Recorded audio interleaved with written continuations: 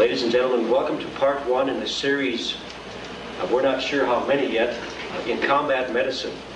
It's a new territory for most of us, or probably all of us in the country. And Chuck will tell you why. Our guest speaker is Chuck Fenwick, the instructor from Minnesota, from our old stomping grounds. We'd like you to hold your questions till he asks for questions from the audience. If you have questions, we furnished you with a notepad and a pen. Also, we'd ask that for purposes of protecting people's identity, that you do not refer to other people in the audience on tape here as by name, actually, just to protect them from what they may be involved in. I appreciate that. At this time, I'd like to present to you our guest speaker, Chuck Fenwick. Chuck.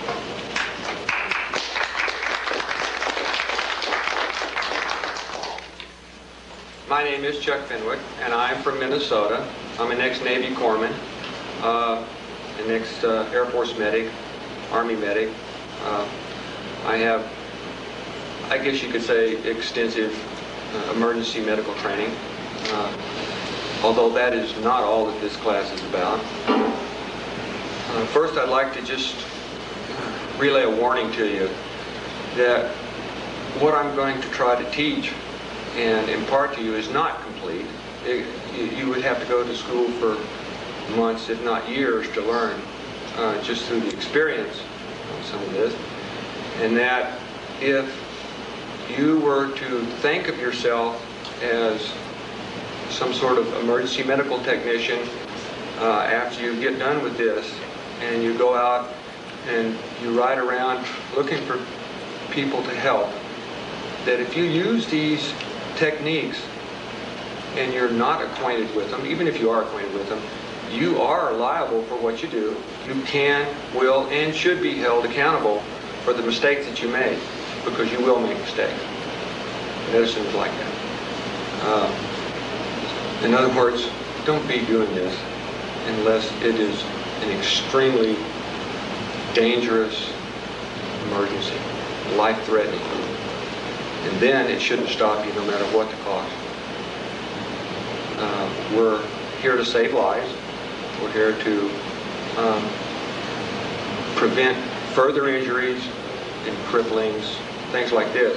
But this does not make you a doctor. It does not make you an EMT. It doesn't make you a corpsman. It doesn't make you a medic. All you are is someone who knows something that will give you an edge if problems arise. Medical problems, emergency problems. I have some notes I'm going to read off my computer here to try to explain exactly what this course is, which is combat medicine. This is, well, it's emergency medicine. It's not first responder. It's not even second responder, whatever that would be. This is not ER technology, OR technology, or any of the other types of emergency medicines that we run across all the time. There's a time and a place for all of that. This is combat medicine. There are no ORs, no ERs, no long-term care unless you can get them past this point right here. We have no medevac. There's no helicopters going to come in and help you. No ambulances. You're right there. It's a down, dirty situation. This is the darkest side of medicine that you'll ever see. There's nothing worse, nothing more profound than going through a situation where you have to use these techniques. And it should not scare you into a point of saying, I'd rather not deal with this, because you may have to deal with it whether you like it or not. And there's no way to get around it. Or you may never even run across a situation like this. But if you do, you at least have some sort of foreknowledge. And it principally comes down to your best friend, which is your brain. And actually his bloodthirsty companion, which we'll be addressing, especially in this first class.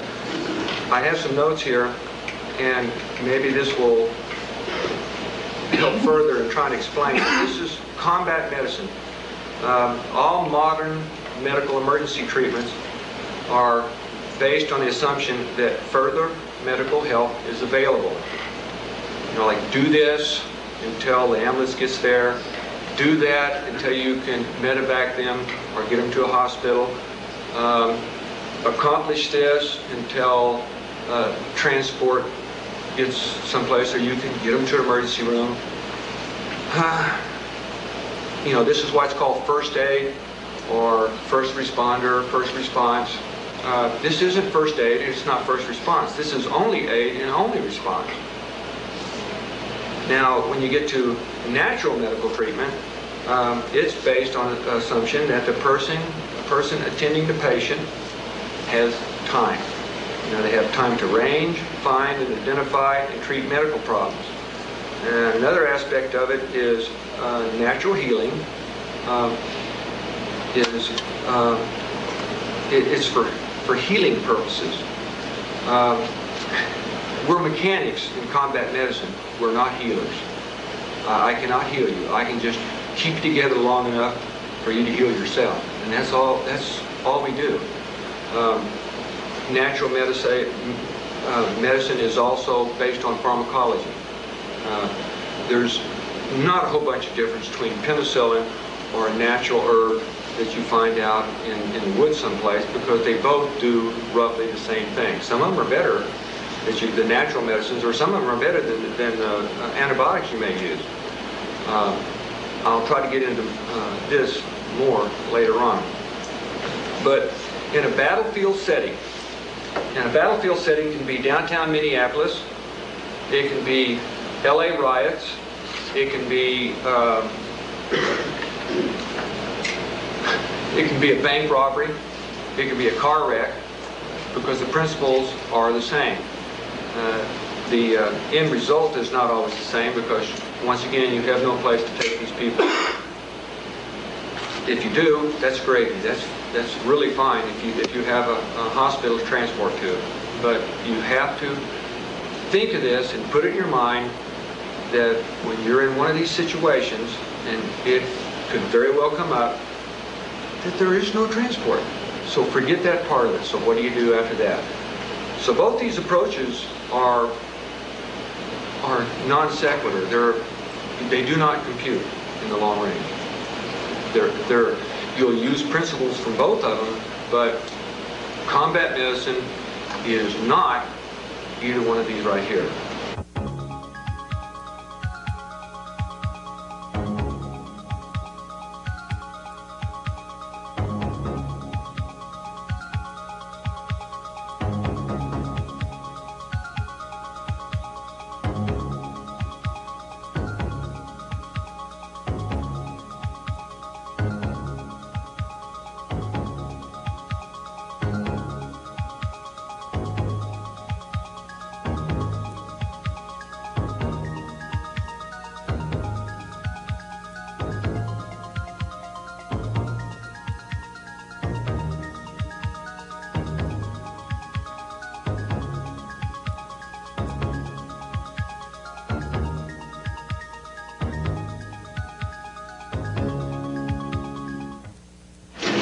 The first subject I'd like to cover on combat medicine is pressure points.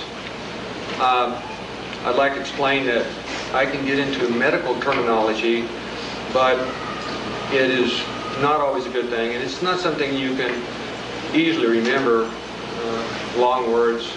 It's better to call something a bruise on the bone than a subperiosteum hematoma. We can get into the Latin all day long, but it really doesn't do you any good out in the field, because you don't do that much talking anyway, and you don't do that much explaining to someone. I have someone that will help me demonstrate where the pressure points are. Come on in. For a definition, a pressure point is where the artery, or a main artery feeding an injury, lies near the surface and over a bone. And there are about 11 of them. Some of them are split up into doubles, so I guess that makes it 13. Let's see here.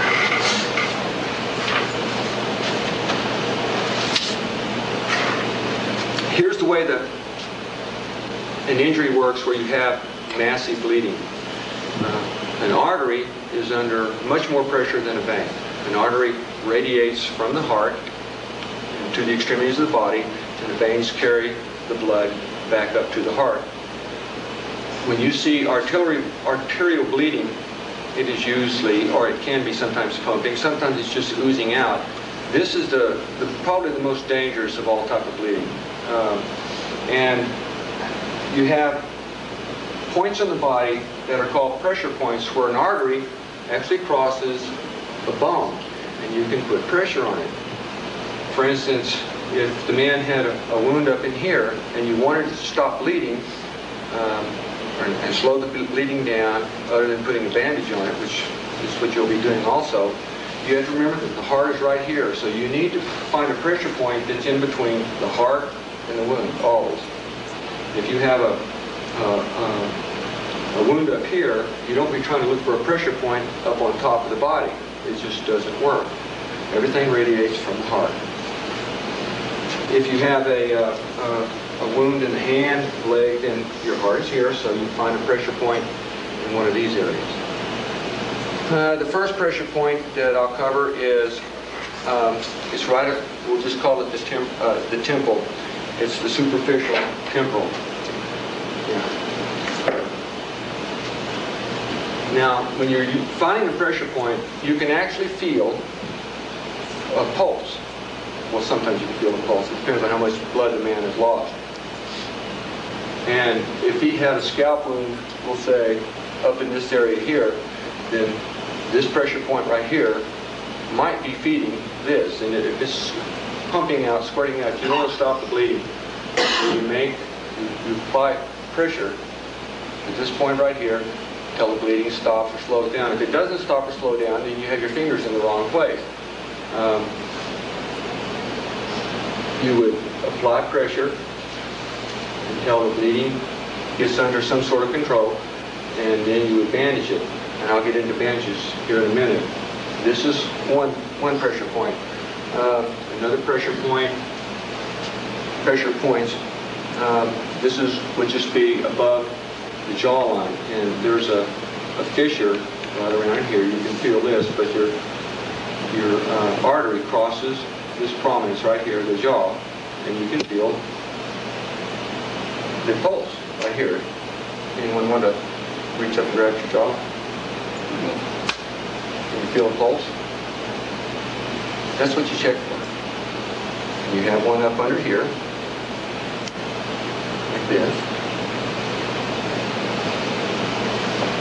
You have what is called a subclavian, or actually on the collarbone. Yes, right here. And you can feel around for pressure, for pulse. You want to take the shirt off?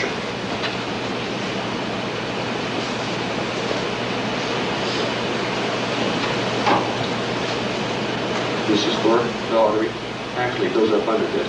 But you can actually use the pressure, the prominence of the bone and the artery, and push it up against the bone itself to help reduce the pressure. You have another artery right in here, the carotid. And this is a dangerous one to mess with, because when you cut off this particular artery right here, the blood flow through it, it cuts it off the brain. I can take this man and put pressure on both of these arteries right here, and he'll pass out. Or I can keep it there longer, and he'll do more than pass out and have brain damage. So you can't, it's obvious you can't apply tourniquets to areas like this right here. You have another pressure point right in here. This is the one when they take your blood pressure. This is where they put the stethoscope. You have two more pressure points right here. One on this side, one on this side right here. In fact, the easiest way to stop the bleeding in the hand is to grab both of them at the same time. You know you've got the right one, no matter what you do. You have another pressure point, which is is called the iliac, or it's just in the groin area, and you have your carotid, you have your femoral artery, it comes up through here, and you have bone prominence, and you can feel the pressure right here. In fact, if someone has lost a lot of body fluid, a lot of blood, you may not be able to get a pulse anywhere else except for right here or up in here. Because just because you take someone's pulse from their arm, they might not even have an arm, but because you don't find the pulse the first time doesn't mean that the man's dead. You can, here's a major pressure point. Then you have another one, which is it's called the femoral, well, this is right up against the femur. And this is probably the most, let's step out in front. Yeah, let's step out front here.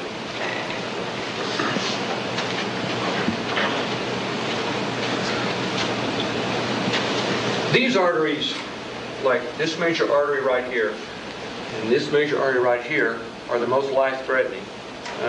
If you're going to, if they're severed, the man is probably going to die. There's not much you can do about that in a combat medicine situation, because this takes vascular surgery to repair this.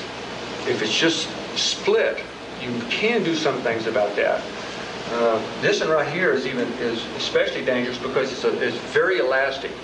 And if there's been a wound that has actually stretched the vein, I mean the artery, into an unusual position, and then the artery severed, it will go right up into the body like a rubber band, and the man will die. There's no tourniquet in the world that will help anybody on that. And even if you could stop the bleeding on a severed artery here, then you're still going to lose a leg. And that's if you could even stop the bleeding. But here's an artery.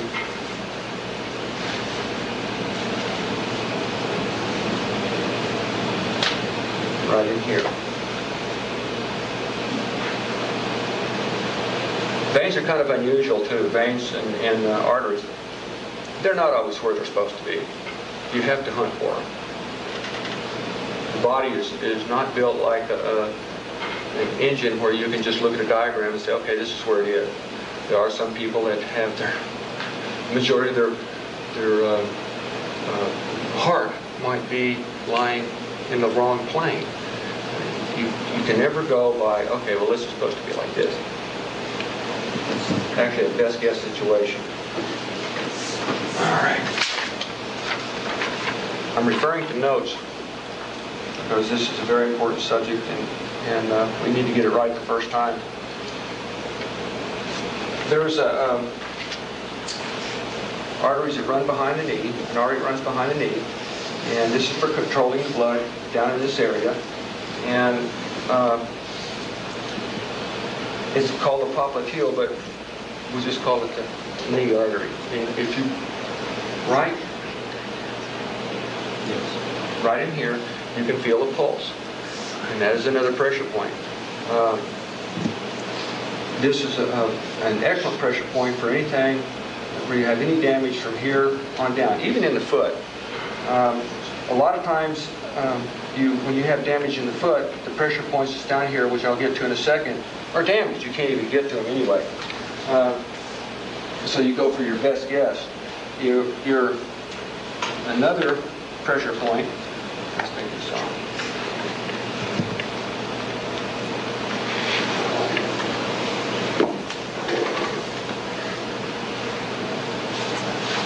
Okay. You have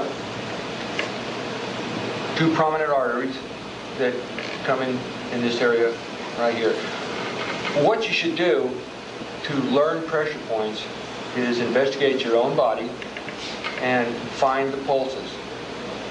There's no way I can actually show you the pulse on any kind of video. And after you learn that, then you can go to a subject and check for pulses at their prominent pressure points and learn the pressure points there. This is something that you have to study, and it's something that you have to practice. Combat medicine is not a subject where you write this down, because you can't even carry notes with you. When people go out and play, say, splat ball, they should be playing medicine too. They should be, okay, this man is wounded. Okay, he doesn't get to drink a beer until it's time to go again. He's an actual patient. It doesn't hurt to put all your knowledge into practice, because when you get in the field, it's too late to practice then. If someone wants to go play soldier, go play splat ball, do the macho thing, they have to understand that if they are wounded, if they're hurt, they're out of the game. In real life, they're out of the game. Attrition, just small things, even tiny cuts on the skin can devastate a human being sometimes. And I've seen men that had a small puncture wound, just a small puncture wound in the leg, and it took them out of a combat situation for a month. So we had to be prepared for these emergency situations where we have to employ combat techniques. Now, these combat techniques were learned the hard way at the beginning of World War II, actually. Up until that time, the triage, which I will also cover, was, you treat the worst hurt first, and that is not the case. That's one of the heartbreakers, and I'll be showing you that a little later here. Okay, you can put it back on.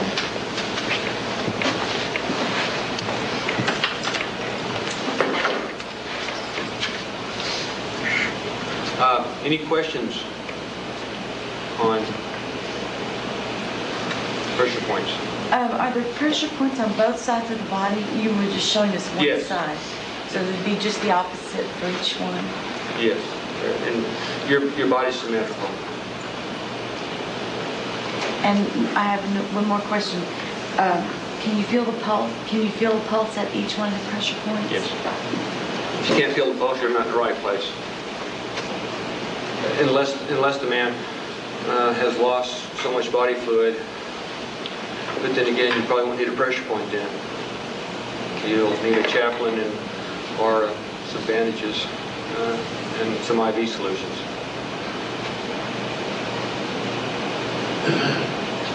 Any other questions? Isn't it also true that on an arterial bleed that the blood is spurting and usually bright red? Yes, but it's even bright red in venous bleeding sometimes, because blood does not care where it gets its oxygen from. And when you come upon someone that has been wounded, your first training in EMT, I'm sure, is to check for an airway, to check, do superficial checks, all this. But in a combat situation, if you have someone that has been wounded and blood is spurting out of the wound, you don't have to check for an airway. One, you know that they're still alive because it's spurting because the heart's beating. And it might take you a long time. A long time in combat is 1 minute, but it might take you several minutes to establish an airway. In several minutes, a man that has arterial bleeding will die. That is the first and most important aspect of combat medicine, is to stop the bleeding. If you have more than one person with you, someone can check the airway, someone can check anything else they want. But your first concern is bleeding, because it's very difficult to treat shock. You have limited supplies. You might not have any supplies on how to replace the fluid in his body. And if his fluid's gone, even from a small arterial wound, then instead of something being, oh, it's not that bad of a deal, you have a patient who's going to die on you, or worse than that, be sick for 30 days and use up all kinds of medical gear and then die on you. Bleeding is number one always in combat medicine. If he has venous bleeding, which I'm getting ready to get into right here, even that's pretty bad. You know, you have to think on your feet. If a man's blue and kicking around and trying to breathe, well, you want to try to clear his airway. But if he's kicking around blue, at least he's kicking still, plug up the wound first and then go for his airway, because it only takes a few seconds to put a bandage on. It takes a long time to put an airway in. You might have to do we'll just call it tracheotomy. You might have to do a trach on someone, and that takes a little bit of time. And bleeding to death, what good is that? If he has, if you're trying to put an IV in someone and establish an airway and all of this, and the blood's leaking out faster, and you can possibly put any kind of fluid in, then you're wasting your time and supply and equipment. Isn't the general rule of thumb 3 minutes or less for life on an arterial bleed? I'm not sure I understand the question. In other words, they can bleed to death, bleed out in 3 minutes or less on an arterial bleed. The kind of wounds that that I have run across sometimes on arterial bleeding, we're talking seconds, not just minutes. If a man has severed a femoral artery, carotid, he's dead anyway, just about, but we're talking seconds.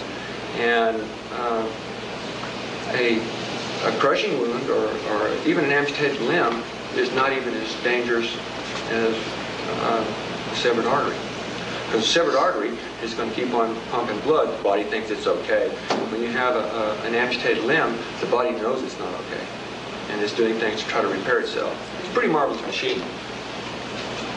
When you have an upper head wound and you have to put a pressure point on the neck or on the temple, you said it didn't dress it. So when you let go of that pressure point, isn't it just going to start bleeding again? You can't put a tourniquet on the neck.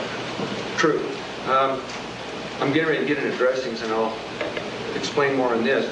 But you have 2 hands, and you can apply pressure to a pressure point, and you can use your other hand to be undoing the dressing.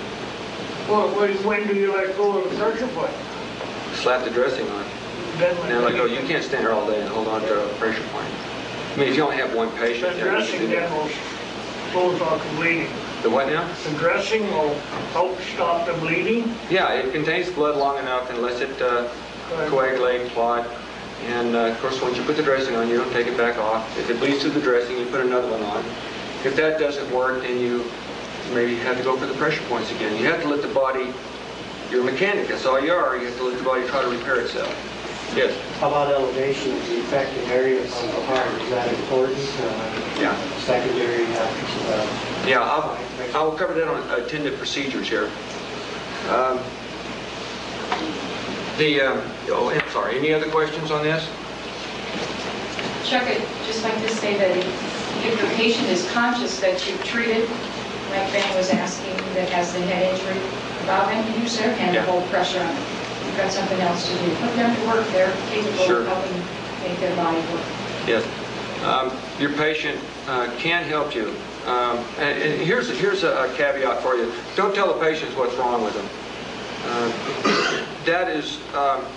That will kill a patient. You don't even know why sometimes. You let someone look at their wound, they'll pass out. You don't want a passed out patient if you can possibly help it. So you do your best not to let them look at their wound, especially.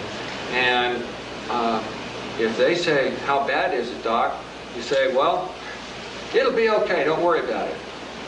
Instead of saying, "Well, you got about 30 minutes to live." There's some things you just don't do.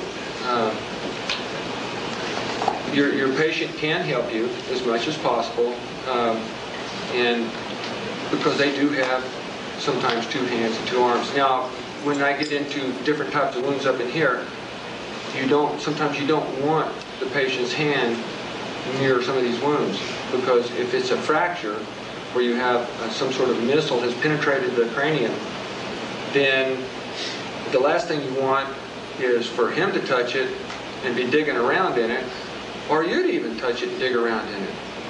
Maybe later, but not right then, because this is combat medicine and you just want to stop the bleeding and protect the wound. This aspect of combat medicine, first aid medicine, anything else, is by far the most important thing that you'll ever learn. If I cannot get this across to you, then I failed in that. And if you don't take this to heart, then you're exceedingly foolish. It doesn't matter what kind of gear that you have in the field. You can have the best IV solutions, the best needle, the best suture material. You can have paddles for someone if their heart quits beating. You can have traction materials. You can have cast wear, all of this. But if you don't have this little thing called a bandage right here, you're going to die. Because we're talking about bleeding and wounds. Because this is called a combination dressing or battlefield dressing or a Carlisle bandage. And I would suggest that you call these things not blood stoppers, not first aid bandages or anything else. They're battlefield dressings. That's what they're used for.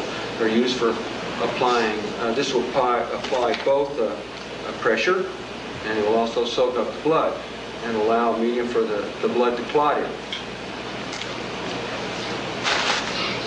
You have another type of dressing called a triangular bandage, and this is just as important as this bandage here when you're talking about small wounds, because a triangular bandage can be used for everything from cravats to slings to headdresses. You can use it for a hat, and all they are is just a piece of muslin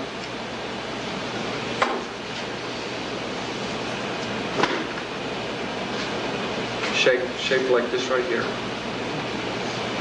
I'm sure everyone's seen one of these before. Okay. You have another important bandage would be your roller gauze.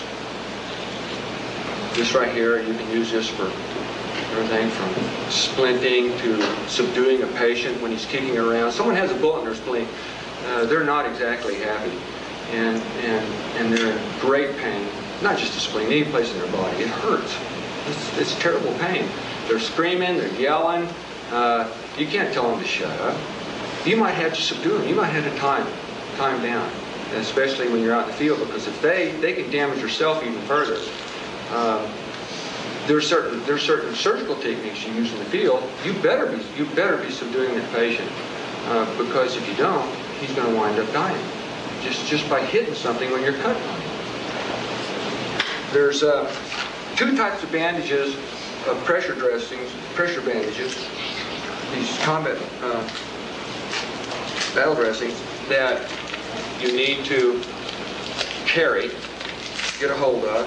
You have small ones, and we'll just say medium size. You can get large ones too, but large ones are used to cover wounds that will most likely kill you. And it's nice to have some on hand, but there are some wounds that I will cover in triage that you can't treat. You can treat, but not right then. And their chances of living through it are quite kind of remote.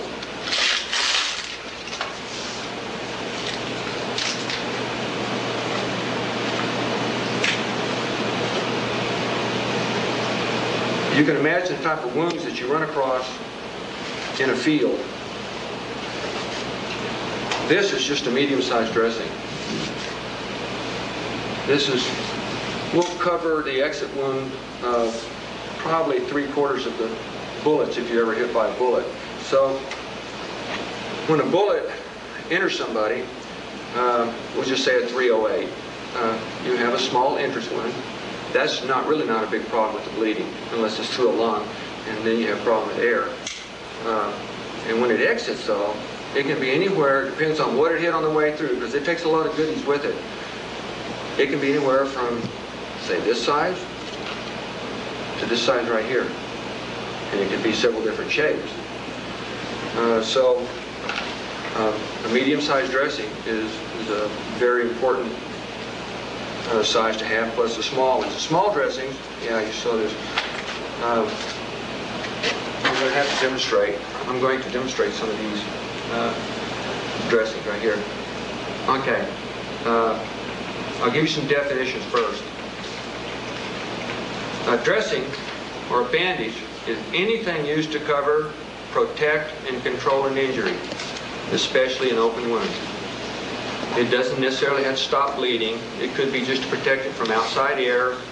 It could be if someone has very sensitive skin from, say, sunburn, that you still put a dressing on. And that's what a dressing is.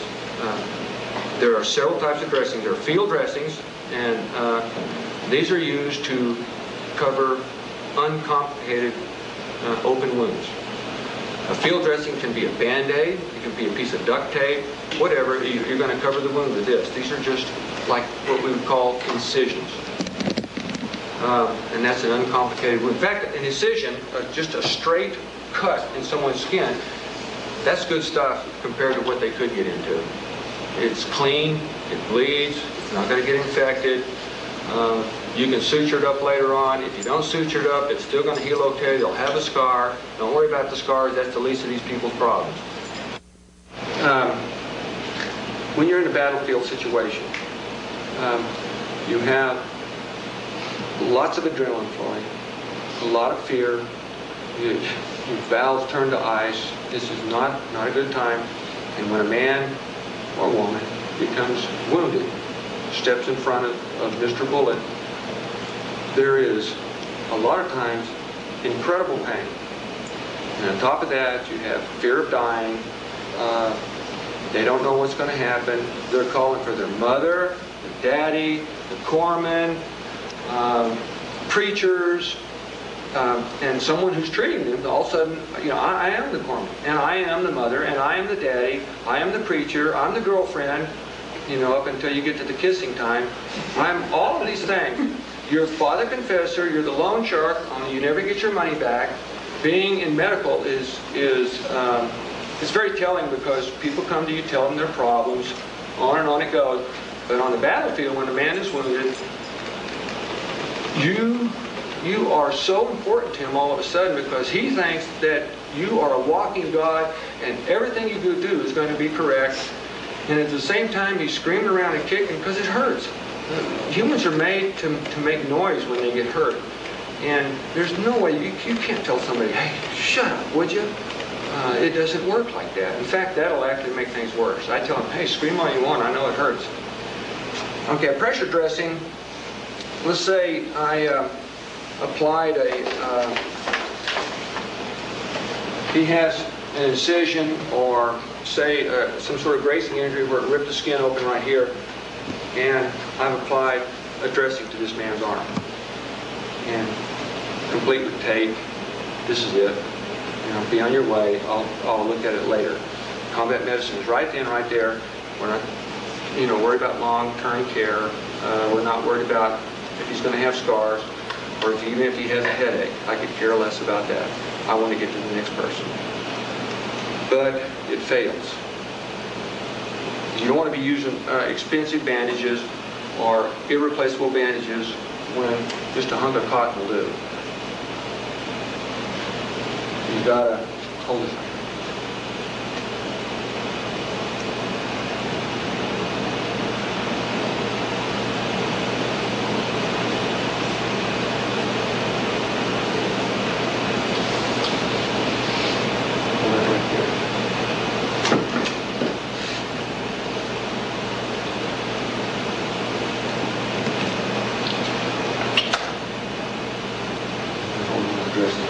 This is your bandage. It's not working. You have a lot of fluid coming through it.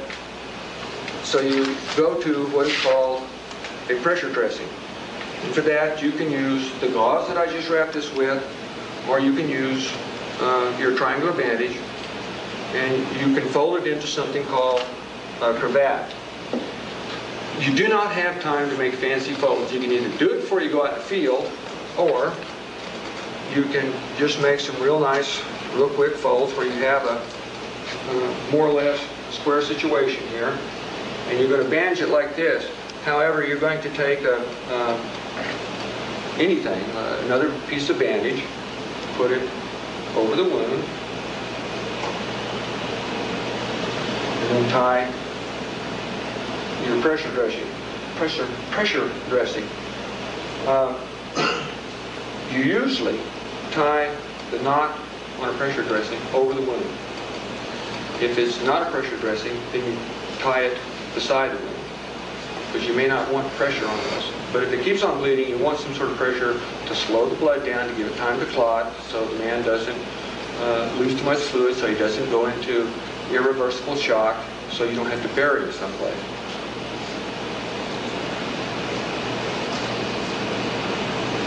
When you're in a hurry and you're ripping bandages out right and left, you don't have time to fold the bandage. You give it one of these and throw the thing on there. That is one thing about combat medicine that you never have enough time. Ever. You just don't have it. And the more patients you have, the less time that you have. And the less time that you have, and the more patients you have coming in, changes the scene, changes the face of everything. Where your triage, which is normal, you know, here's a sick guy, let's treat him, becomes to, oh, this is a real sick guy, let's don't treat him. Okay, pressure dressings. They will work on any small size wound that you still have trouble controlling the bleeding. Doesn't matter if it's up here, on the thigh, down the foot, on the calf. You don't ever apply pressure to the cranium if there's even remote possibility that there's a fracture. Up in here, that's all right. But inside here, I'll explain this later, these are places that are forbidden. From right here up, for pressure. Especially on the neck, that's kind of obvious on that one. If it isn't obvious,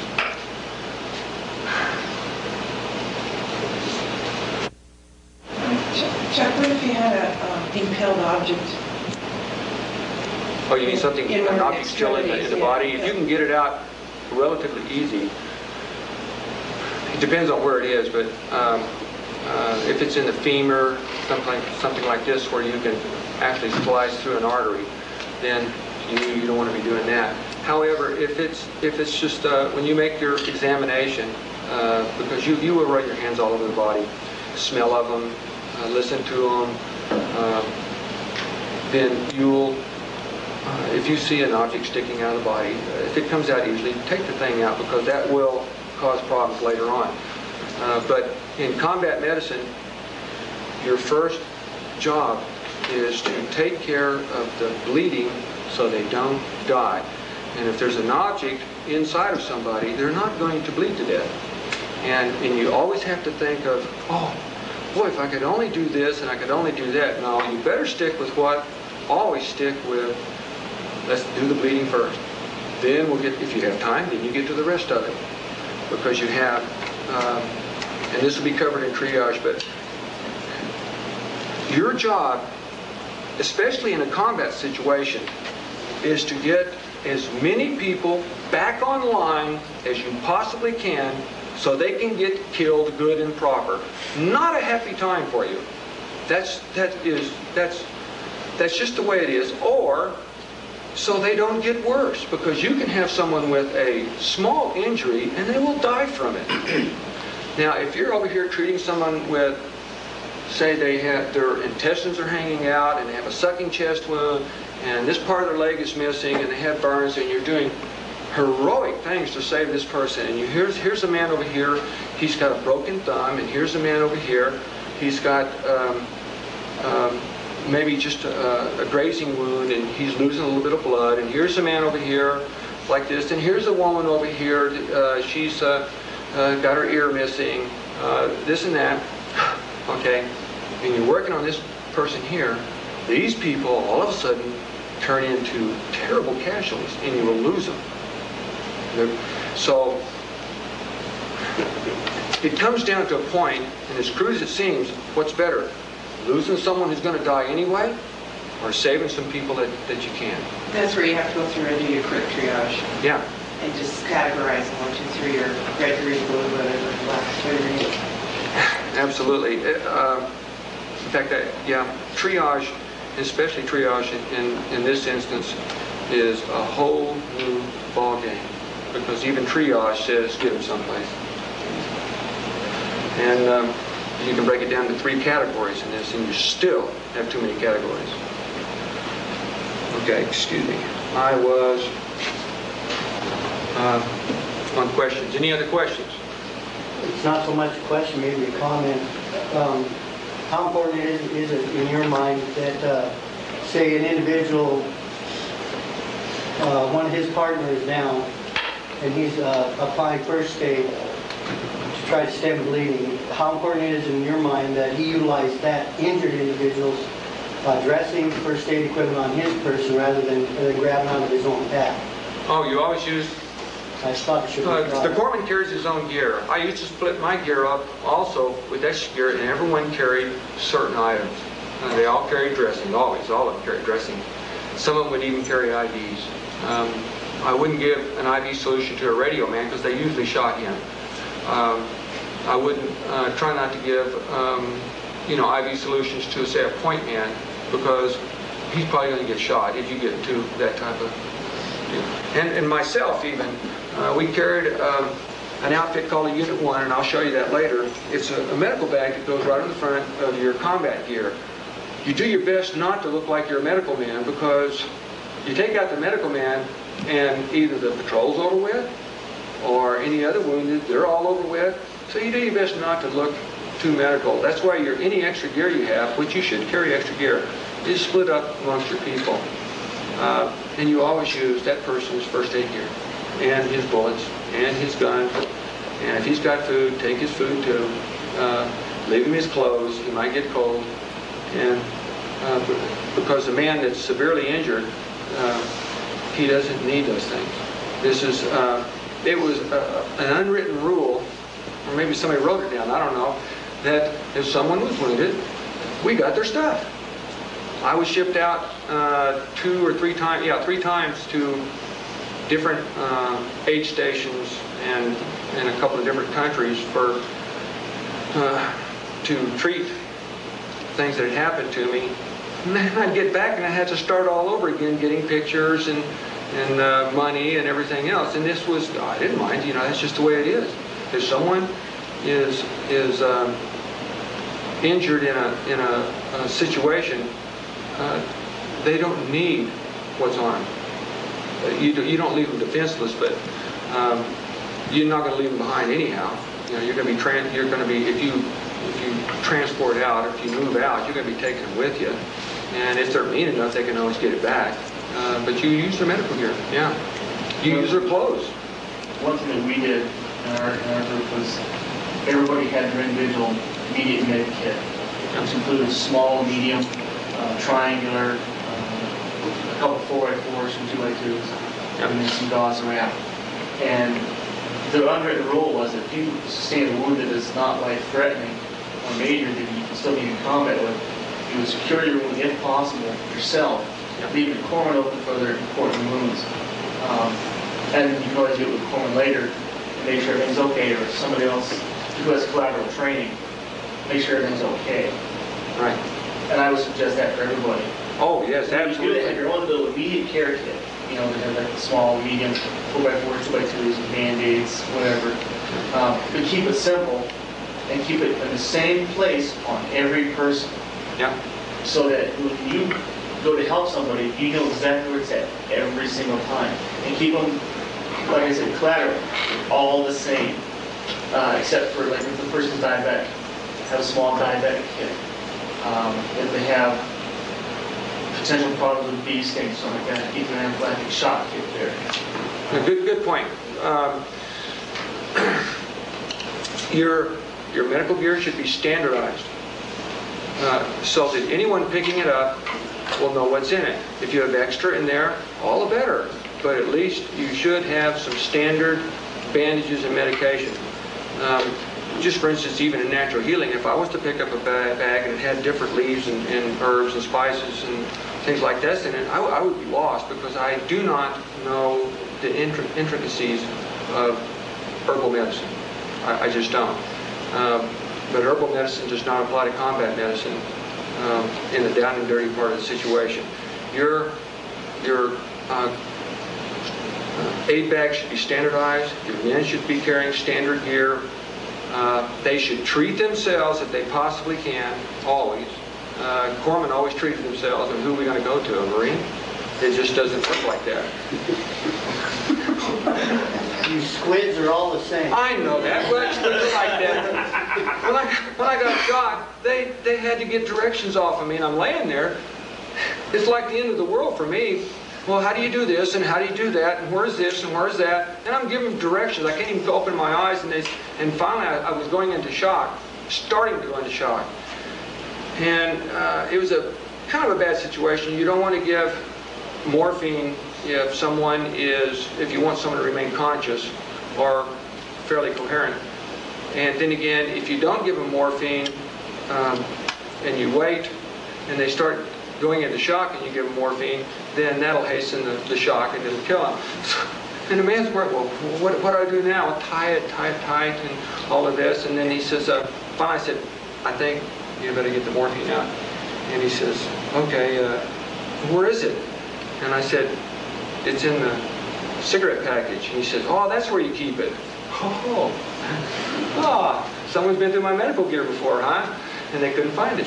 Anyway, that is important of combat medicine, is that the more people train, the less attrition that you have, and the safer that you feel, and the more aggressive you can be.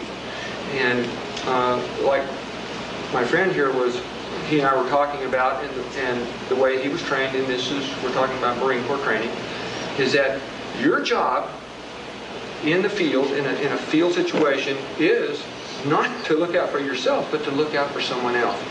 And if you look out for someone else, always, they are more important than you are. You do not leave wounded. You do your best not to even leave dead people. They are far more important than you ever were. That means someone's thinking about you like that. And it's not a selfish, self-centered way of thinking if you're thinking about someone else.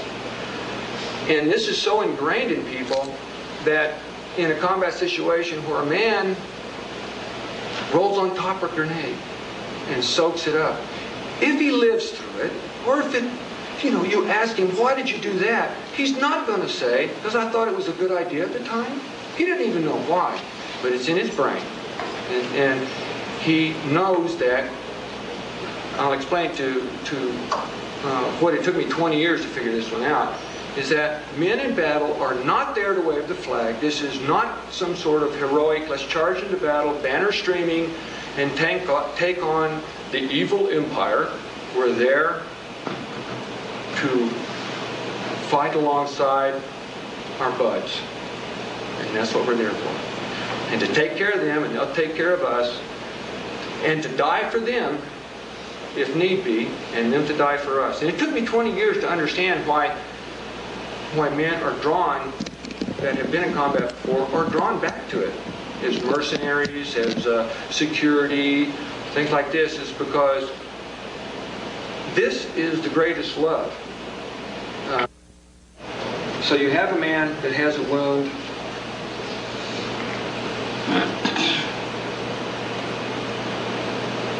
Right here. When you do any type of, you just have a few seconds anyway, or a few minutes anyway. You don't take and start from this side and lock the germs into the wound.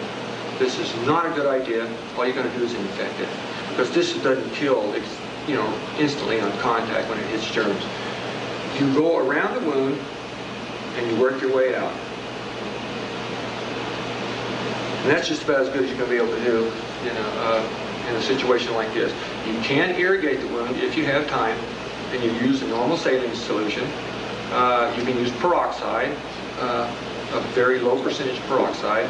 If you put a lot of folks have a lot of faith in 35% peroxide, but you still have to cut it, because if you squirt 35% peroxide in someone's wound, they make rocket fuel out of peroxide, so it's not a good idea to do this.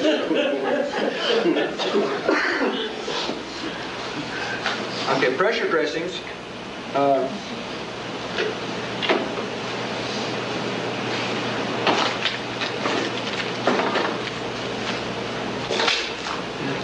Anyone? Why don't you open that up and pass it around so you have some hands on here. This is a type of pressure dressing as well as a field dressing. It's just a combat, it's a combat medicine dressing that you'll be using most of the time. And you have a cut here.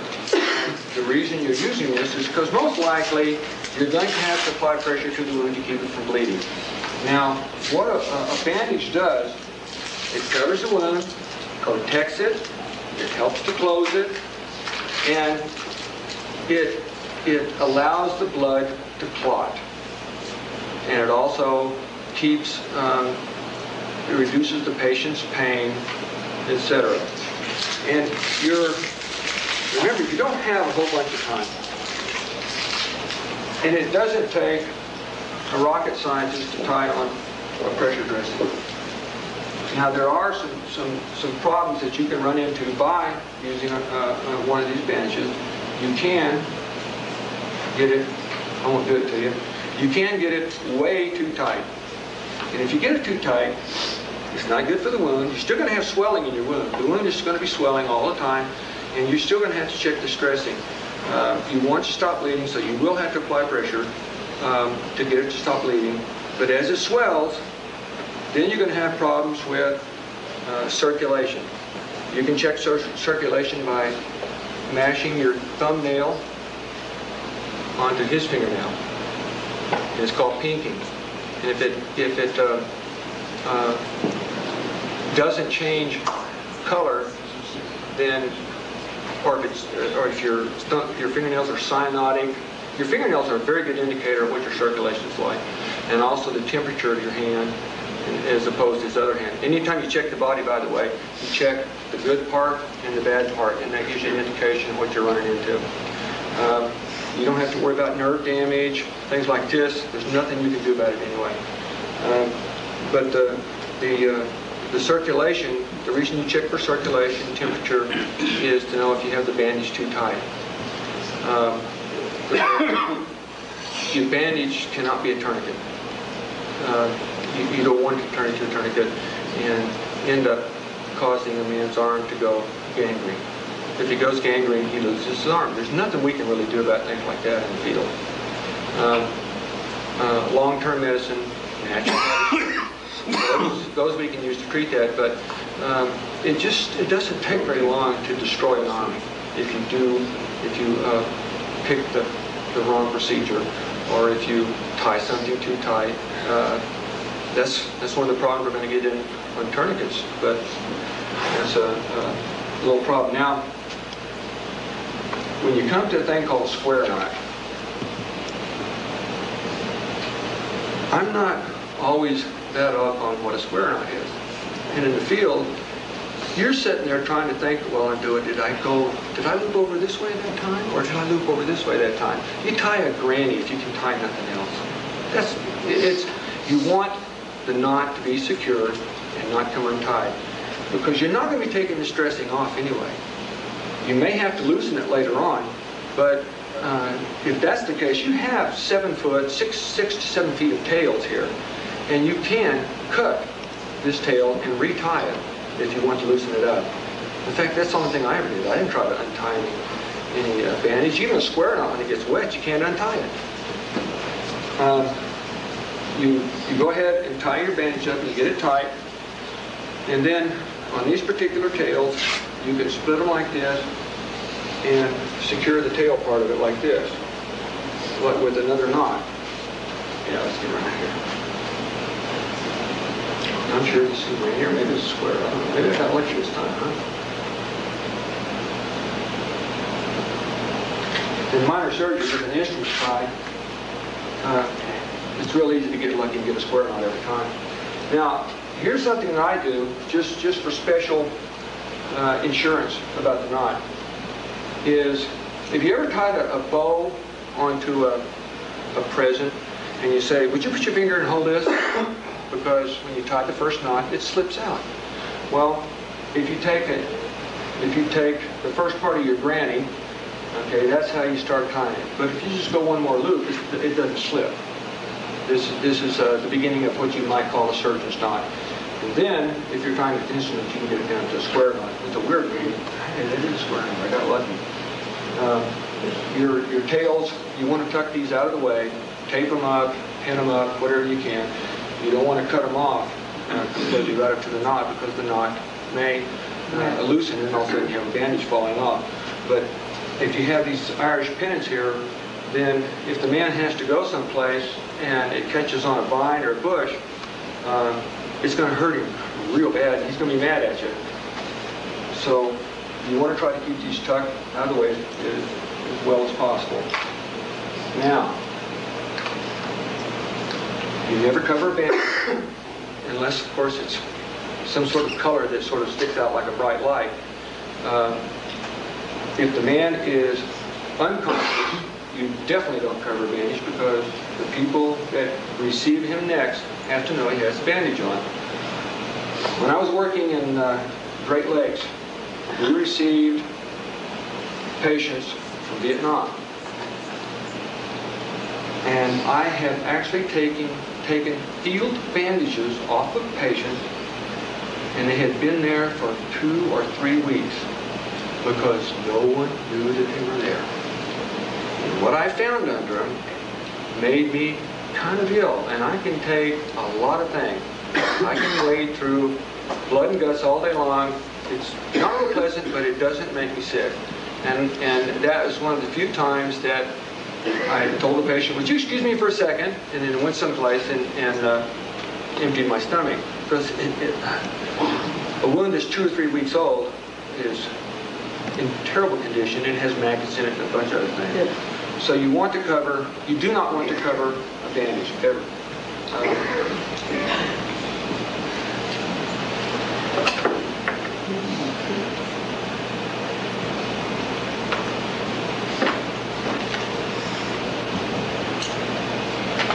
Get your arm off.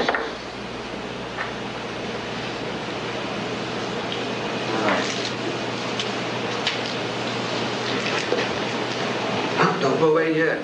We're just getting started on this one. I'm using a small bandage here, right now, and it's easier to work with. I'll get to a larger bandage here in a few minutes. Your bandage can be used for in a hand wound in the palm, for smashing it in here, and like I say, you don't have to be extremely neat about this. No one's going to check your work. You're not going to get critiqued, and you can wad up. But I would take a turnaround at first, like this, and then you can wad your hand up, and you might even have some broken bones. That's the way it goes on that one. And then you can secure the bandage, tie it in a knot. There's no special technique for bandaging these type of dressings in every type of body, because everyone's a different size, every wound's different. There is no book someplace that says no, this bandage has to run long end up. It might, and this one has to run long end sideways. That's where your thinking comes in. If you can't think about it, if you don't have the imagination to be handling things like this, well, I can't even put it like that, because I guarantee you, when you have a friend down that's hurting, your imagination takes over, and you'll be able to do it. It's nothing magical about it. There's no mysteries involved here. You have to stop the bleeding. There's nothing mysterious about that. If a man loses too much blood, he's dead. If you can keep him from losing too much blood, at least he will live for a while longer. Most likely for a long while longer. 20 years from now, he'd be sitting on the front porch with you, and you guys would be bragging about something. If you do not stop the bleeding, he's not going to be sitting on the front porch with you. And you're going to be hurt for the rest of your life up here because you didn't think right. Now, I'm teaching you things you should be learning, but you should. Thinking is not learning. A dog can learn. Dogs can't think. When you're in the field and you're working on someone, you shake like a leaf, you're scared, through the whole mess. Most of this comes from adrenaline. And yes, there's a lot of fear there, but most of it comes from adrenaline. And it's not necessarily you think you're going to make a mistake. It comes pretty much natural when you're working on another human of what to do. The body's very self-explanatory. Bleeding, the body's saying, close me up. But never mistake that the shaking and what have you, if someone's working on you, is because they don't know what they're doing. Because, which is another point, you must always, even if you don't know what you're doing, but you should never, ever let the patient doubt that you don't know exactly what you're doing, because that will kill them just as dead as a bullet. Every time. They have to have utmost confidence in you. They have to think that you will turn them in to Robert Redford if they have a face wound. They have to count on you. And the same goes for childbirth, or same goes for any of this. That was one of the first classes that we gave, was on childbirth, because if you can't take care of your own community, you have no business going on to the next step. All right. When you get down to leg wounds, you have problems with things called boots, and you have to make a decision. Well, if you have a wound down here and it's a flesh wound, no bones broken, the missile went through your leg and followed some soft tissue and went back out the other side, took a McDonald quarter pounder with it, then you can patch the wound, but you don't necessarily have to take the man's boot off, because you can put your feet down if you have to, even when you're wounded, and it's not a broken bone. I've seen really amazing things, even from myself, when I was, injured. So you don't want to be throwing a man's clothes away. He might come visit you later on looking for his clothes. But boots are constricting. They're up to here. You have a wound here. You're going to have swelling, maybe up to the groin, but you're going to have swelling like this. You can take a bullet or a flying hunk of bark or a rock or something, piece of metal off of something that exploded. It makes no difference. And if it goes through here and just hits the tissue, the patient's leg will eventually swell up like this. And the wounds will open up and everything will be nice and gaping. Now, if it's swollen up like this, right here, and you have a boot on that you haven't unlaced, then you have a big constriction right down here, and he has no circulation. And if he has no circulation, he might get over his bullet wound in the leg, but he'll lose his toes. If he's lucky, most likely he'll lose his foot. So you loosen up the shoes and or socks, lousing in the down here. You can have this demonstrated to yourself just by windbreakers that have the elastic cuffs on them. I don't know if anyone ever worn these things long enough, but you notice that the wrist swells up behind the windbreaker, or sometimes up in here. It's because you have a restriction. Now, if you have a restriction from major damage up in here, and you don't get circulation to your foot, you will have two injuries to deal with. This one right here you can deal with. All right, that's what you're doing. This one right here, how do you deal with something that turns black? It's going to fall off. And the patient's going to die. If you're fortunate, the patient will die, and you don't have to have several months of suffering and then he dies. This is not a good situation to get in where something you do causes gangrene or something you don't do causes gangrene. You're going to have enough problems with that anyway. That's the last thing that you want is for you to make a patient worse. And bear in mind that you will go to your grave thinking that you could have done more. You will go to your grave wondering, well, if I hadn't done this, would this have happened? And I'm telling you, you'll be right, because there's always something else you can do. There's always things you're going to do wrong, and it will eat you alive. But that's the price of liberty is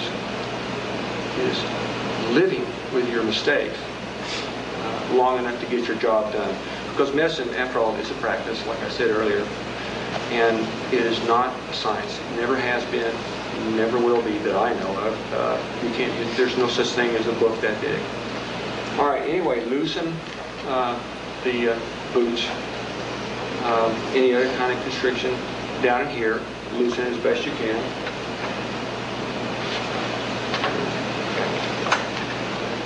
When you put your bandage on, if you have a chance, do your sterile technique where you clean the wound. Now,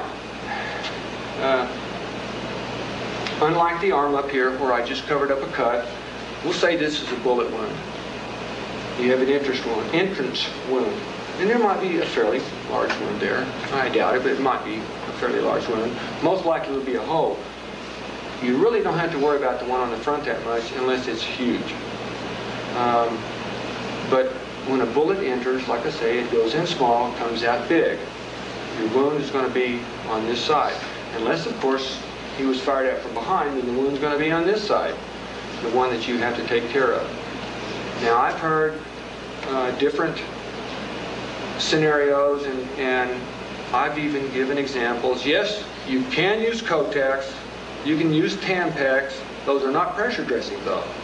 They will stop the bleeding of maybe a 22 entrance wound, and that's just about it. And some of these wounds, if you were to try to use Kotex or Tampax on it, you would have to pound them in there to get the bleeding to stop. You have to cover with either a battle dressing or a pressure dressing of some sort. Now, what's nice about these battle dressings, as opposed to a pressure dressing, is it takes care of all these steps in one. You can, like I said, you can even use it on a small cut where you have to use a Band-Aid. If you don't have a Band-Aid, then put one on here.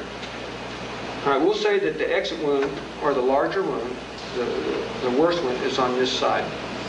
Now, you bandage the wound the same way you did with the arm here. However, you do have another wound on the other side. If your tails will cover if these tails right here will cover the wound, you can, and the wound is, say, just an entrance wound on the other side, then you can take small, these 4x4s and put it on this side here, and then you have one pressure dressing, or one, yeah, you have a pressure dressing, one combat dressing type set up here that's covering both wounds at once. If you have a situation or a wound where you have large wounds on both sides, then you're going to have to do some thinking about it, because even a medium-sized dressing like this here will not cover entrance and exit wounds. It's just not made to. And when you start using a large one, which you don't have that much of anyway, it's still not going to cover it. You know, this only covers half one here. And a large one, maybe twice the size of this one, and you still you have gaps in it on the other side. So you have to use two dressings. You can put the first dressing on, and you can actually either put the other dressing on this side here and use this tail. You don't even have to take the tails off the other one. And use this tail right here to secure the other dressing. Or if it's at an angle like this and you have a wound up here and a wound down here, you can put one dressing here and one dressing up here. Now also when you have that much damage, you are going to have to check these bandages more often, because unlike an incision wound, you'll have much more swelling when you have damage from bullets or missiles or anything along those lines. Let's see here. Jumpy? You'll live. When you elevate when you have a wound to a lower extremity like this, and you elevate it, if you have a broken leg, then it has to be splinted before you can elevate it. Let's say you don't have any fractures, and you elevate this. You can put something under here, but actually you want to try to flex the knee a little bit if you can, because I don't know if you ever propped your legs up before and left them, it hurts. And you can actually do damage and have someone limping around for quite a while just from the nerve damage and the joint damage that you've done by making him lay here for 12 hours with his leg like this. That's another way that you'd want to keep the swelling down is by elevation, right here. In fact, if you can get him on the board, you can put him in a position, I think it's called the Trendelenburg position, where the feet are up. You can use that position for a lot of other procedures, everything from moving the intestines up this way and all the other internal organs. Use it for shock, use it for, it's just I think it was invented way back when, or discovered.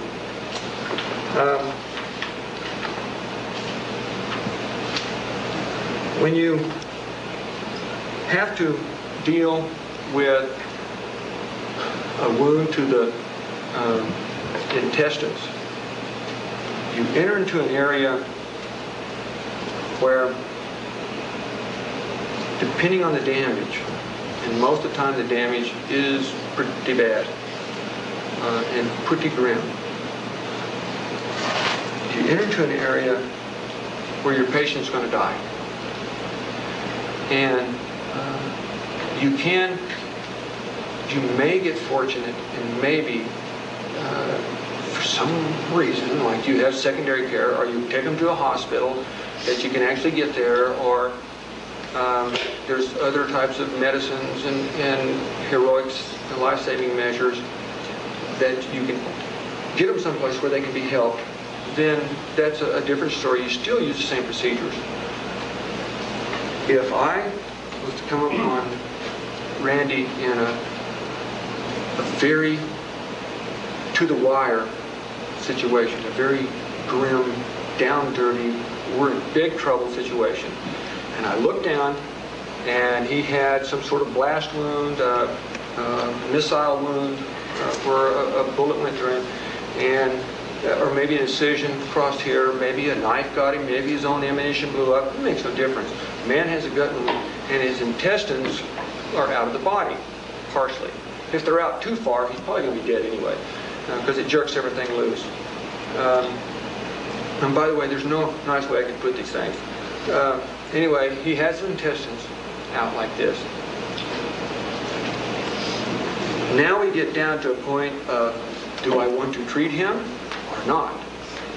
And here is a determination in my own mind, in any kind of situation of, do I treat him, say, in category 2 as opposed to category 3? I check his drawers to see if he defecated in his pants. If he didn't defecate in his pants, then I know my nose is not going to get confused, and I smell of his wound. If I smell foul, feces, caca, whatever you want to call it, then he's had his intestines penetrated. And if he's had his intestines penetrated, then he goes into a category 3, or the last category there is in combat medicine, which means they have no hope, and they're the last people you work on.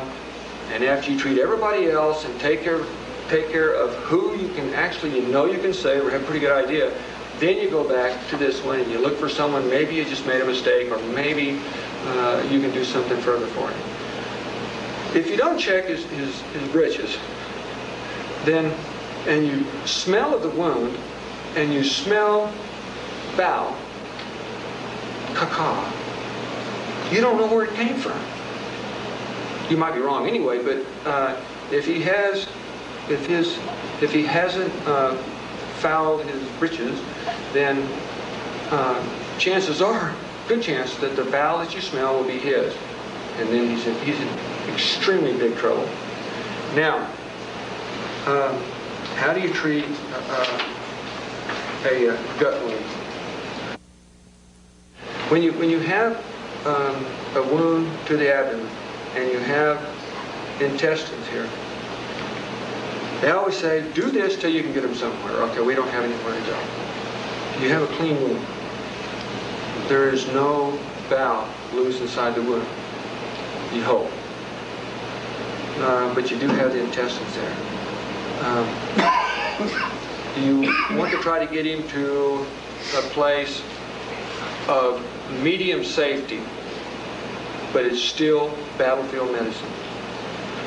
But just to even get him there, you have to do something with this very unusual situation of intestines hanging out of the body. They're supposed to be on the inside, not on the outside, ever.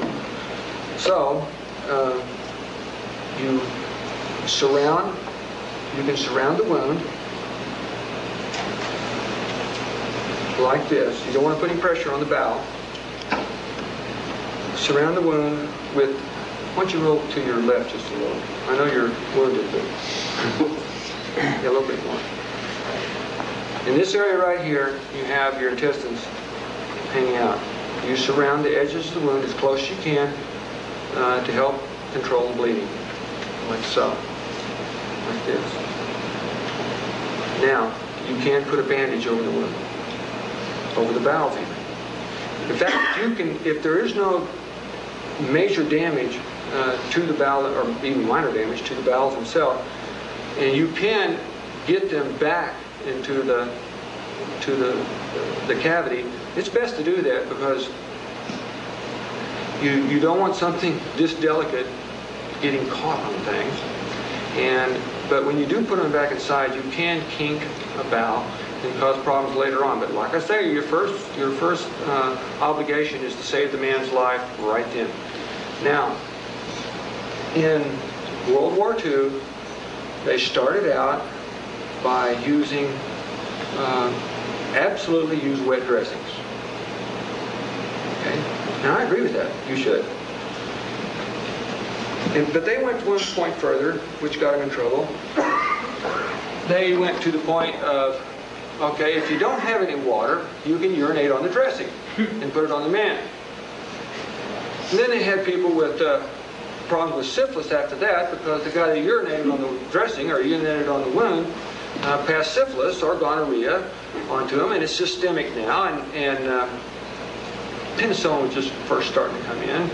But not only does the man have a wounded intestine, he's got some other diseases, whatever else this crazy sailor gave to him, or another Marine. But anyway, you should have water on hand to put on a dressing. The reason you do your utmost not to put on a dry dressing is that it will adhere to the wound. And when you take it off, you can do a lot of damage to the colon. And I imagine, even though I've never run up against that because I made sure I had wet dressings. In fact, saline is the best, but a saline solution, I'm sorry, that's salty water, like the body, is the best thing to wet a dressing down. But urine is not one of the things you put on a wound. And my own personal feeling on this, and I understand that we have a lot of medical, especially natural medical information out there that says, well, urine contains a lot of antibiotics, natural healing properties. My own feeling, if anyone urinates on my wound or the wound of one of my people, I want their address because I will look them up even if I live. That is, if you don't have water, then go ahead and patch it dry. But don't be putting something from your exhaust system on a wound, because urine carries poisons out of the body, for one thing. And granted, it may be sterile under a lot of circumstances, but who knows what circumstance it is? Who knows what we've been infected with out in the field? Who knows who has AIDS in this room, or is HIV positive? I don't know. They don't carry signs. They might not even know for years. Syphilis can go dormant in your body for 20 years. You don't even know unless you've had a VDRL or a blood test. Gonorrhea is kind of self-explanatory, but even that can go into a smoldering infection in the pelvis, and you don't know. You haven't the faintest idea what kind of diseases are floating around inside the human body. So you do have to be careful on this.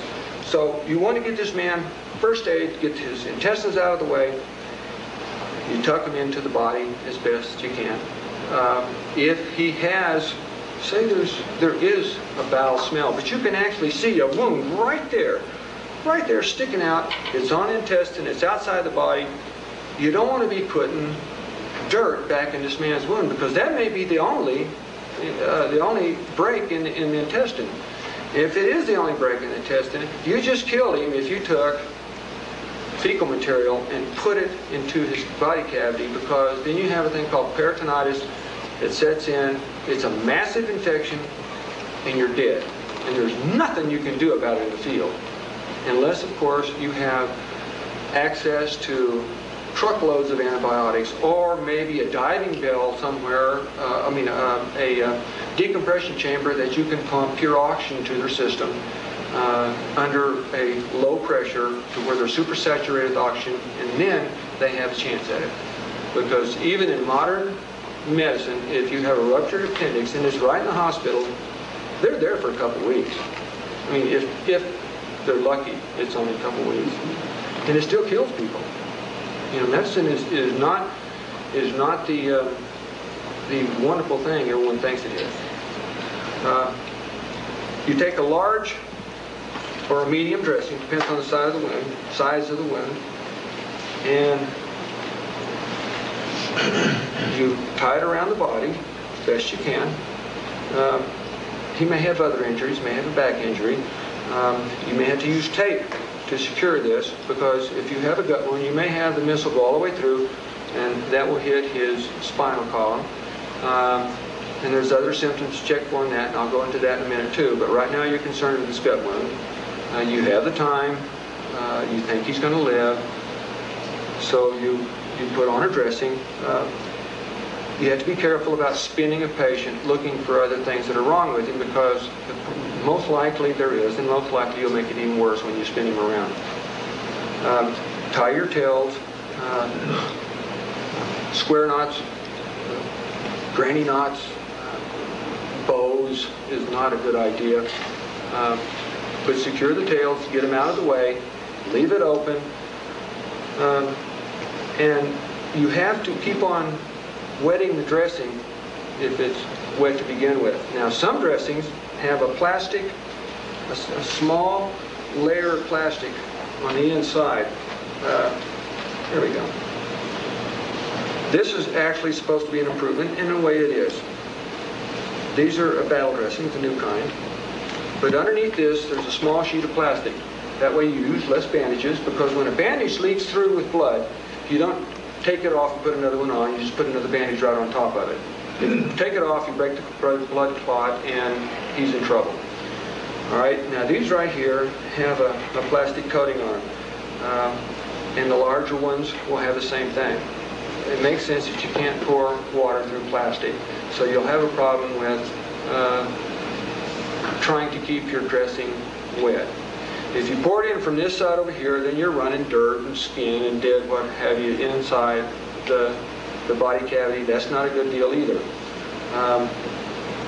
You can take a pair of scissors and take the plastic out of bandages and just have one or two strictly for gut wounds. If you have a chance to use sterile technique, clean around the edge of the wound. This is an intestine wound, though. and especially if it's been breached, then sterile technique is not that, it's less than important. You're wasting your time, because you have one of the most unsterile things in the world, just a few microns, millimeters, silly things, right away from the inner lining of your body. You bypass all of your major filters, because your body is one big protection device to keep infections and matter, things like this, from reaching the areas that can't protect themselves. And you have a major breach here. So sterile technique is not a big concern unless you know for sure that it hasn't been cut, that it doesn't have been breached. When you have a head wound, you can't put a pressure dressing on it if the skull has been breached. If you put a pressure dressing on it, then the brain damage that's already been done will be infinitely worse. Instead of someone maybe having a lisp for the rest of their life, they will be stacking BBs for the rest of their life, if they're fortunate. So how would you stop a bleeding up in the head when you have massive bleeding and you actually have a penetration of the cranium? This is something that was worked out, fortunately, not by me, but by the foreman that came before me. What they do is you make what is called, now we're talking about a penetrating wound. Lots of bleeding, brain matter sticking out, hunks of bone showing. You got chunks of bone sticking up like this, like this. Don't be reaching there, pulling out the bones. That's actually secondary care. I mean, if one's getting ready to fall out, that's all right. Don't be cutting things away. Don't be trying to debride it right then. If he's fortunate, his scalp will still be, some of it be there that they can use to close over this. But you have an open wound, and it's bloody, bleeding more. And not only that, it is being stimulated by all of its environment around it, so you have to cover it up. What they do is make a donut and put over the wound first.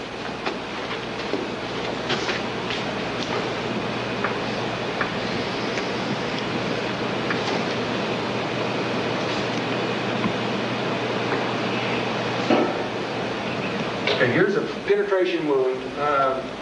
Say there's a BB bullet, rock, whatever is in this man's skull down inside here. You'll worry about that later. But you have an open wound. This is open to the, right here's brain. You can see the brain sticking out. You can see the veins in it. You can see them pulsing. You can't put a pressure dressing on it because it takes these little sharp pieces of bone and mashes them down in here further. Not only that, it puts pressure on this brain matter that's trying to expand because it's swelling too. It's not a shot to the brain, which usually kills a human. It's the attendant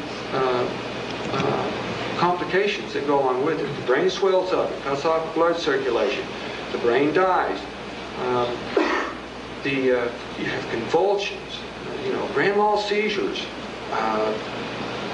people talking to things that are not even there. They're crazy as a Betsy bug. You can't even give them medications. You give someone with a brain injury, say some sort of barbiturate or even morphine, you've got yourself a real strange fellow on your hand. They talk to the animals, and there's no animals there. However, there is something that you can do. You put around the wound, say this is the wound right here, and you make a donut, a bandage that looks like a donut. You can use cravats, you can take bandages, tear them apart where you have you take your this bandage right here, the triangular bandage, and you roll the cotton, rags, whatever, up inside of it, preferably something sterile. And then you take the donut. We'll just say this one.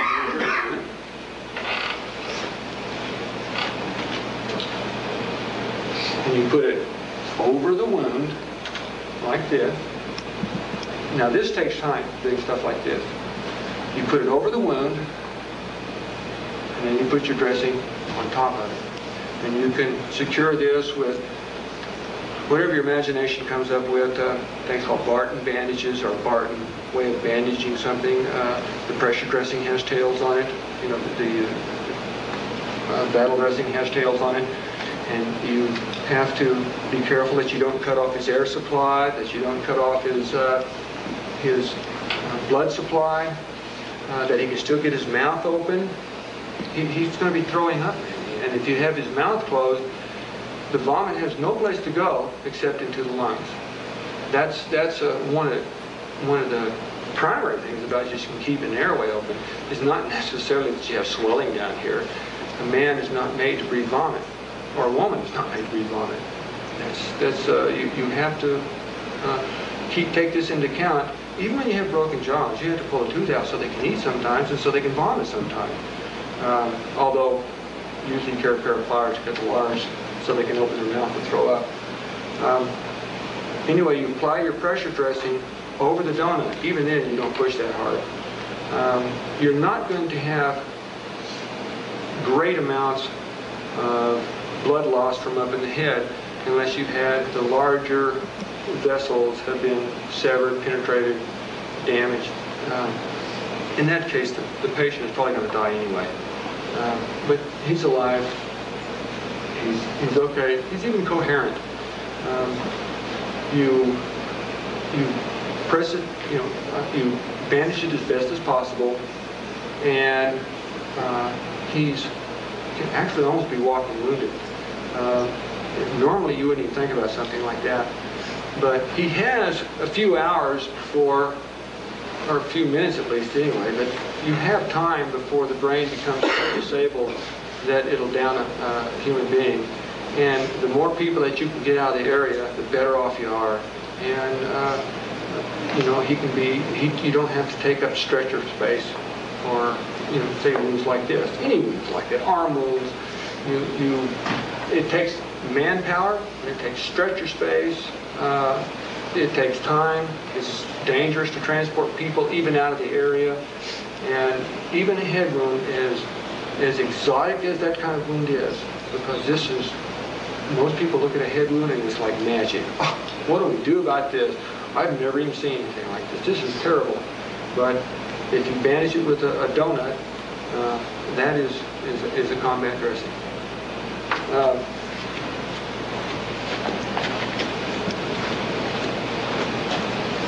Hopefully we have some questions and comments on this part of it here. Or maybe not. For the EMTs in here, is this the way you would do a dressing in a situation where you could not transport? Has anyone here ever treated head wounds?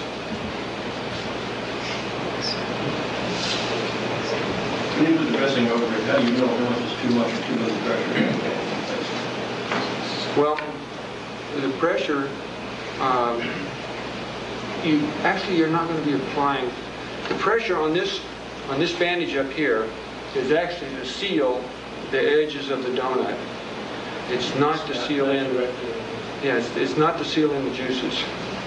It's to seal the edges of the donut.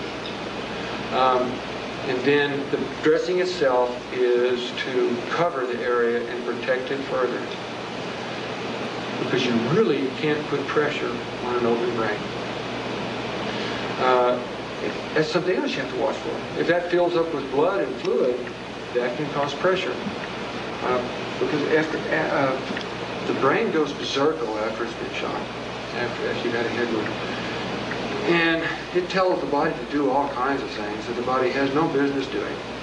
I saw a film one time, not a film, I saw some newscast, and it said so-and-so shot so-and-so in the head, and it killed him instantly. Well, I saw a picture of a man who'd been shot in the head, and his face was swollen up, all of this stuff. He didn't die instantly. Because you get a shot to the brain, you're not dead instantly.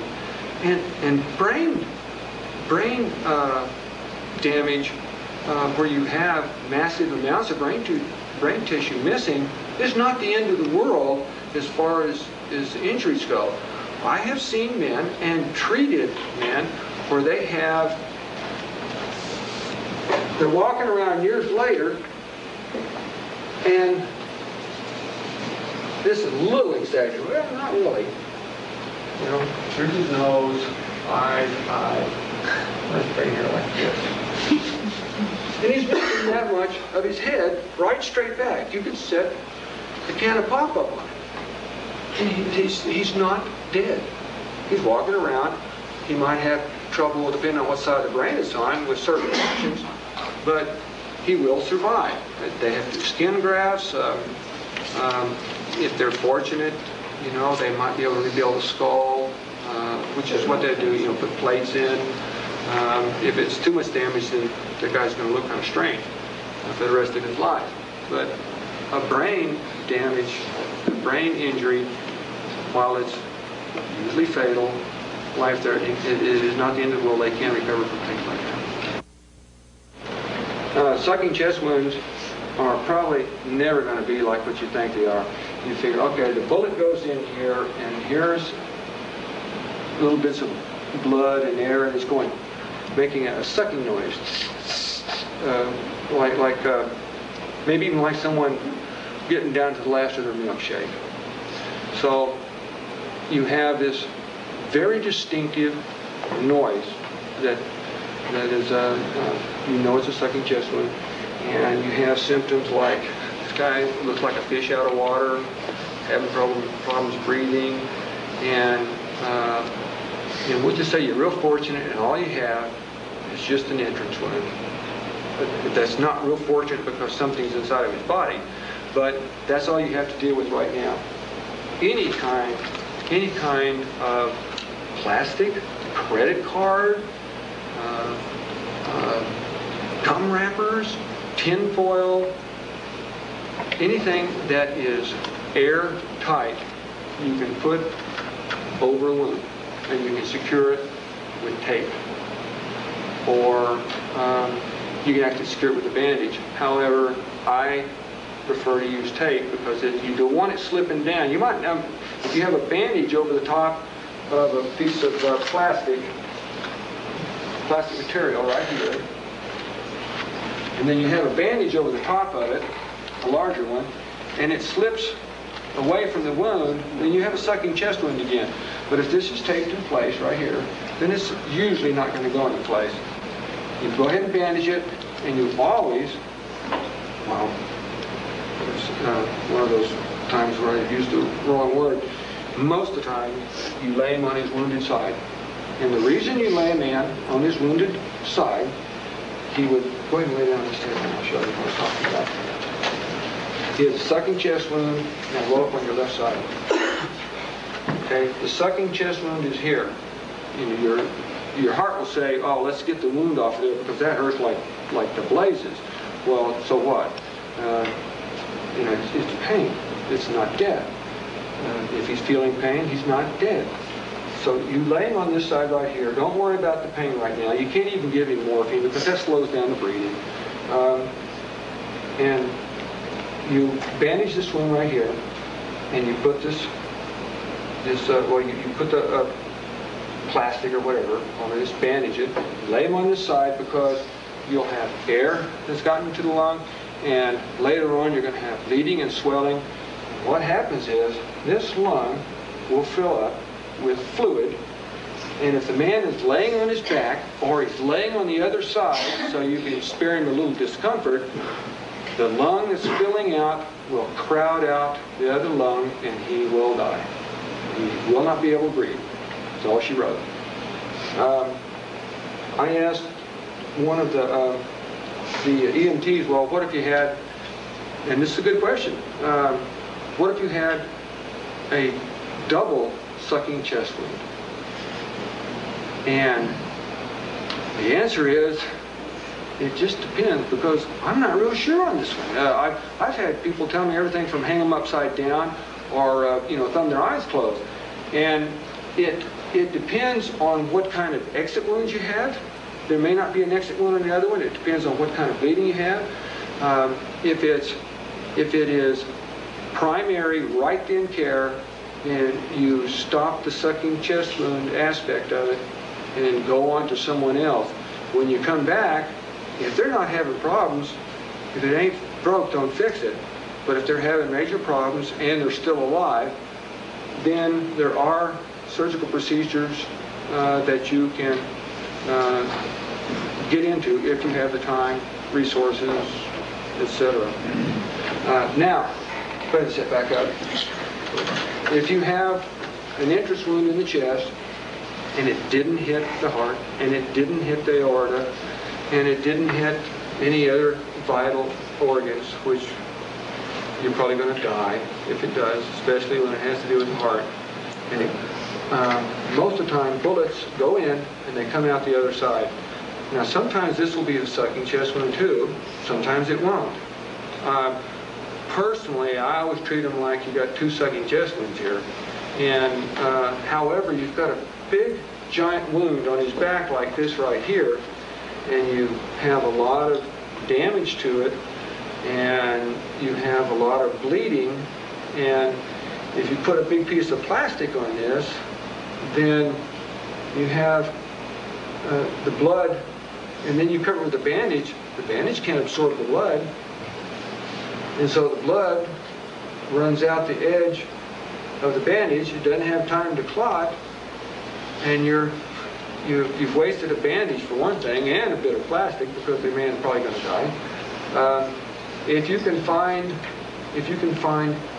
a channel that is actually a sucking chest wound type affair, then you can get it small enough to restrict and stop the sucking aspect of it, where you're taking on air on board the wrong place. Air is supposed to go through your nose and mouth, not through a hole in your body. You bypass all kinds of natural defenses. Of course, that's the least of your problems. Your problem right now is staying alive. If you're fortunate enough, which you probably won't be, because this is combat medicine, and things just don't happen like that. You can stop up this hole, right? Now we're getting into the realm of Easter Bunny and Santa Claus, because that's just probably not going to happen. If you can find something to cover this entire wound that will seal it, we're kind of out of the Easter Bunny stage here, but you still have problems with that. Best guess scenario is you take something like saran wrap, not saran wrap, but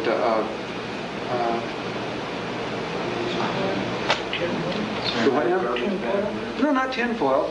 Wax paper. Yeah, not wax, not even wax paper. It's microwave, plastic, saran wrap. Yeah, saran wrap, and contour it to the shape of the wound, and then put your dressing on. If your wound's this big here, put your dressing on where it covers way past the wound here. You'll have to use an extra large one, because this will be where your clotting factor and all of this comes in, right here. Sucking chest wounds, but usually what they show you is one in the front and one in the back. Okay, we'll just put a bandage on it. The damage that's done to a body in the field is never anything like it is in a book. And you probably already see the same wound again twice. Sometimes you're lucky, and I know how to do that. It takes me half the time now. But there are other ways that you can do it, but you have to play it by ear the entire time, and you have to be thinking on your feet. You can take and plug a sucking chest wound with bubble gum if you have to. I don't recommend that, but you can do it. You can do it with the tongue out of your shoe. You can do it with a baggie, a sandwich bag. I really don't recommend the bubble gum, but it is airtight. And for an entrance wound, you can't do that. Of course, however, you do have problems with someone sucking bubble gum into their lungs, but you have to use your imagination to feel. Not only that, you're probably not going to see any bubble gum anyway, but there are many things that you can cover up a sucking chest wound, especially on the front, on the entrance wound. And there are many things that you can cover up one of these wounds with. And you've got 100 in your pack. You've got dozens of different things. The cover off of a bandage is airtight. It better be. Or else you've been carrying around something real dirty for a long time. Tourniquets are applied to a wound that you cannot stop the bleeding on with pressure dressing. But tourniquets are always applied, and then you get the patient to a different care facility where they can take the tourniquet off and get blood supply back to whatever is below the tourniquet. Can I use you for a second?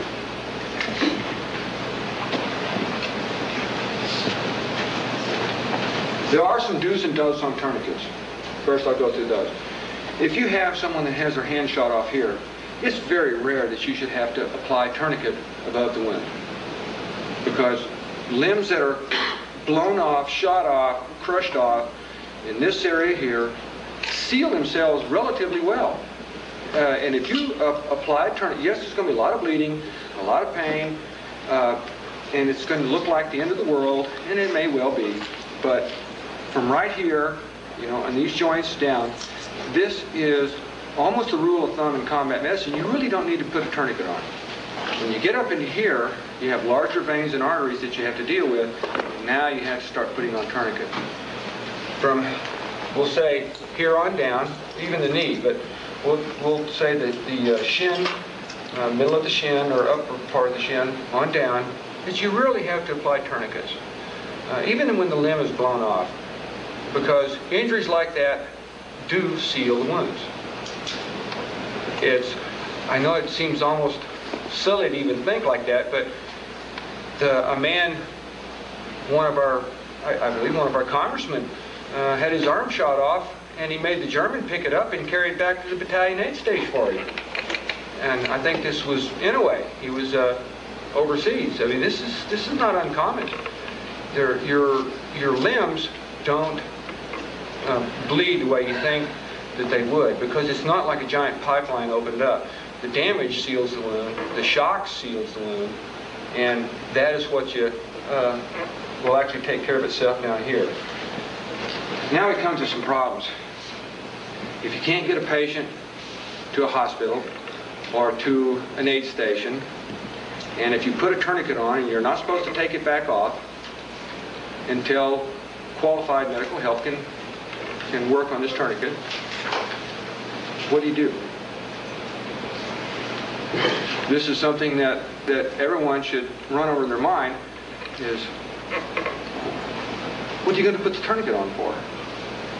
If you stop the bleeding and the man's arm falls off and he dies of gangrene, then you're better off bleeding to death. There has to be like a rule of thumb for applying tourniquets. And actually the rule of thumb in my own mind and a lot of people's mind is don't put a tourniquet on unless you do have a primary care facility to go to. I mean, like a battalion aid station, underground facility, an ambulance someplace that you can have a follow-up on how to take the tourniquet off so the man doesn't bleed to death, because once you take it off, he's going to start bleeding. Or that you can actually close up the wound while you have the tourniquet on. And we're talking about major surgery here. Sometimes, if his arm is blown off here, and you have bits of muscle and bone sticking out, the tourniquet is not for the bones and muscle. It's for the veins and the arteries that are also sticking out. Now, if the Romans could fix something like that, and which our earliest indications, this is how they did it, they tied off the veins.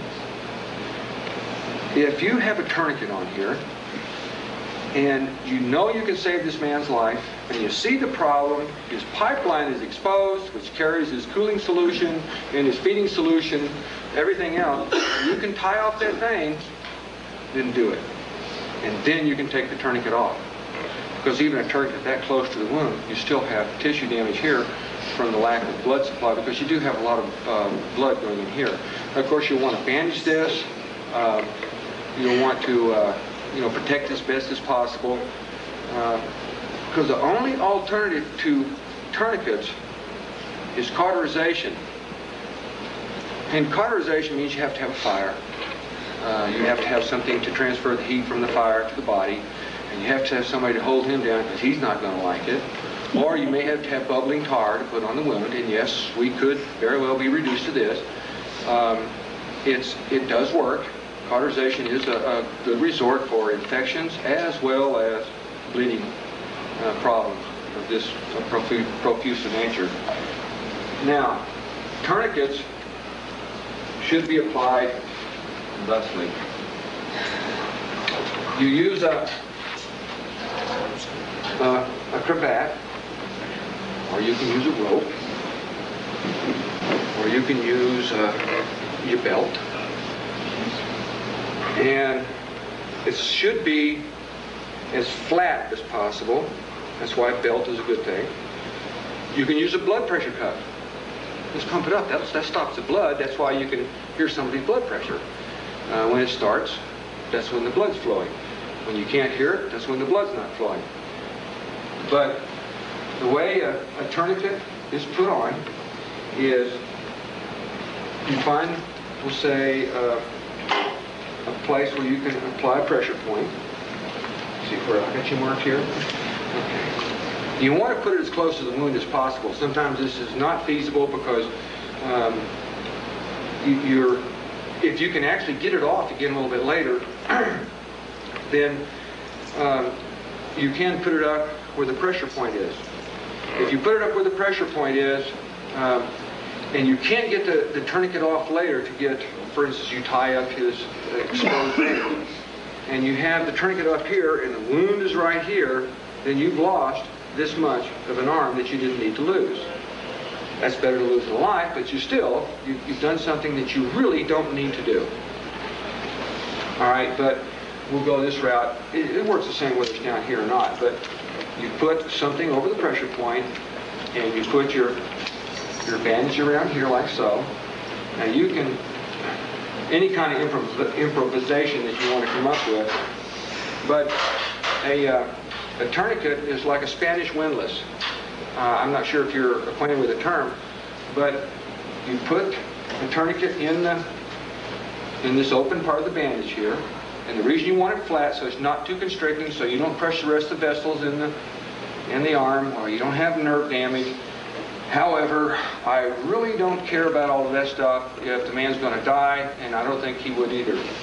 But you put your lever, your stick, a wrench, anything right in here, and this is tied in a knot right here, and you apply your tourniquet just enough to make it quit bleeding, and that's it. Anything tighter than that, you have damage. Anything looser than that, the man bleeds to death, and you wasted your time anyway, and a bandage.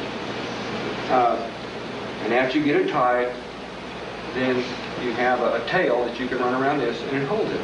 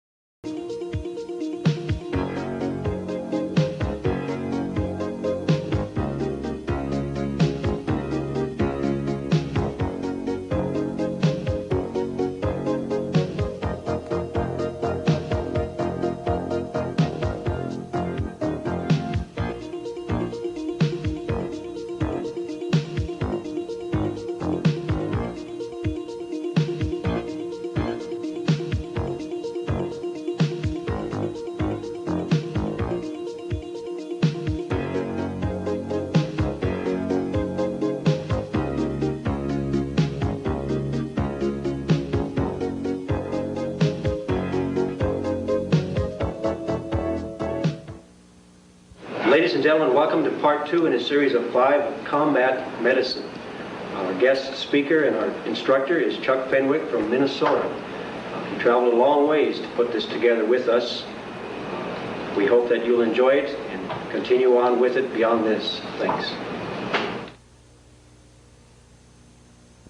Fractures are difficult to diagnose sometimes. Sometimes they're pretty obvious.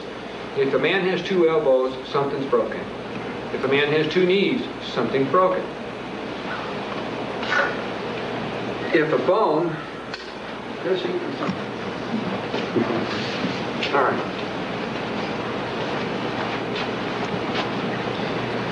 Here's a man, and he's had a strike to his arm, and he's having problems moving his hand. Everything just really hurts. He's calling all kinds of names, and he's got a giant bump here. But what do you do? Well, let's see. Is this a fracture or is it not? Oh, we can't get the X-ray machine. And you can't always feel a fracture site because I feel things right here and it feels broken. I can feel a break in the bone. I really can. You can feel up your bones and you can feel breaks in the bone, but it isn't. At least I hope not.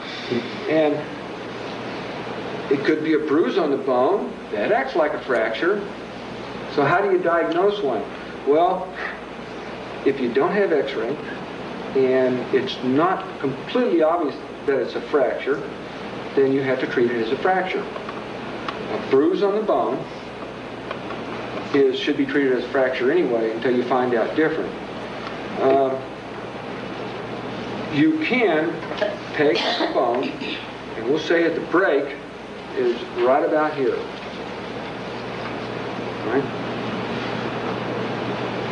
One indicator, and it's not 100% so, but is you can take any kind of instrument, your finger, and you tap here, and you can tap here, and if both times it hurts right here, that means you have a break right here, because the break breaks the nerve sheath, sometimes breaks the nerve sheath that's on the bone, and that's where you get your pain. Because your bone, actually the bone itself isn't painful that I know of. It's the nerve sheath that surrounds the bone. And if there's a break in that, or if there's a piece of jagged bone touching it, or a broken bone touching it, then if you tap here, and you tap here, it's like tapping on a bad tooth. Now you tap on all your teeth and you come to one that hurts like crazy, you have a bad tooth. Or you have a fracture in your tooth. All right, now,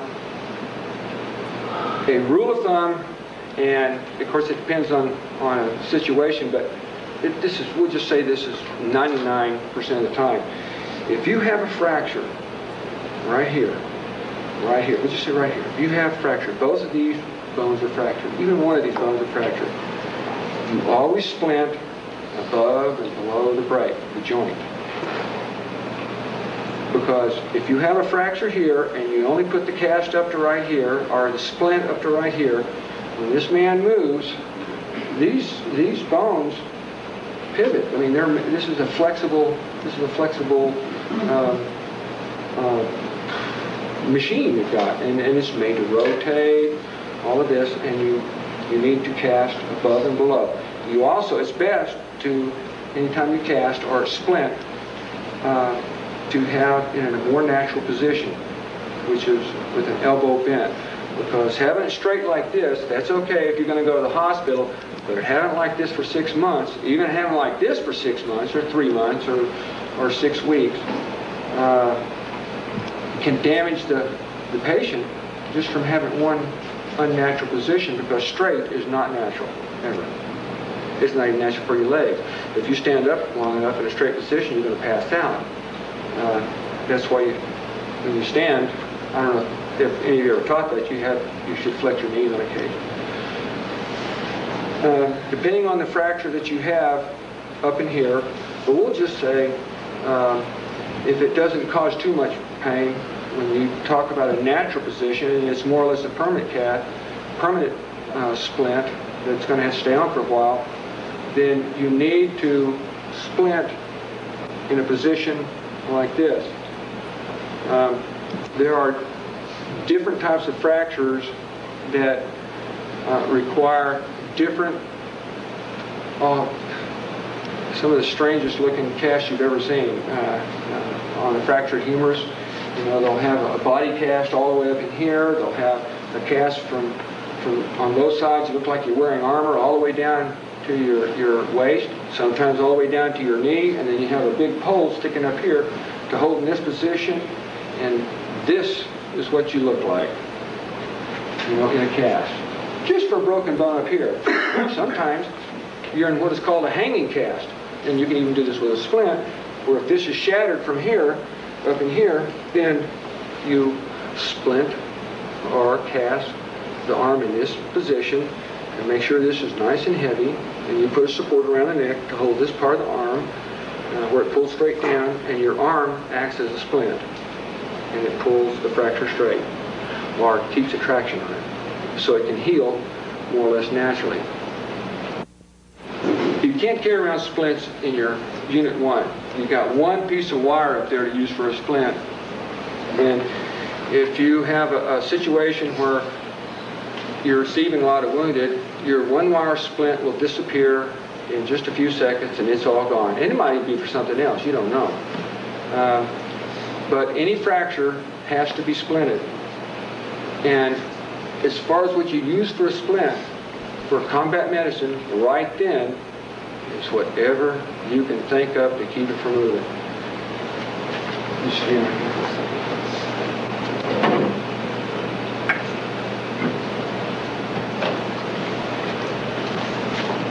This may look dumb, but this is a splint. This is an excellent splint for the leg, if that's all you have. This is a splint. Anything that's stiff. Magazines make great splints. And it's almost like wearing a cast. If a man has a fractured wrist or even an arm here, you can put a cast on. They look like a magazine, but that's a cast. You wrap your bandage around it. He can't really bend it unless he really tries to, and if he really tries to, that's his problem. You want to get him out of there, and then this is the splint, and this is how you immobilize it. All right, with a sling. This magazines, of course, we can't carry magazines in the field. However, well, you might. However, it's whatever your imagination comes up with. This also makes a very good subdue your patient weapon, because you put a kink in it and you have yourself a hammer. And I'm not kidding on that one. That's you can really knock somebody's shoes in the dirt on that. Another bit of casting material. Excuse me.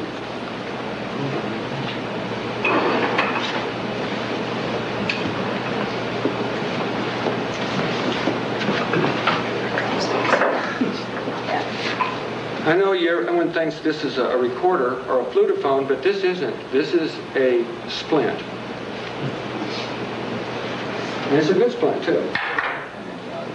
This, I'm not sure what these things are in the first place, but this Rhythm stick. It's a what? Rhythm stick. Rhythm stick. No, this is a splint. Actually, this is a pretty good splint. And especially for combat medicine, if you have a fracture in here, well, actually, you want to cast it all the way up in there, splint it all up there if you can, but then again, you can splint it across the body too. But this will splint. If you have a broken bone right there, it's not always a good idea to lay the splint right across the break, because you're causing the patient a lot of pain. And if this bone is intact here, that's a good splint in itself, and you just need a little bit of help. And you can put this anywhere, because this is not going to bend if you have something like this here. If it does, then he's going to have more broken bones anyway. This is a good splint. It's stiff, doesn't bend. Limbs out of the wood are good, you know, just a limb off of a tree, a nice stout one. An ink pen's a good splint. This ruler is a good splint, although I'd break it in half. Unless, of course, for some reason I wanted to put it on the wrist to further splint this. If you had broken bones up in here. Like, for instance, if you have this particular bone broken, I would splint this, especially in a field situation where a man needs his hands. I would splint this from here to here and splint these two together. If it was broken down here, on this, broken right up next to the knuckle, I would splint it here also, but then you got a problem with this being able to bend, so something like this would come in, and you would splint it, and you would keep this immobile. See, fingers make very good splints for their own counterpart. Okay.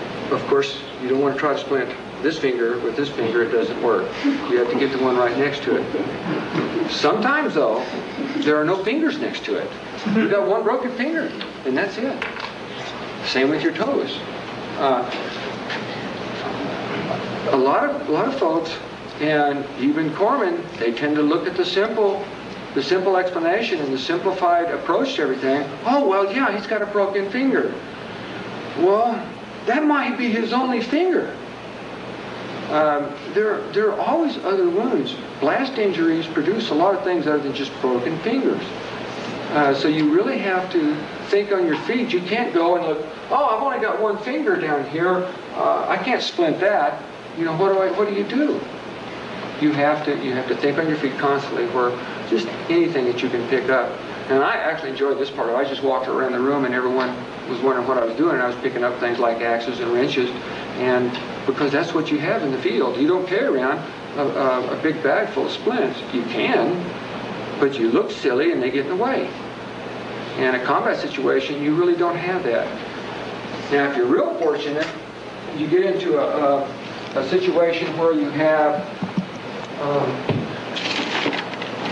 this is got a truck.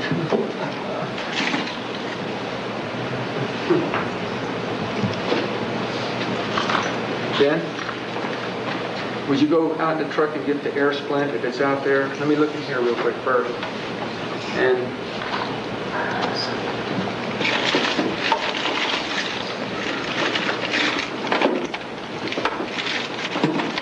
what's it look like? Never mind. I'm just explaining. I don't want to blow one of the things up anyway. All right. There is something that you can carry in the field that we didn't have, or I don't know if they didn't exist or we just weren't that fortunate. It's called an air splint. Now, I hardly ever see air splints anymore because there are problems with circulation and other conditions that an air splint can cause. An air splint is like a breeches leg, and it goes from your ankle. Here, let me show you. Say an air splint for a leg will go from about right here up to about right here, and it's clear plastic, and you inflate it, and it makes a splint on your leg. The nice thing about air splints, one, they're very light to carry. You can use them over and over. You can see wounds through them. They're easy to sterilize. And something that has been going over my mind quite a bit is when you get the shock, you have to help the body sometimes. And that means getting the fluid out of the limbs up into the cavities to where it can pool like it's trying to do anyway. They have a device called a shock suit that weighs many pounds that you can never carry in the field, and it's nice to have. I sure like them, but you can't walk around with them in the field, and they are dangerous. A lot of complications also. Absolutely. You take a shock suit off of somebody after you apply, put a shock suit on, and you don't know what you're doing. They are dead. We're got internal bleeding and pumping blood out to an internal hole. Sure, absolutely, yeah. However, I'd run this past you. Doesn't it seem that if you could get a air splint to inflate from the bottom up, which you can do with wrappings like you do in surgery, you know, like you take the, in surgery, you can take the fluid out of the hand by wrapping it like this and then unwrapping it. Would that not also serve as a makeshift shock suit if you had two of them? And I'm thinking it wouldn't be nearly as dangerous, and you wouldn't. But it wouldn't really fit the battle medicine, because in order to take it off, you have to replace fluids. So if you're not replacing fluids, why are you going to compromise the circulation? Okay, because I'll be getting to replacing fluids in a later class, because we do have IV therapy even in a battlefield situation. But for the common people, you know, for people that aren't EMTs or not paramedics, Right. how are they going to gain access to? They probably wouldn't have access to air splint either. But we have to. This is, if you come across something like this and you can actually use it, then it would help. But this is no subject I can give you particulars on, or anyone else here, because you see, battlefield medicine brings up a whole new can of worms of, okay, let's try some experiments here, folks. Well, we don't have anybody to experiment on. And but that's how you save lives, is you have to take chances. If they're going to die anyway, which is a rough way to look at it, you do have to take chances. Sometimes you really do. I'm not saying that we should go out and experiment on everybody and put on inflatable splints just to see if we can keep them alive a little bit longer. And it's not just about inflatable splints either. It's about anything that we do, any kind of combat medicine that we are engaged in, is that we are taking a chance every time we do it. And it shouldn't really slow you down when you're doing this, and you shouldn't be thinking, well, should I really do this or not? No, it's not one of those situations, because you should make a decision, stick with it, and like I said, you're going to go to your grave saying, boy, I wish I hadn't have done that, because that happens. But if you just sit back and you never do anything, then you might not go to your graves thinking that, but there's a whole bunch of people that will have gone to their grave that you could have saved. When you splint broken bones and separations, AC separations, where a bone actually breaks loose from another bone, that you have to treat like a fracture, or you have to immobilize it.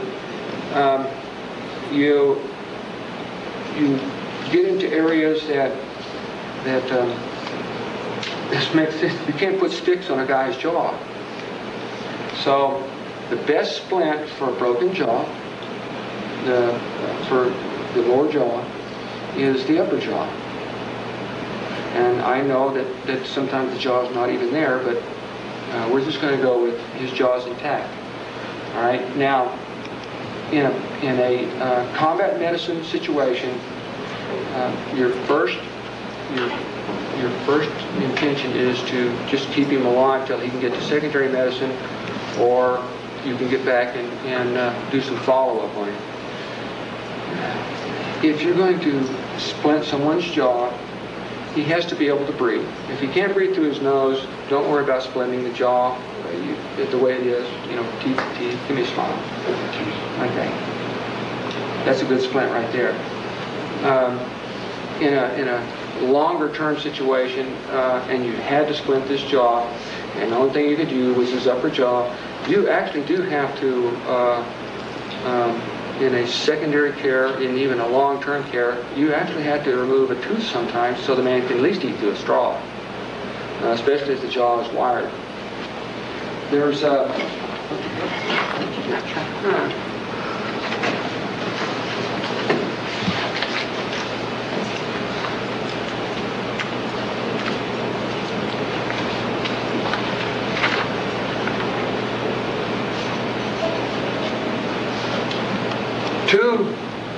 also, if the jaw is broken, oftentimes there's a wound associated with it.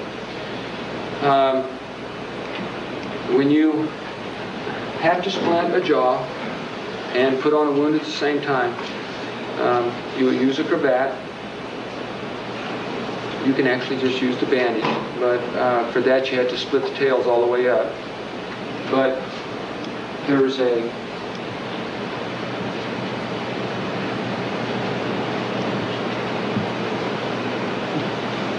take this off.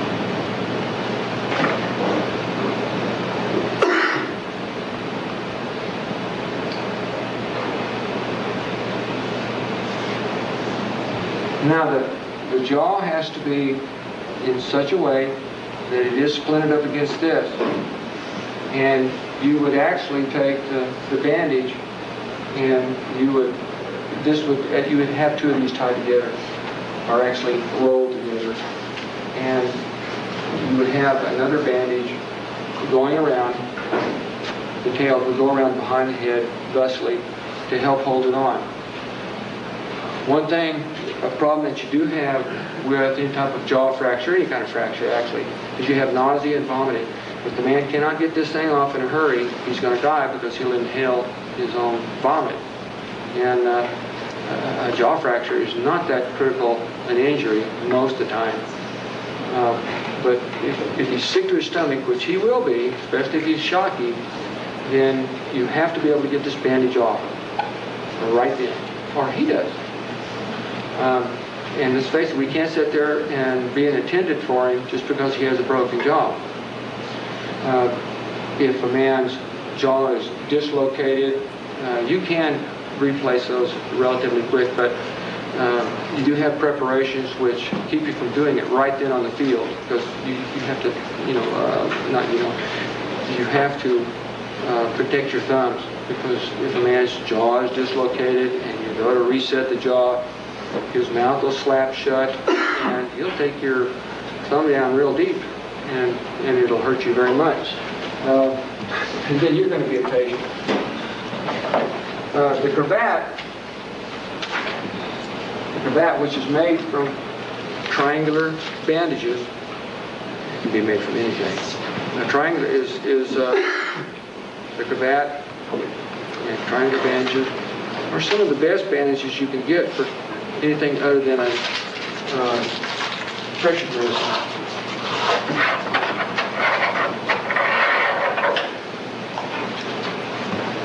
This makes a sling, like so. This is what you use for splinting. This, and you can run around the other way too. And this goes hand in hand when you have fractures, that you should be able to immobilize it, because this is the second stage of any time you immobilize fractures. Is you first have to splint the bone to keep from slipping around, doing more damage to the tissues, and you also have to mobilize it up against his body until he can have some sort of follow-up medical work done and follow-up care. But even so, this may be his only follow-up care. There are two aspects of fractures that I wish to cover. I could spend days covering fractures because that is more or less a field that I'm quite acquainted with.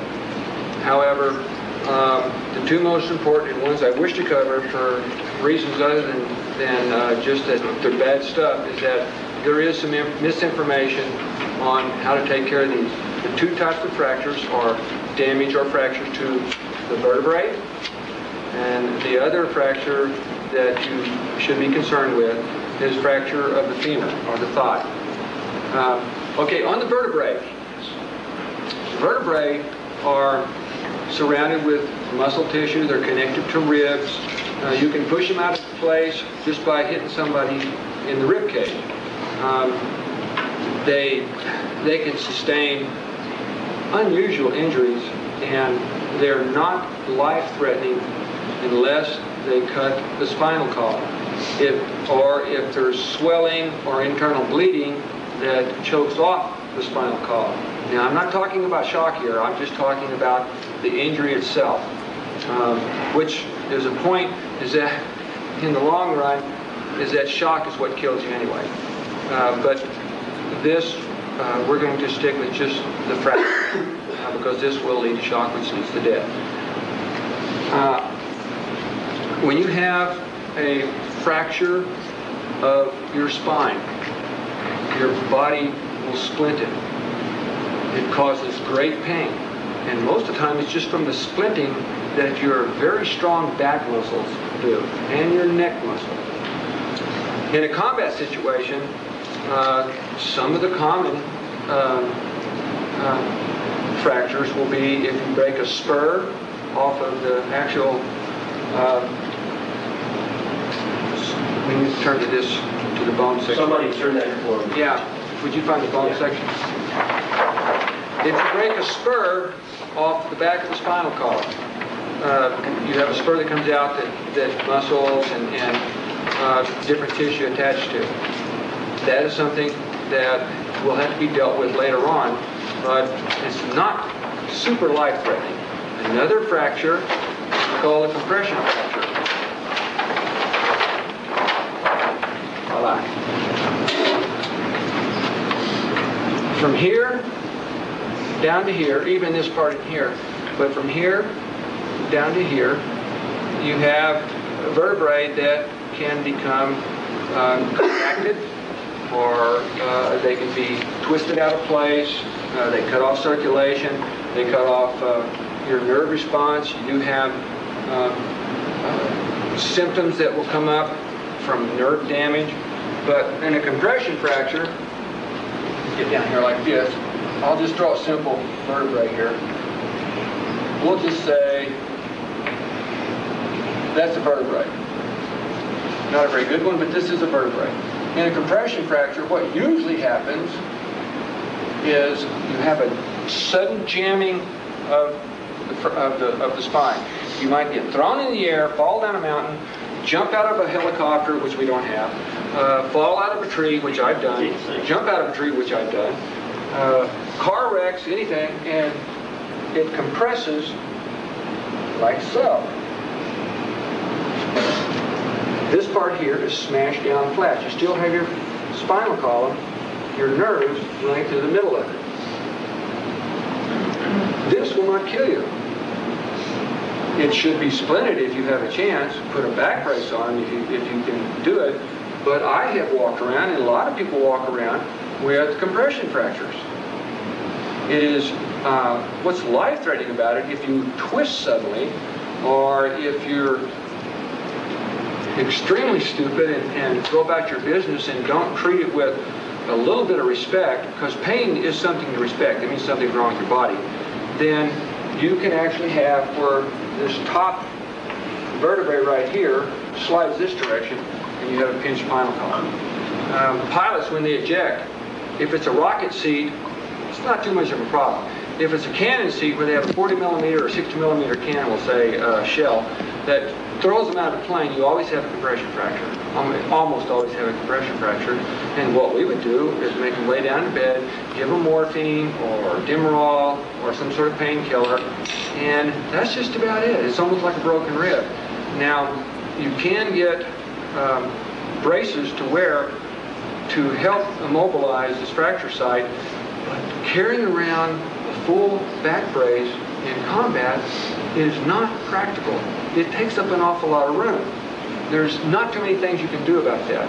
You can splint as best you can with sticks, little boards, axes, whatever you can. But even an axe or a rifle strapped to somebody's back is not a good thing.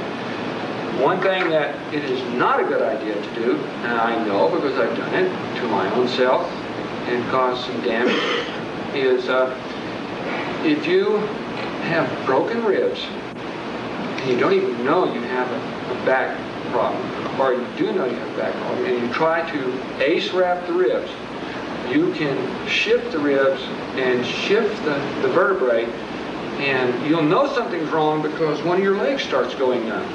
This is a definite signal that you do have back problems. That's a hard way to diagnose things, but if you lose feeling, sensations, maybe just a skin sensation, maybe you have unusual feelings on the inside of your leg, maybe a big toe goes numb, and one thing you do is have the pain back here, that is a clear indication that you have some sort of shifting of the back, of the vertebrae in the back. Now, another fracture is where the vertebrae, one of these vertebrae here, is broken into several pieces. It's pulverized. If the vertebrae, and this is the outside of the body over here, if the vertebrae shatters and blows out this way, you're going to lose your leg. If it shatters and goes in this way, where the pieces are crushed to in this direction, right here, then you have less chance of nerve damage or spinal separation or spinal damage. And but although that is not your problem at the moment, I'm just telling you what's going to happen. Now we get down to symptoms. If you are in the field and a man has a gut wound, or he's been thrown 30 feet by a blast, he has a broken back. He may not be able to feel that he has a broken back, or he may have pretty obvious one. He may have a gaping wound there with vertebrae sticking out. There's an indicator that tells you that a man has a spinal injury. If in your examination, because you are going to feel his body, if he's conscious, you ask him questions, oh, I have a wrenched back. If he's unconscious, then you can't really, you might be talking to him because he can't hear you. However, he can't answer your questions. Sing him a song because he can't hear you. Tell him that he's going to be okay, work on him. But a man often has an erection if he has a back injury. That is not because he's glad to see you. That's because he has spinal damage and he will get an erection from it. All right? And this is a clear indication that, a fairly clear indication that he has a spinal injury. As far as treating spinal injuries, there's not a whole bunch of treatment you can do if you have the time, manpower, and materials, and you're not faced with an overwhelming force where getting overrun will kill you all anyway, then he can be transported on a litter. Now, this is one of the cases where putting him on a drag is not a good idea, because if even at an angle like this, you still have kind of pressure on your spine rubbing up and down that you don't want on a brake. You see, you don't want any kind of pressure on this. A man that's I'm going to use you again. I'll forego any funny comments here. Just lay down on this table here.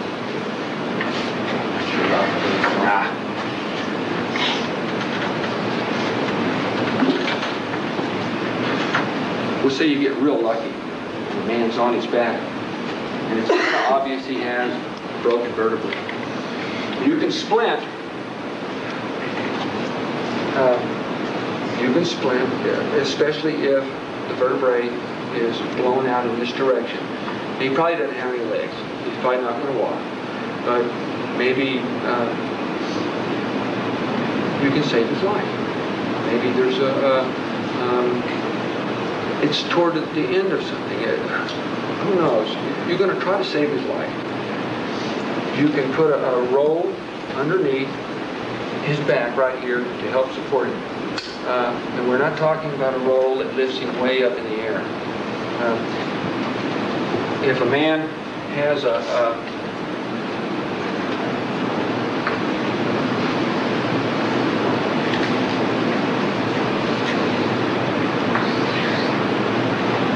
this is his back, this is the small of his back, and the fracture on the spine is in this area here. Your body tends to settle down, and this opens us up even further. Or maybe by doing this, maybe he hasn't lost his limbs yet. Maybe what you do will keep his nerves from getting damaged even further. You put a small rope underneath this right here as you put him on a stretcher, or if he has to lay right there on the ground, make it as comfortable as possible, and put a small rope right underneath the back. And I'm not talking about a roll like this where the man's back is arched way up here, because that hurts you even if you have a good back, much less a bad back. When you get up to spinal injury, to injuries in the neck, might be a compression fracture, and it's dangerous up in here. Might be just a crack, might be, maybe it's just dislocated a little bit. I have seen people try to set these as breaks like they would set a bone. You can't do things like that. This is above and beyond something that you should be doing. You splint. Anyone have a pair of boots on? Maybe your boots for a second?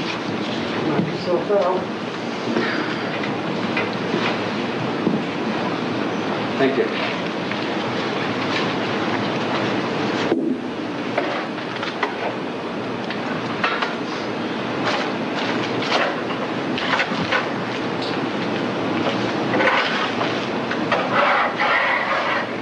You want to immobilize this man's neck. You get him onto a backboard or a stretcher or homemade stretcher, something that's tight, something that gives him support. You have a roll under the small of his back, and that's if he's down in here. If he has an injury down there, he might most likely, or it's a good chance he has an injury up here. We don't have cervical collars out in the field. If you do, oh, that's granted. All right, here's a cervical collar. I personally would fill these with sand or dirt or anything else I could put them in. So much for your boots, huh? Anyway, and they can be placed around the man's head to keep it from rotating. And you should actually put cravats across here around the boots to immobilize the man's neck. Do not try to manipulate the vertebrae in the neck. This is dumb. You should not do this. The way you manipulate vertebrae is with a thing called traction. You can't do traction in the field that easy. That's where cervical collar does. It does put a form of traction in there. And if you have a cervical collar, what it does, it keeps the neck in this direction and pulls just a little, and it's comfortable. And by doing this, it keeps the pressure off of the spinal column that may be damaged along with it. It keeps it from further damaging the discs or the cushioning in between the vertebrae. And this is about all you can really do for injuries of the neck. This is just about it. There are lots of lifting techniques for getting a person onto a flat surface where you can transport them. This is good transport right here, good flat surface, but we don't have tables out in the field. It might be a board. It might be a stretcher is probably the best thing you can come up with, an army stretcher, or even an army cot. That's a very good transport. If it's wintertime, you can take a blanket, spray it down with water, it freezes, and it's nice and solid. It's a good transport. Of course, it has to be Minnesota cold, or maybe up in the mountains in Idaho cold. You can't do it in certain climates, of course. But this is where thinking on your feet comes in. You have to improvise some way. If you're going to transport this patient, get him to a safe area, you have to find some way to mobilize him on this stretcher. And first of all, you have to have a stretcher to mobilize him on. There are, if you're by yourself, boy, this is a big one. You can use his clothes to get him on there because, let's face it, if I grab right here, I'm not pulling him right on the leg, I'm pulling all of his pants at the same time, which is like maybe 3 or 4 people pulling at once. Shirt's a little bit rougher because it only pulls in just a little area. If you have to, you can put cravats, bandages, belts, anything you want, around here, here, and here's where you actually need help to do this. I mean, this is, you can't transport it unless you have more than one person anyway, so you're not going to be trying to move a man by yourself onto a backboard if he has a broken or a damaged neck. The back, maybe you can get him on there by yourself. But after you run these cravats around the body in loops like this, you can run a pole through here and grab one of the pole and pull him onto a stretcher. If he has a damaged neck, these won't be here until you get him on the backboard anyway, or if he has to stay on the ground, then these will be here. But it doesn't matter how many wraps you have around him, you go to pull this, and you're not going to get it right because his head is not going to move at the same speed as his body. And unless you're very symmetrical, you're going to have these things tied at different tensions. And if you go to move this, his head may be traveling faster in his body or maybe traveling slower in his body, then you have more damage. So you really need to wait on someone who can support him when you move him. And also, time is of the essence. You need to get the man out while you have a chance to a safer area. And there are multiple moving techniques. Rolling. If the man is on his side, you can roll him onto a flat plane. If you have several people to lift, they can all grab onto everything from shoulders, hips, under this part of the body here. This is not the best place to lift, unless someone's supporting that, but still, hold on to both things at the same time. Now, hopefully someone has some suggestions on something like this here, or some questions. Log rolling is probably the best way to do it if you got a couple of jacks. It's the best way to do it. The person at the head controls the command on the move. Always, everybody pays attention to the guy at the head.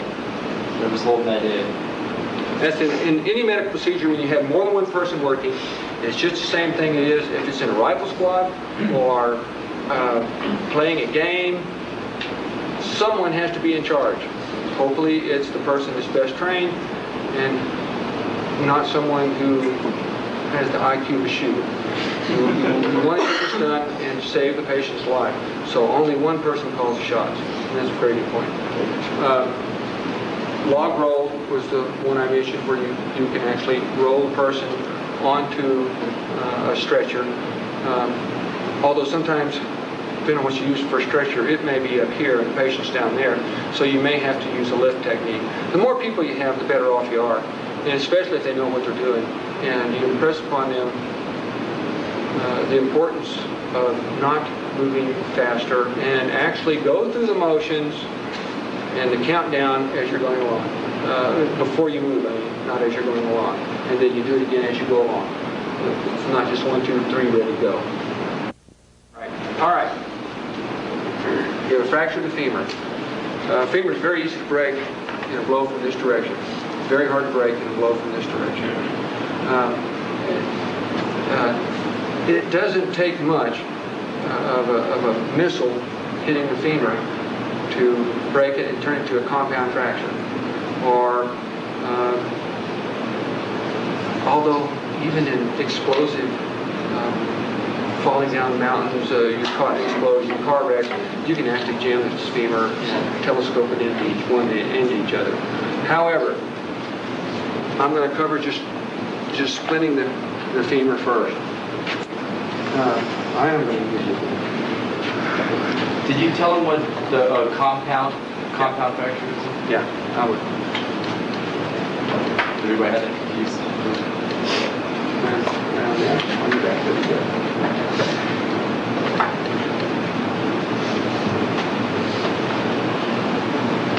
Any kind of bone can break, but the long bones of the body, and even your digits, ribs, things like this,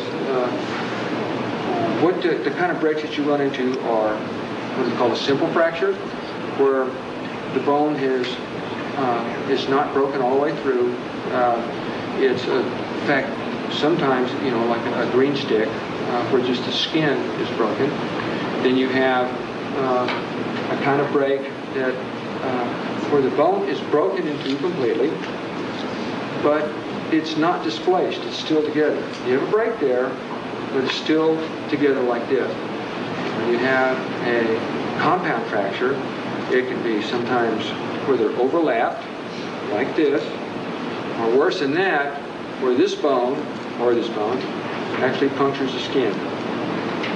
Then you got big problems, because you have to treat not only wound, but you have to reduce it. And you have to, it's like, okay, do I stop the bleeding first and then treat the fracture, which will start the bleeding again, or do I treat the fracture first? And this is where thinking on your feet comes in, because there is not a whole bunch of rule of thumb other than if the blood's spurting out of him, stop the bleeding, and you can deal with it if the blood starts spurting out again, then blood first, then the fracture. All right, but with splitting a fracture of the femur, you have to mobilize from here up to here, because the femur is, even if you don't have a compound fracture, you can turn it into a compound fracture in just a second.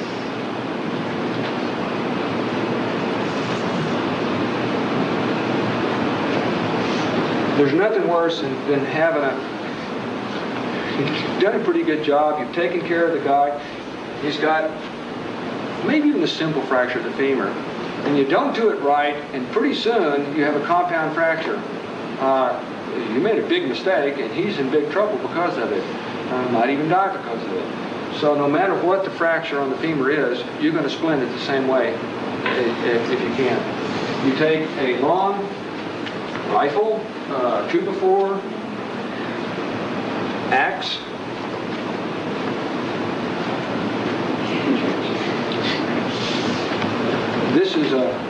this is my rifle. Actually, you'd want something quite a bit longer than this. But what you're going to try to do is immobilize this rule of thumb that you've come into. This joint, this is below the fracture, all the way up in here, and this is above the fracture. However, in an ideal, or even less than ideal situation, you want this all the way up under the arm, and I know they don't make axes that long, but they do make trees that long, and you want it to come down to right here. And if you're really fortunate, which is past the foot,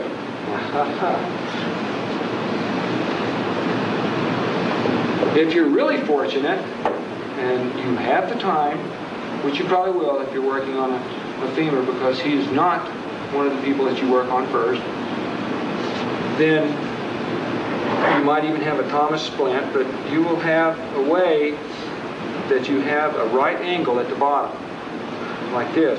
And what you do is put a cravat around the man's ankle,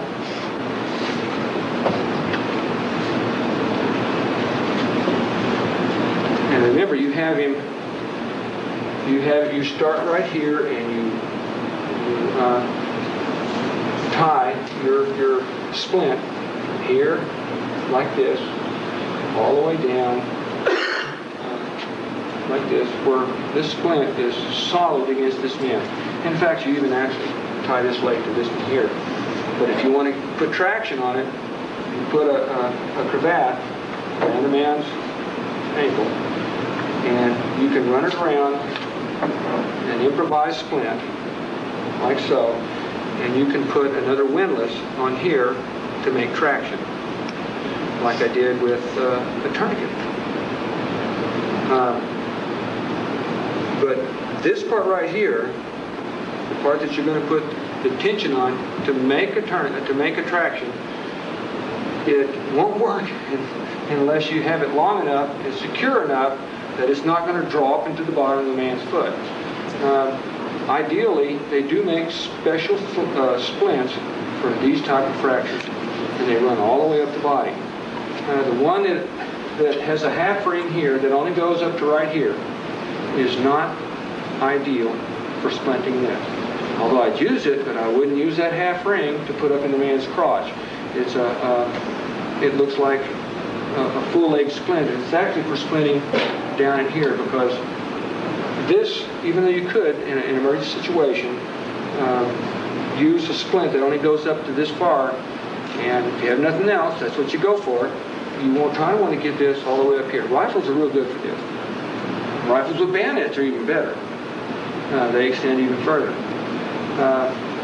If you have an axe bayonet or something like that, cut yourself down a tree, split it, find boards. There are a lot of splints laying around that you'll notice as you go along. Now, this leg that's whole over here makes an excellent splint to help splint this one here, because you're going to need actually two immobilizing splints. You're going to need one on this side, and then you're going to have one on this side here. And then also, the man needs to lay still. And so he'll be on a stretcher. You're not going to have him up walking. You can drag someone like this, but if you do, you have to have this splinted in this area where it doesn't do this on you. Because not only is he going to have a lot of pain, but the man's going to go in shock, and the shock will kill him. This is a major bone that's broken here. If you do it wrong, if you do not splint this the way it should, this bone can come loose and cut this artery on the inside of the leg. And if that happens, he's dead. That's all she wrote. There's nothing you can do about it. So that is the importance of splinting a leg to make sure that it's not going to go anywhere. Now, for traction purposes, or for resetting a bone on a man's thigh, this is one of the strongest muscles in your limbs, in all of them. Right after the break, there's less pain, and the muscles haven't had a chance to do their job, which is what they're supposed to do in splint is, and they're not that tight yet. And you will probably have to have another man to help you. You can do it without it, and he's not going to like what you do. But you can set him between the trees, or, where the trees are under his arm, because when you pull on this right here, it's going to pull his body too. So you have to find some way to keep his body still.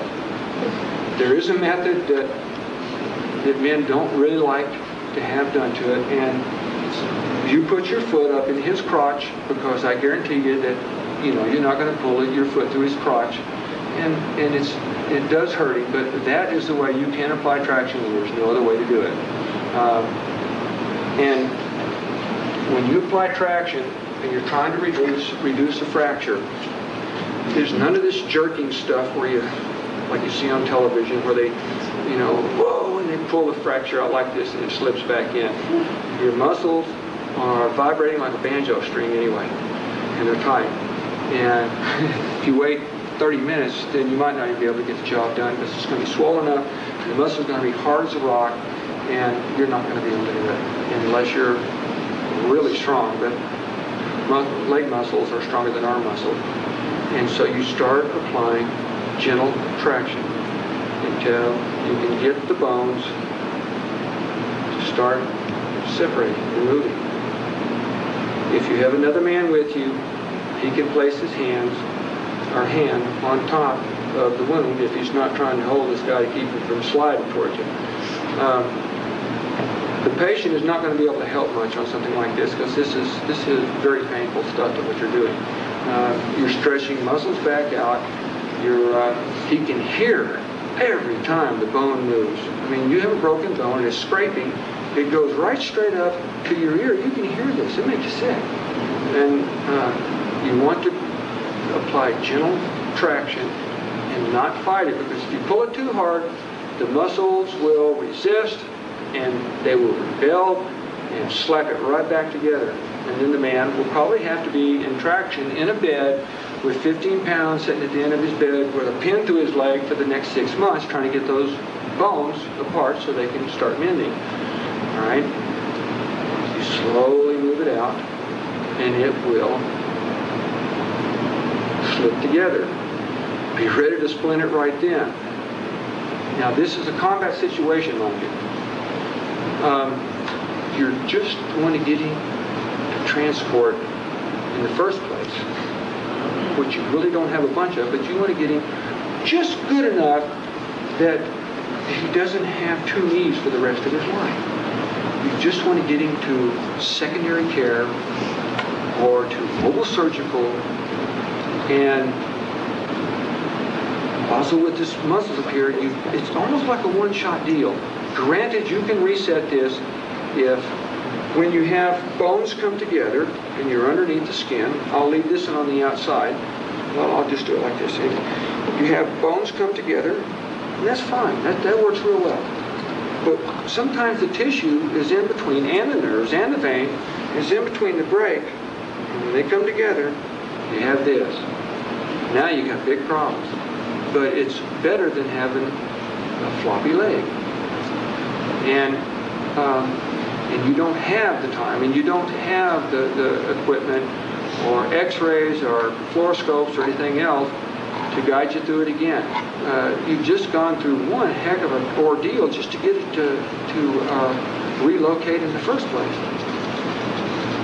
You got the bone together, and you splint it exactly the same way it was if it was not a complicated fracture of any other kind. Exactly the same way, and transport the man. If you have to stay in that particular place and you can't transport, and you are also mobile surgical and secondary care, and you have problems with circulation, nerve damage, you go like, hey, can you feel this? No, I can't. Or I can feel it on this side, I can't feel it on this side. He doesn't have a spinal injury. Okay, you know, you might have a nerve pinch in there. Or if you look down and this is a different color, it might be white, it might be a darker color, than this foot over here, then you may or may not have a problem with circulation. If you have no pulse in any ear pressure point, then you know you have a circulation problem. If the pinking is not where you mash on the toenail, and you don't have a reaction that shows that you do have proper circulation to your thumbnails, to your toenails, then you will have to do this again. Now, you can actually do this surgically when you enter into the man's system, but this is invasive surgery. It's not combat medicine at all. But if you do have the time, you may get to that. And this is something that will be covered not in this course, but later on in different courses. All right, the man is splinted exactly the same way as it was before. However, you do have to keep the wound that you have bandaged accessible, because you will either have to add bandages or check for circulation around the wound, because this is a bad place to have a bone broken. And if you get infections up in here, you get right back into problems that you don't even want to get into. And it's not combat right then and there type of medicine and surgery. The wound up here, sometimes you get lucky, and the wound right here is a window so you can see that the bone gets back together. And that's not that often, but go for it. If you can actually, it's going to hurt the man, but if you can actually look inside his body and see that his bones are together, that's good enough for me, and it should be good enough for him. And you may have to medicate him. You may have to put him out, give him some whiskey, whatever's going to help him out of the situation while you do things like this. Because this is a very painful situation with not only this bone, but any of the long bones up here. Same technique. Nice, slow track till the bones separate, and then they click in, check for circulation and nerve problems. And even on these bones up here, you can do it again on these up here. This is harder because when this stiffens up, you're lost.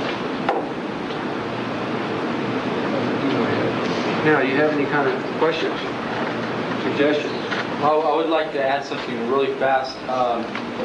What usually you can tell a femur fracture most of the time, one foot's going to be shorter than the other foot.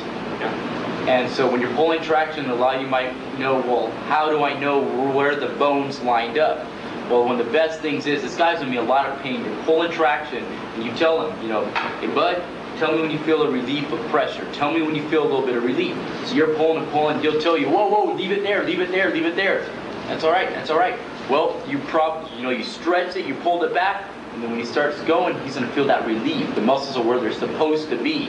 It's still going to be hurting, but he's going to feel a lot better than that bone jagging and other bones are all stretched out. Yeah. So that's the best indication, and the feet should be about level. You'll be able to see it, and you'll feel that relief. So that's a good indication that you're where you're supposed to be. Yeah. However, keep in mind that a lot of your patients are not always coherent, and they may be unconscious, and usually you have other wounds other than just a fractured femur. If something's bad enough to fracture your femur, then you have other wounds too. But you should always be talking to your patient anyway. You're getting input from your patient and reassuring your patient that it's going to be okay. Even if you don't think it is, you need to be telling them that you think it's going to be okay. If there's not circulation, you got to do it all over again. Well, what if you got these bones lined up now? What do you mean you do it all over again? You just stretch it further? Or? I said you should do it all over again. In these bones up here, you pull the bones back apart. And sometimes you can actually see where the tissue has gotten caught in between the bones. All right, you can manipulate with your hands on your bones and your humors and down in these other long bones, even in here.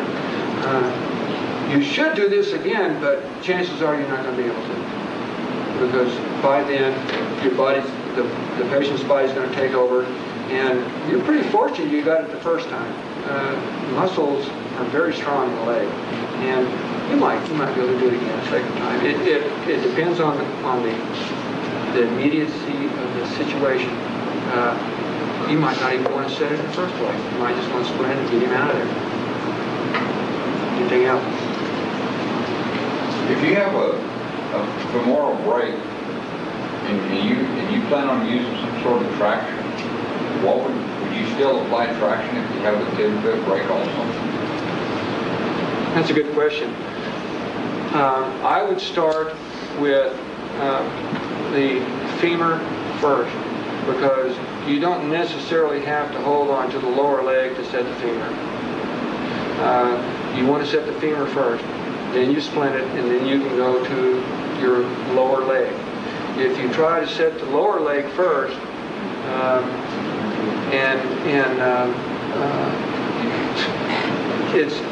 then you might mess up the upper leg. Or if you try to grab down here, and here's the man's the two lower bones of the body down in here are fractured, and you grab onto his ankle and his knee, and you're trying to manipulate him, you're doing a lot of damage right down in here.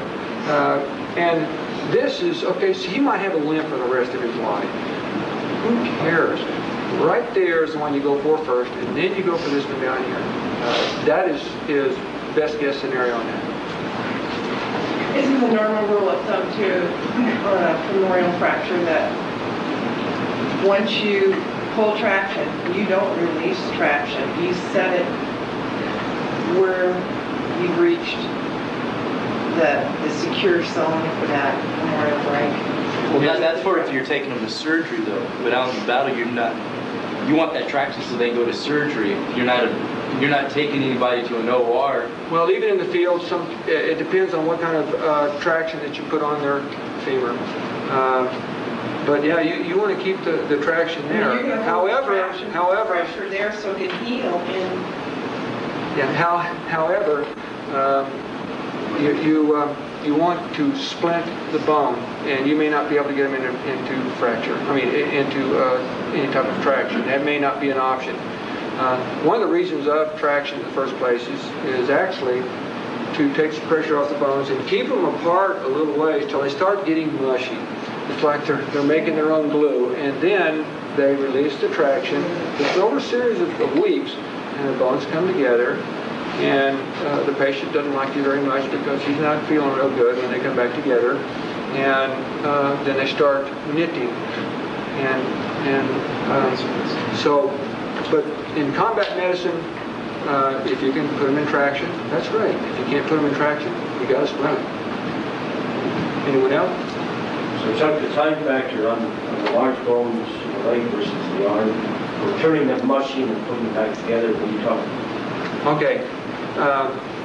When bones are broken, I'll just put it real simple, and I really don't have the medical terminology, or I don't remember all of it, the wonderful stuff that some people really enjoy, but your bones are solid. When they're broken, they become soft at the break. Like, well, they decalcify a little bit, which makes them a little bit more pliable to stick. Right. They become pliable, mushy on the ends, sticky. I had a fracture of the proximal end of the humerus from here down to here, and it was in maybe 50, 60 pieces. And I could reach up like this and sort of make shapes in it. And I could go like this. It didn't hurt that much. And until it was trying to knit real good, it got tired of me playing with it. And it was like this for a pretty good while. And it's mushy. It's like a soft-shelled egg.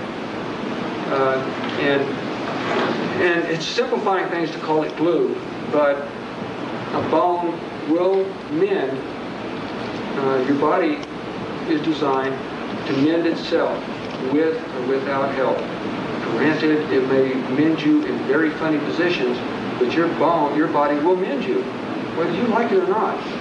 So our job is to make the bone back as close as possible as we can, because it's going to knit, and here she comes, and you better be ready. And it's mushy, and we cheat it a little bit by putting traction and keep these bones apart, and then let them go back together to where they mend properly. Another thing for traction, sometimes the bones might shrink a little bit, and you can use the traction on a bone in long-term care to get one leg the same length as the other, or close to it. Well, close to it, we're talking within an inch or so. Sometimes you get lucky and get it right there. So back to time again. What time frame are we looking at that we should release traction? Oh, on a splint, right. on a traction splint.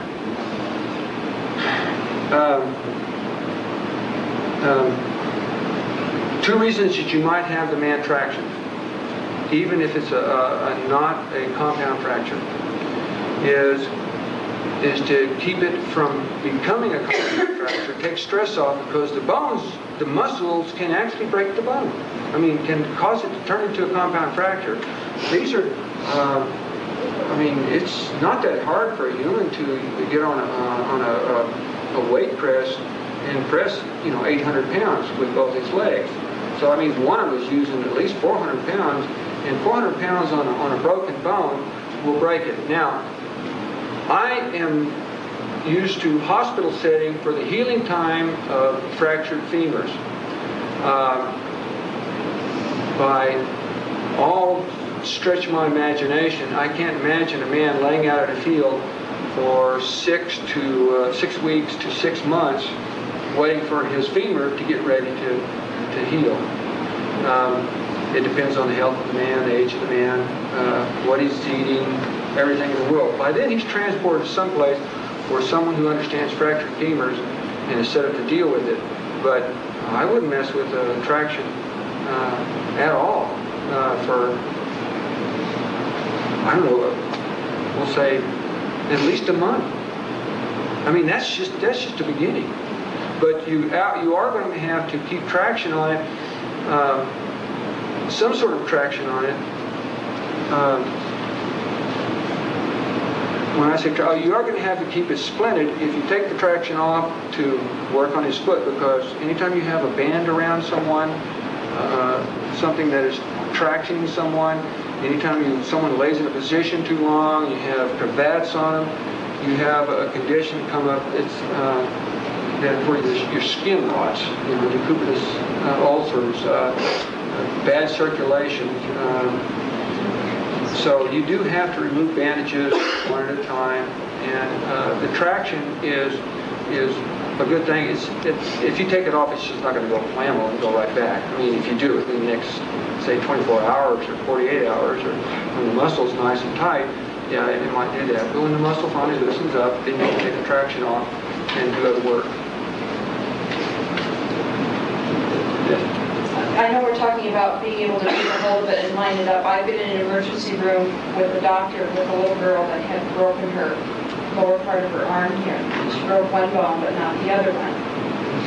After 5 pulls of trying to set that, and now him being a professional man and having had x-rays, you have to understand it's very complicated if we're out in the field taking care of it. So you can't get frustrated because you can't get it lined up. It happens where they've got all the accessibility to all kinds of emergency equipment, x-rays, whatever else. So he finally just said, "Do you believe in God? I'd like to say a little prayer to do my next pull," and that's how he got it. Very good. The books address this. Don't try it over 5 times. If you try it 5 times, just go ahead and splint it and take them to a hospital. We need all the help we can get on this. And it really doesn't hurt to call on God to help in these times of stress. It's not going to hurt you. It's going to help you. And even if you're not really sure, even if you're just not really sure, it's still not going to hurt you. A lot of folks think like this about medicine. This came from the U.S. Militiaman's Handbook. It's not exactly what I call it. I'm not sure who wrote it, and I really don't want to ever meet the person. While writing this handbook, I told a longtime friend what I was doing. He said he hoped that I included a first aid kit in the equipment chapter. I replied that I just figured we were all going to die anyway. Becoming a U.S. militiaman is a serious thing. The outline of this book entered my mind. I do not understand why I was chosen to write this handbook. Neither does anybody else. These are some of the helpful hints we have out there in wonderful medical land. A man on a mission from God does not want to include a first aid chapter, although he does mention first aid later on, that we should all carry half a roll of toilet paper because it can double as a bandage. I'm not sure what kind of work he's talking about that you want to shove toilet paper in it. I can't really think of them right offhand, but garbage in, garbage out, we really need to stay away from some of these sillier aspects of first aid. I can really go into some good stuff on this one, but I just don't think I want to. I have heard some mighty strange stuff. And in combat medicine, it is thinking on your feet. This right here is the doctor. And this right here, shouldn't always use it. You can't always use it. It is terrible, dirty, horrible. It'll affect you for the rest of your life. The children that you see that are damaged and hurt in warfare is not something that you can lightly dismiss from your brain, ever. I know very few servicemen who have not been in combat, or who have been in combat, that at one time or another, maybe several times a week, don't wake up in the morning and they'll sit there and tears coming down their face and they're not really sure why. Well, excuse me, I know why. I mean, I've had to deal with people like this. I do it myself on occasion. I can't give you the specifics of why. This is not a pleasant subject. And by the way, my dad, who was a corpsman for 20-something years, see if I can get through this one here. He said, don't let them forget the children. When you see children sitting beside a road with rags around their head, open wounds, they're alive and crying for their mommies, and there's maggots inside of them, you better have an answer. You better have an answer. If you don't have an answer, someone will kill you. And they should. You better at least have something you can say or do for these people. You better have, that's where your heart better come in. You better be able to handle these things, because I would imagine, just from numbers-wise, that for every one of, we'll just call us militia or soldiers, for every combat person killed, you will have anywhere from 4 to 8 civilians killed if we take into areas we shouldn't, and God knows how many wounded of civilians, of people who are not, of fence sitters. So what? They're still our people. And you better know what you're doing. And if you don't have this little honey right here, a bandage, this right here, all the equipment in the world is not going to help you. Nothing is going to help you. You're going to die. You will die. This guy is at least right about that part. You're prepared to die. You should have at least bandages, because this right here is step number 1, and the rest of it all follows. I'm real curious about, Carolyn brought up, I can use my wife's name because she's part of the militia, on the doctor that worked on this little girl's arm. He tried to set it 5 times with the x-ray and still was not successful. What kind of a chance do we have out there in the field to know where we're at? I mean, it's a Russian roulette guessing game, isn't it? Maybe. I understand about setting the bone, one of the bones in the arm where this one isn't broken. All right? It's kind of hard to pull this bone and put traction on it when this one's still attached, unless you want to break this one here, which is a possibility, and then traction both of them. It's not a great possibility, but you can do that. And we can traction bones and set bones as well as a doctor.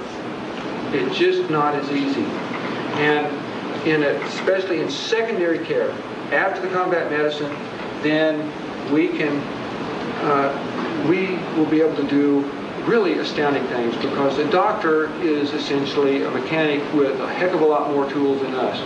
But if you go back 100 years, the 100-year-old doctor on the battlefield and the corpsman of today, or even the doctor of today, we're virtually the same thing, because medicine is not magic.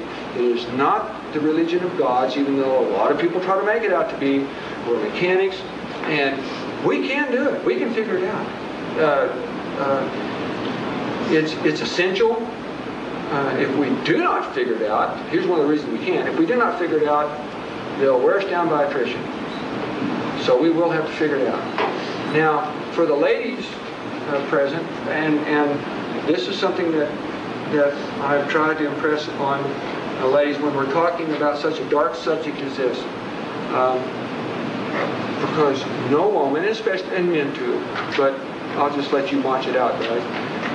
No woman wants to hear that her children are going to die, or that her husband's going to die, or that her children are going to go into slavery or anything else. I'm here to tell you things are grim. It can get a lot worse, and most likely will. But I can make you a promise. Your children will know liberty. They'll know more liberty than I know. you'll walk streets, and you'll breathe clean air, and it'll be okay. And I might not even do this. You know, it might be your children to do that. We don't have a choice. And it's going to cost. Liberty does cost an awful lot, but it will be okay.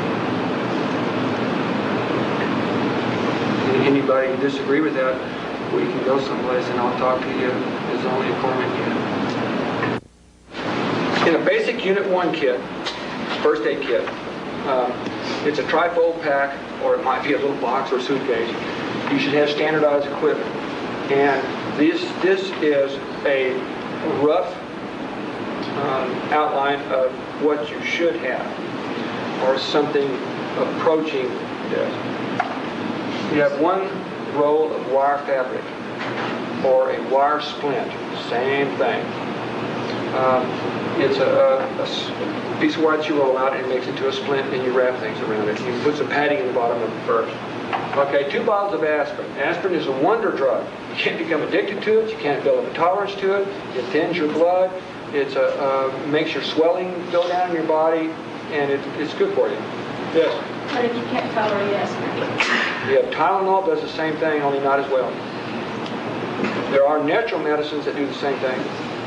Yes. So you said thins the blood. How good is that if you're trying to clot a wound? Okay, after you don't want to give it to someone who has a fresh wound if you have a bleeding problem. However, it will keep your infection down because it does increase your circulation. And now if someone has a real bad bleeder, you don't want the blood thinned too much. But aspirin is a pretty good, it tells you if you've had too much, your ears start ringing. There is a bad side effect, not side effect, there is a bad thing that you have to watch for in aspirin. When it starts smelling real strongly vinegar, that means it's on the edge of going bad. Or right there maybe. If it has crystals on it and you take it, and some sort of little crystals gross on it, it's poison, it'll kill you dead, then you won't need the aspirin. All right, aspirin does have that capability to poison you. All right. 3 packs of morphine injectable, quarter grain. You can substitute Demerol, codeine, morphine, Tolwyn, Duragesic patches. That's for long-term care, especially if someone has a broken jaw and they can't eat. You know, Duragesic patches is made of fentanyl. It's a fentanyl transdermal system, and you put it on. It's like a nicotine patch, and you feel real good for 3 days. Someone, yeah. What's that 5S there? 5 syrettes. The syrettes are little bitty squeeze tubes. Whatever you got in there for pain, it's best to have injectable because it enters the body right then and does it, but you use what you have on hand. A bottle of tetracaine hydrochloride ophthalmic solution. When you have an injury to the eye, you need to kill the pain in the eye because otherwise, if you don't bandage both eyes, which you usually do, even if you have a wound in one eye, you bandage both eyes. That's to keep it from further damaging this eye because eyes don't move independently of each other. Right? If this eye moves and you have a piece of lead or a stick in this eye, it's going to move around. Then you bandage both eyes. However, if you only want to bandage one eye and say it's just scraped or flashed or whatever, this is a painkiller, localized painkiller. It's kind of like lidocaine, only you can put it in the eye. And it kills. You can actually do operations by putting drops of this and cut somebody's cornea right out because it kills it deadens the skin. It's lidocaine. It's like a dentist on your tooth if they use lidocaine. 3 bottles of provine iodine solution. The smaller bottles are better. You can carry around big bottles, but best to break your stuff up into small amounts. They even have little glass syrettes, not syrettes, but tubes that you break and you can paint it on the scene. It's a good all-around germ fighter. 2 packs of atropine. I'll go into some of these on the medications, but atropine is another one of our wonder drugs, and it's also good for nerve gas. 2 muslin muslin triangular bandages. I would carry more than that. I would carry at least 4. 2 medium battle dressings. If you can get them in there, I would carry more than 2. I would carry 4. And your 8 small battle dressings, that's just about right. 8 small battle dressings, you should be carrying that if you have a medical kit, even if you carry it around your car. Roll of adhesive tape, 3 inches by 5 yards. 1 roll is actually okay because you can tear off little pieces of it.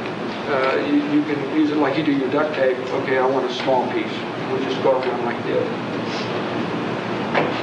Band-Aid, that's an excellent dressing. And it's actually a wound closure. You can use them just like you'd use a steri strip, which you probably won't have, but it's sticky on both. It's sticky on each end, and it actually closes the wound instead of a suture. By the way, tape can do that also. A pair of scissors. You probably have more than 1 pair of scissors in your kit. One of them is maybe something like this right here. And this is one of the best inventions that they ever had. I like it much better than the regular EMT scissors that EMTs carry. It's just, it takes up less room. And this right here is 50 years old, and it's still going pretty strong. Although it doesn't matter what kind of scissors you have, you use them. This is for cutting bandages off, cutting clothing away. A tourniquet, a rubber, long piece, say 6 feet long, rubber band. That makes a good tourniquet. Belt makes a good tourniquet. Straps off your pack makes a good tourniquet. The reason I like rubber bands, like out of a bicycle inner tube, that's a good tourniquet, is you can use them for more than just what they're in your pack for. Everything has to double. Everything in your pack has to double, at least double, if not quadruple. You have to have more than one reason for it. Airways, plastic and adult. Plastic, adult, and child. Airways, I'll give you some examples of different type of airways tomorrow. A thermometer is good. I would have a combination of rectal and oral thermometer because there's sometimes you do not want to stick a thermometer in somebody's mouth. One, you'll lose the thermometer. And actually, it's best almost to carry 2, but sometimes you only have 1. Because after you use a rectal thermometer on somebody, then if you have to take somebody's thermometer in their mouth, you don't want to be telling them that, but you do have to clean the thing very thoroughly. And actually it's almost a class in itself when I was in school on how to clean the thermometer. If you can get two thermometers in there, do it. Okay, a card of pins, medium pins. These are safety pins. They're really great in place of tape for putting bandages on. Like when I put on the sling, you have a little tail that comes around like this, and you can use safety pins to close a wound if you have to. It's been done. You can at least get the thing together a lot more than what it is. Safety pins have multiple uses. They take splinters out of your body. Because no, we don't carry around needles that you want to use on somebody to get a splinter out. You want the needle for injections and stuff. You don't want to waste them on somebody's got a splinter in their pinky. So you use it with a safety pin. And yes, you want to get the splinters out too. Your minor surgical kit, you can get these out of catalogs. I will tell you places that you can get different surgical instruments that will go into your surgical kit. And I will cover more thoroughly your surgical kit when I talk about minor surgery. 2 books of field medical cards. And I haven't the faintest idea what that is. I've seen the medical cards that we use, but I'm not really sure if you even have room to carry something like this in a little bitty... Well, it's in the book. I'll bring one tomorrow. Okay. That's right. In a combat field situation, you probably won't have time to refill it. Yes? Chuck, should it not be mentioned on there that there should be some needle and thread in there? Yeah, that'll be in your surgical kit. Oh, I see. Okay, I see what you mean. A black pencil, and someone mentioned that maybe a eyebrow liner, that would be better. A grease pencil, I mean, a ballpoint is acceptable. A lead pencil, you're going to hurt somebody by drawing T's on their forehead or trying to write something on it. However, in a bad situation, you can use their own blood to draw T's with for a tourniquet and M for morphine.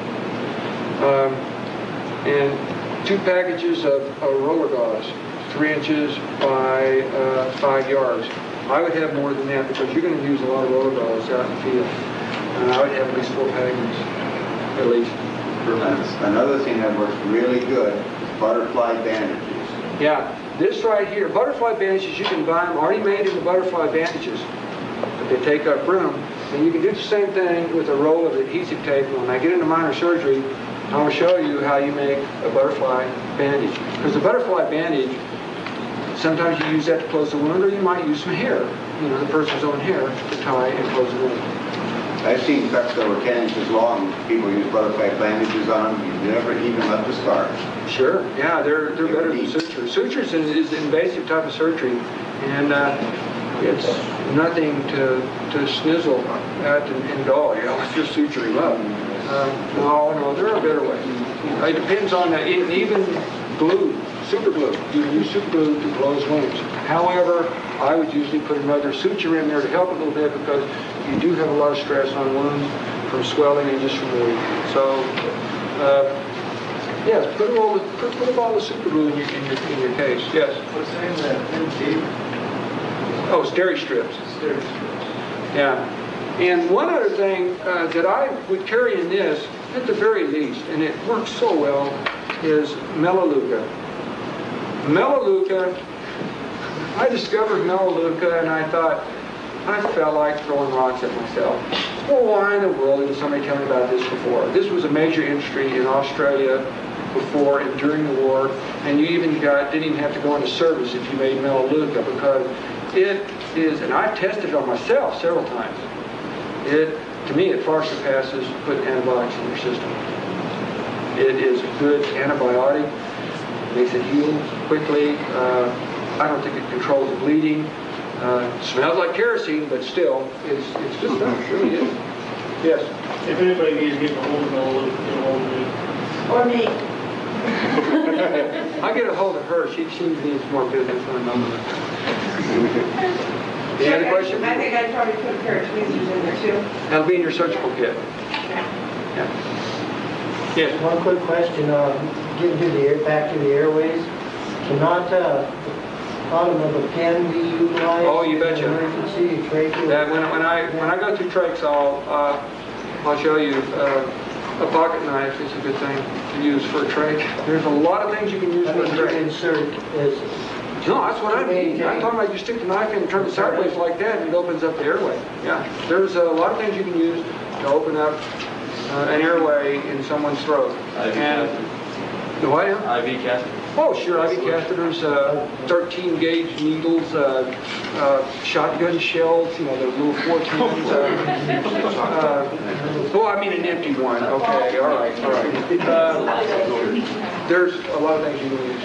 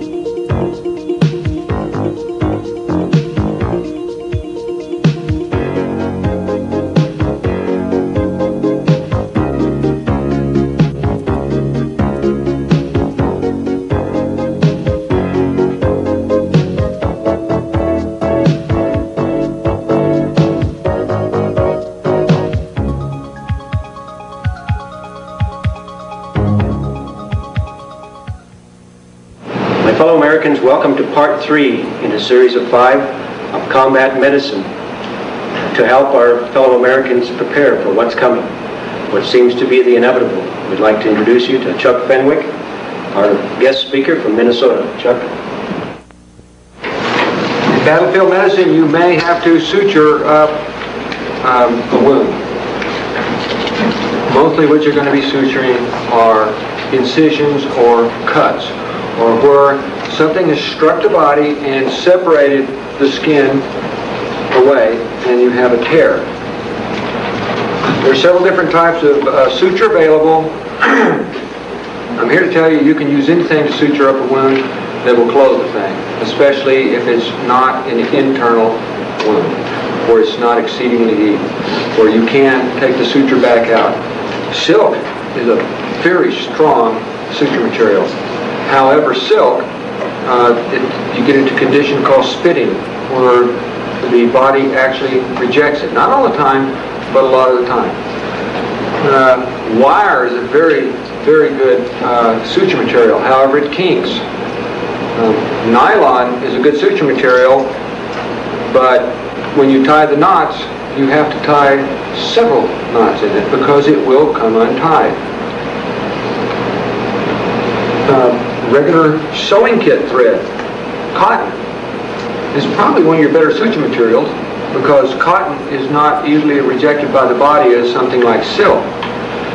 The least problem you have with rejection, I would say, is steel. I mean, your metal sutures, and next would be your nylon sutures. But everything has drawbacks, and when you have to suture up someone, you'll use whatever looks like a piece of thread. And I do not care what it is, you can do it. Some of the more, we'll just call them primitive, and it's not really primitive, it's what our forefathers used. For suturing up wounds is a needle and thread, and that is for what you need. And you don't even have to know how to tie a knot on something like this. If you can make the wound close and stay closed, and you can't remember anything you've ever seen anyplace else, just don't tie bows. That's the only thing that you have to stay away from. And don't worry if you drop a stitch. This needle and thread is excellent, and I'll try to go through this as I go along here. Proper suture material, or suture material that hopefully you can get your hands on, comes in packages like this. This is called Ethalon, or Ethicon, which is a brand of Ethalon, and which is a nice way of saying monofilament, or fishing line, which makes another good suture. And it comes already attached with the needle. Oh, however, sometimes needles come by themselves, like this. And this is actually a nice size needle to be using. What size is it? Okay, let me get a package over here so I don't make a mistake on this. This is a 3/8 circle, and I tore the rest of the package off. It is a 3/8 circle surgeon's cutting edge, and we're not even going to get into different types of needles that you can use, where one's cutting edge, or it doesn't matter if the thing's a drill. If you can get a hole in a wound in combat medicine, or next to the wound, you can suture the thing. Right here.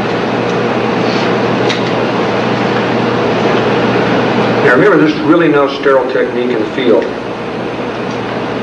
However, you are putting suture into a wound, and you do have an open wound. I'm going to put on a set of gloves, a pair of gloves right here, not because it's I'm afraid of getting wound infected. I'm afraid of the wound infecting me. You can use kitchen gloves, you can use any kind of gloves that you want, and there's a proper way to put on gloves, and I don't have time to go through that.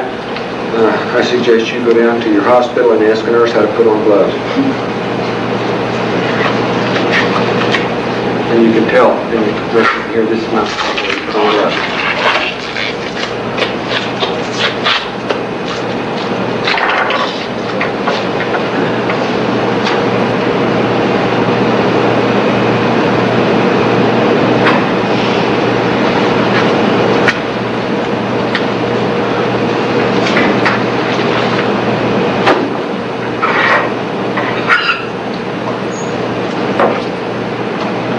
Depending on where the wound is, you can, you want to try to hold the suture, the needle, inside of your, clamp it in some forceps, like, hemostats like this right here. Now, normally with human skin, it's very tough, and I would probably put the hemostats here, depending on what kind of, if it's very tough like the skin on someone's back, I might put it halfway down. But I'm getting ready to suture up not a human.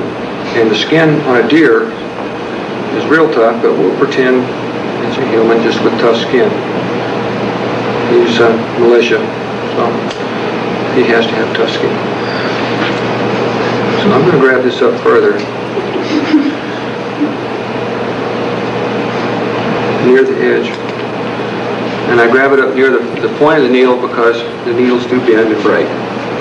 The needle is somewhat rounded, isn't it? This is a cutting edge. Oh yes, these right here are half circles. The needles come straight, that you can bend to whatever shape that you want, or they come in circles.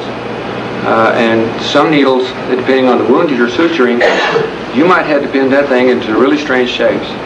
And they are made to bend. Needles that you use to sew up clothes are really not made to bend, and I'll not try it because they usually break. I used a rug needle to sew up my horse one time. Yeah. You used a rug needle? Upholstery. An upholstery needle. It was shaped like that. But This is good it stuff. was heavy duty, and I could stick it through and pull it through with the pliers. She stood right there and cooperated. She ripped open the whole front end of herself. Yeah. Most humans don't cooperate. No horse sense. Yeah. However, when you're suturing on a human, you explain to them if they are kind of rowdy, that if you make one mistake, you're talking about yourself, they can really be hurting, and they calm down even though it's a lot of pain. You're really into control when you're in medical, and you tell them whatever it takes to get the job done. Now, suturing a wound like this, it's just a straight wound. And this is most of the wounds you're going to run into. I've already made a decision in this to make one. I'm not even actually down into the muscle. If I was down into the muscle, I could run separate sutures of what is called catgut. Now, a lot of folks think that catgut are made from cats, and catgut is not made from cat. Oh, okay. We can do that. Sure. Just a simple here. Get this one. Oh, man, that's got meat on the other side. Wrap the good idea. plastic bag. That's Band-Aid box. Just Oh, get you the got it. camera over there next to it. There you go, right there. There. Just get the Okay. camera over. This will be okay How's that right going? now while I explain it. That's good. That's good, just like that. Very good. Okay. Wounds are messy. Sometimes you have to do it without your gloves. The man may be infected with all manner of diseases. And that's just the way it is. Because if you don't have any gloves, you're still going to have to suture the person up. And especially in this day and age, you are going to run into diseases. Do your best to have gloves on hand. Kitchen gloves are pretty good because you can rewash them, sterilize them, dip them in a bleach solution, dip them in a peroxide solution, wash them down with Lysol. Granted, they may not be sterile, but you don't want infected gloves going back in your Unit 1 or sticking in your pocket or anything else, because your skin is a giant vacuum cleaner and it will absorb whatever's on the gloves. Anyway, sutures, on internal sutures, they use you can get into exotic stuff where it's a synthetic and the body does absorb it, but most of which will be available to you is stuff called catgut. It is not made from cats. Maybe it was 100 years ago. It is made from about the first 8 feet of sheep intestine, and it's the connective tissue that's in the sheep intestine in the first place. It is very absorbable, very strong, and if you're working on any number of denominations that do not want something unclean like fluffy inside them, you might have to assure them that catgut is not made from cats. That is a fact. Does it have any rejection from the body? On the internal suture, the body eats it. Okay. It absorbs it, which is what the body is doing. Your body, depending on the chromic content of chromic suture, which is absorbable suture, it depends on the length of time it takes to absorb the catgut. Chromic, or chromic content, it actually has chrome in it. And I'm not sure. This is something you'll have to check up on, but the higher the number of the chromic content, the longer it takes for it to absorb. And it depends on the wound that you're working on. However, we're going to work on this right here. This will be external suturing. Your job is to get this closed, because if you don't get this closed, you will have infections that will enter into the body. This is the filter, the major filter for the body. Infections will enter into the skin. However, if the skin's not there, it won't even slow down. And if you get into the tissue that's in between the outer layer of skin, and if you get into this tissue right here, this infection can travel as far as that tissue is. That's perfect. There's no air there. Very little. If you get down in here, it's the same thing. The infections travel like this, and they infiltrate just the same way as an IV would. And all of a sudden, you have a little cut on your hand, and you're out in the woods, and you've been handling all manner of possible dirt, and you have an infection that is not going to go away. It becomes a smoldering infection. You'll have it for the rest of your life. If a wound is already infected, you don't suture it. Don't worry about scars. Maybe scars will be in vogue one of these days. You don't worry about scarring when you're in combat medicine. That's just the way it goes. Unless, of course, you're working on a face, and there are several reasons for this, but you do your best not to leave scars on the face. Another thing you don't do, you don't shave eyebrows anytime. You might shave somebody's head, you might shave somebody's groin, you might shave their armpit, but you do not shave the eyebrow, because it will not grow back sometimes, or maybe one half it will grow back a different color, or maybe it'll heal and you've got one nice eyebrow on this side and one nice, you have 2 eyebrows like this. So you do not shave the eyebrow under any circumstances. Never. And, okay, suturing. The rule of thumb for suturing is however far away the needle penetrates from the edge of the incision is roughly the same distance between the sutures. Okay? And on this right here, we'll just say, see how tough this is. You want to go to the bottom of the wound, or as nearly to the bottom of the wound as possible. Let's go to this one here first. This is what I'm doing, and roughly this is what I'm doing right now, although it's going down into the fatty tissue. If I were to take this suture and run it, we'll say, below chop. Instead of down this far, say I ran it down this far, and this was not pulled together sufficiently down here, you can have a blood pocket down in here, which will actually breed infection. And then you have hose pocket, which will cause the temperature go up, and if you think spinning sutures is bad, well, you spit the whole wound out. And that's if you're lucky. The rest of it will just go into your body. And if it goes down in here, then you're going to work with infections and use up your antibiotics. But this will happen to you. Do your best to try to get it as close to the wound as possible.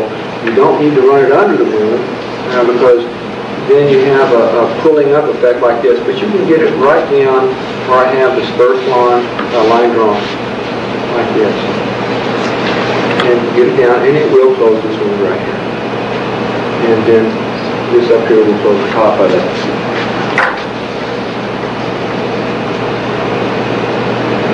Any questions on that while I'm trying to run this wonderful needle through here?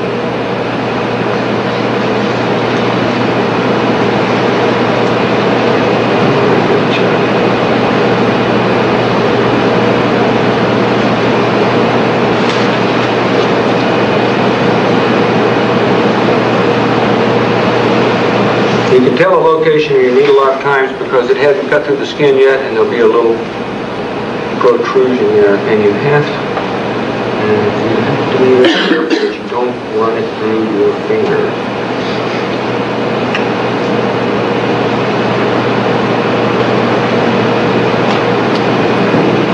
All right. Normally, I don't know if you can see this properly. Anybody want to? We can see good back here. Very good. Normally, you would not. You don't need to if it's just a suture like this right here. The deeper the wound, the further out you go. On this right here, you would not run the suture quite this far out. However, I'm working with a very tough-skinned individual, and so this is the way I do it. Now, I can do a double instrument tie, but we really don't have to worry about this. You pull this through right here. So, and then you, I don't believe each other. 1, 2, and then this. I want wasteful suture.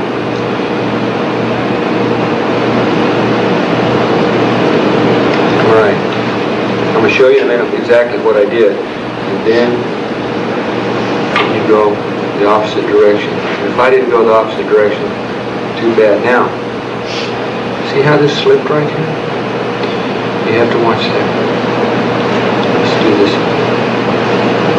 Thank you. Nylon is nasty stuff to work with. I took more than one turn in on purpose.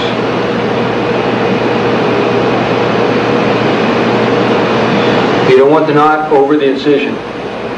You want it to the side of the incision, like this. And you don't want the wound to pucker up too much. Because you have to allow for expansion. You have to, you have a lot of swelling. The tighter you have it, the more you have the vessels that in the healing skin constricted, and put yourself up in problems. All right.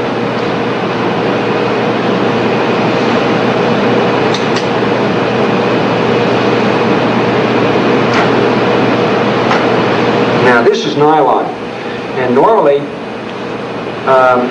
with something like silk or cotton, you would make a knot that looks something like this. I need to use you for a second, and I'll try not to touch you with my gloves. Go ahead, stick your arm out, stick your arm out. All right. When you bring your suture up and you tie it, you go like this, you go like this. That's actually almost like a double granny start here. And you bring it down. Now I might get lucky this time and do a square knot. Then you have the knot on top.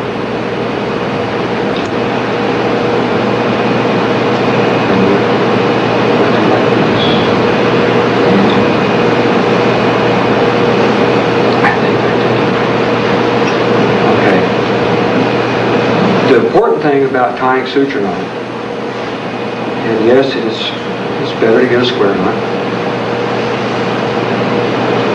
But when you tie a knot, it's going to try to come untied on you after you tie the first time. And this is actually a surgeon's knot.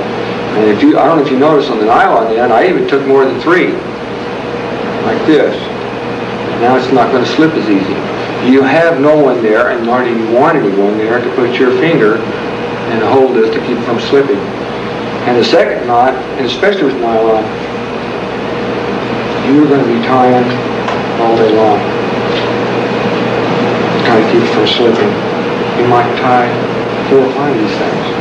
You're in a hurry, and square knots are important, but your chances of getting one every time and getting the way it's supposed to be done are remote when you're on the battlefield. You're lucky if you don't get a bow out of it. Sometimes you're lucky if you don't untie the knot that you just tied. Because when you're flipping instruments around or doing this, you can actually untie the first knot. You think you did something right. I don't know if anyone's ever tied a knot before, and you go up to do the second one and run something trying to be fancy about it, and all of a sudden you've untied the knot. Okay. And why don't you go wash your arm off? So, I just tied this first of the surgeon's knot, and then I put another one on top. But this is nylon, and nylon slips, and I'm going to do it again. Just a 2. Oops.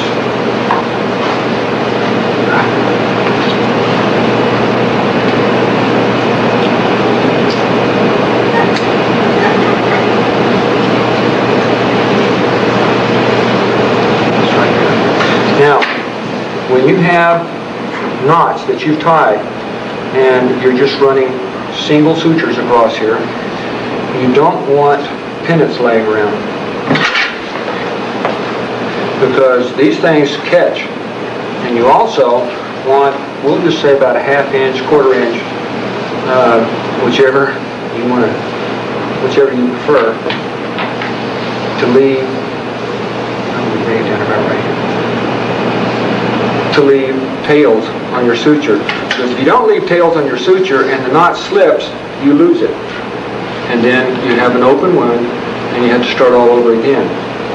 Your next suture will be right next to that one, same way. I'm going to try it a little strong enough to try it halfway. Did everyone see how I did this? We can hear a little. Did anyone not see how I did this? You know, you wrap the forceps with the suture for the knot, and then you grab the tail. Well, okay. It's just not easily seen on the video. Then let's cut it right here, and you folks come up here and take a look here real quick how I'm going to do this. All right?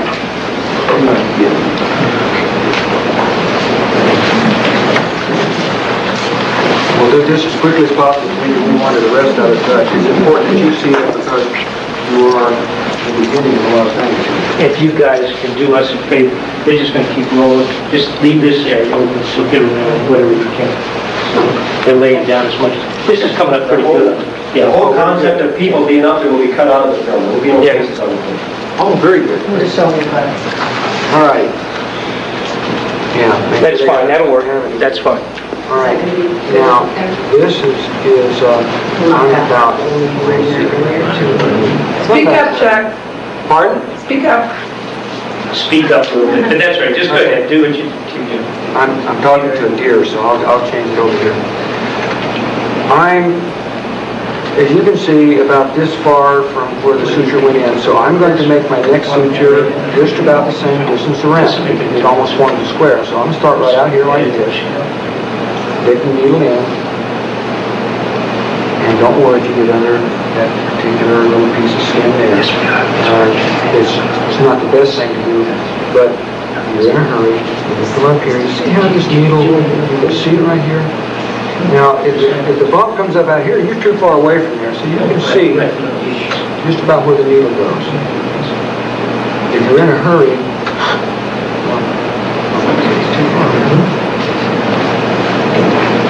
now we're through. Get very, very careful not to puncture yourself when you're working. You will puncture yourself. Alrighty, now comes the fun part, and it looks real hard. You're going to do an instrument tie, and the reason you're going to do an instrument tie is because your fingers are fat, they don't work that well if you're my age, and you've broken them and everything else, and you're not as supple as what you used to be. Not only that, it's easy to contaminate yourself if you don't. So, you take your hemostats, and they're closed, like this, not necessarily snapped, but you have to get used to snapping and snapping this thing. And what I'm going to do is, let's just do it like this. 3 wraps this way, where I took the hemostats. I'm going to take this one down, this here. Now,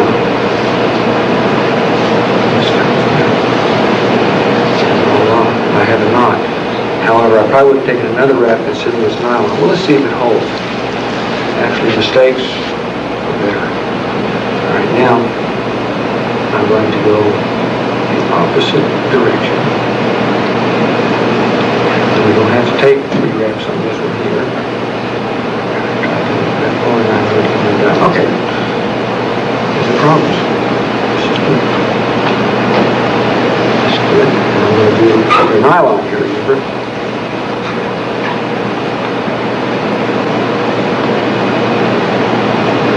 And I've taken as many turns as I must. I reach down and grab the suture material. And I got myself.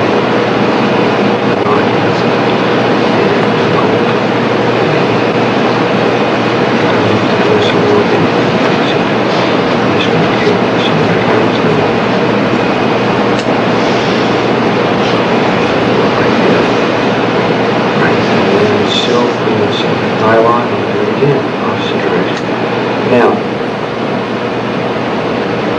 I left the tails a little bit too long on this. Actually, they weren't too long. The tail's got in the way of this, and the tail from this one right here is caught in the knot on this one here. This is not neat CD that we're working on. Don't worry about it. I also puckered this a little bit too much. However, you know, that happens. And I would probably, well, that's okay. This is a little bit, might be a little bit too tight. Depends on how much it cuts down in here. It's hard to see. But did you see the problem with, say for instance, this right here, which is nylon? It comes undone real easy. That you tie it and then it comes undone. No matter how many good knots you have here. All right. Now, let's do this with our fingers.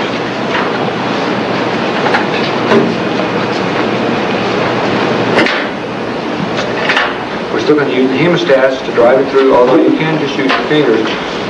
But you need something like a thimble to help push through. I may or may not be able to tie this with my hand. All right, put a little suture through. Bring this up like so.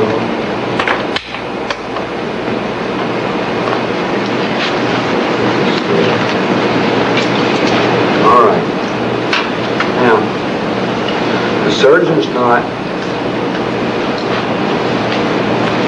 See, another thing about an instrument tie, you don't waste as much suture. This is nylon, so I'm going to take another turn here. Well, you'll have to take more than that.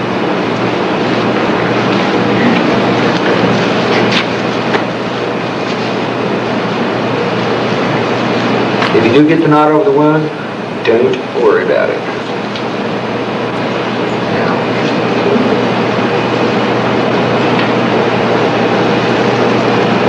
Another knot. In fact, it won't hurt to take a couple turns around this.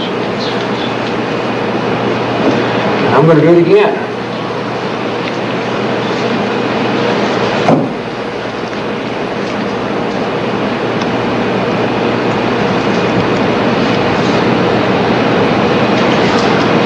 Okay. Got your tails off here.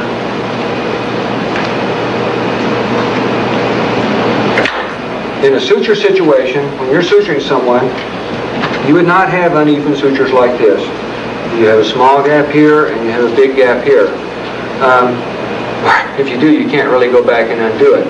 I moved out here because it's a lot easier to work with, and I didn't want to get caught in these tails and then have to try to explain that one too. When you're suturing someone, you make them as symmetrical and as even spaced as possible.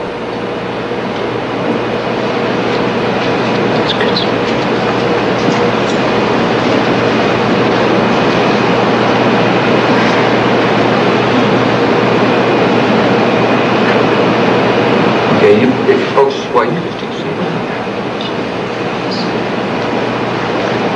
These are single sutures, these are not running sutures. Like this. And that's what it should look like. It doesn't have to be exactly at this end here, but as close to it as you can possibly get. It smells worse than the patient. And if you have to, you can even draw lines on the thing. Doctors draw lines all over you when they're working on it. Now, when you get to a piece of silk and you're suturing up the skin, that is, well, you can use catgut even on the outside. When you get up a piece of silk and you're working on the skin, it's braided. You only have to tie the thing. You only have to tie the one instrument tie once like this, and then back through again.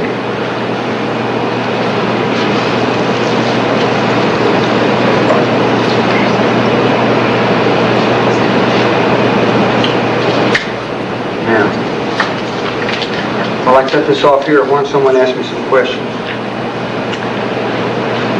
Why should the knot be over the wound? One, so you can see it. If the wound swells up and puckers up, which it will swallow the knot. In fact, the skin's going to swallow the knot anyway sometimes, and you have to dig the knot out of the skin. I'd much rather dig it out of the side over here than open up the wound again by digging it out of the suture line. There's all kinds of reasons why you just you wouldn't do it. If you get it over the skin, over the suture line, don't worry about it. This is combat medicine, and just like I say, just so long as it's not a bone, that's all that matters. You have questions? Okay. Now,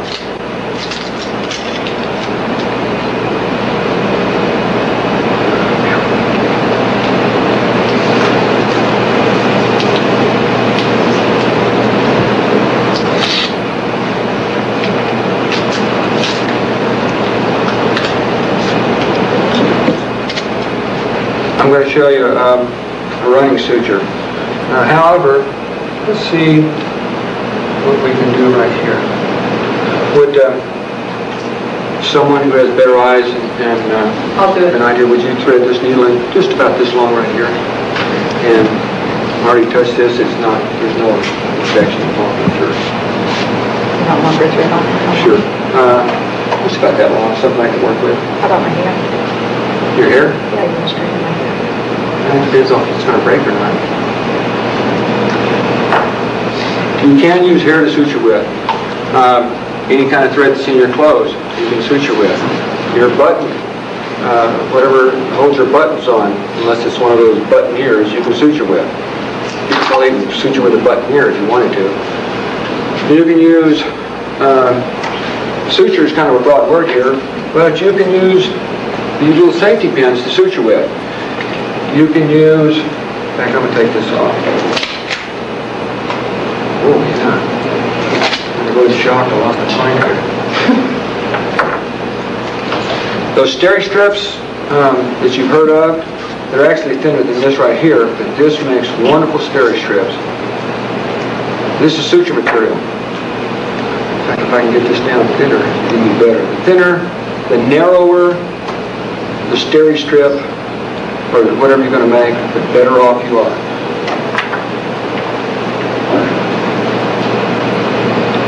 Now normally, well, actually not normally. A lot of times humans don't have quite this much hair on. Tape does not stick to hair real well.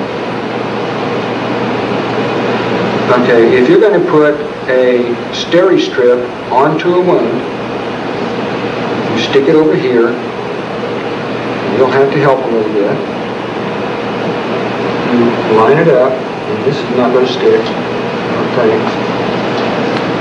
And you close your wound thusly.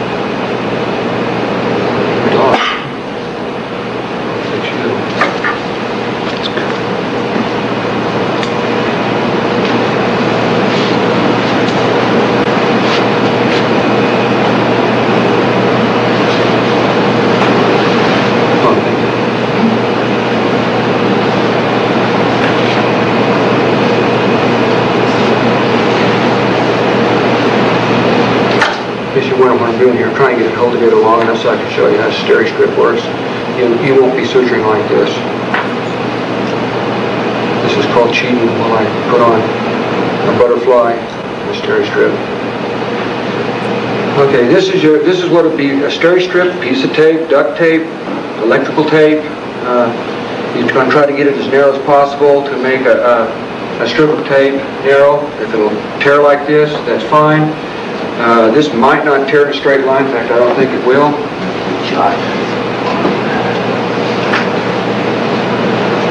Then you have to take a knife, a scalpel, and cut you off, a section of strip, a strip of tape here, and you can use that. And these are for wounds that are not under great amounts of stress, because tape comes undone. You can tear it. It depends on where the thing is located. You wouldn't use steri strips on a knee unless it's a model. And she wanted not to have giant scars on her because sutures cause scars. And you do have to take sometimes into consideration who you're working on, even in a combat situation. It's kind of hard for someone to understand that maybe a scar will be so devastating to the person that they're working on, so you want to try to reduce as much as possible, especially on the face. Steri strip would go thusly to pull the wound close, and I'm just going to hold that like that. There you go. That's close enough, but that's the way steri strips work. Butterfly, this will work for butterfly.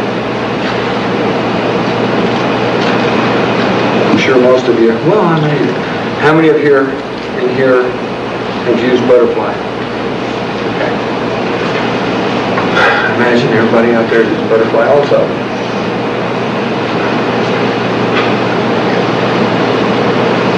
Could you use dental floss? Yes, you can use dental floss. Anything that's a piece of thread, you can use it. Makes no difference.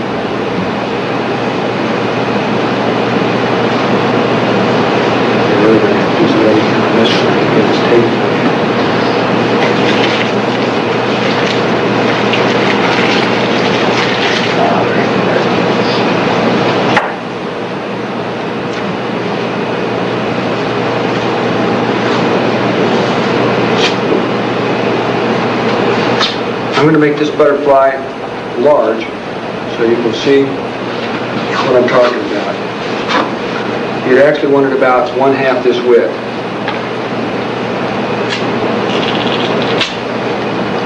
You can use super glue to close the wound. Super glue does bond the skin.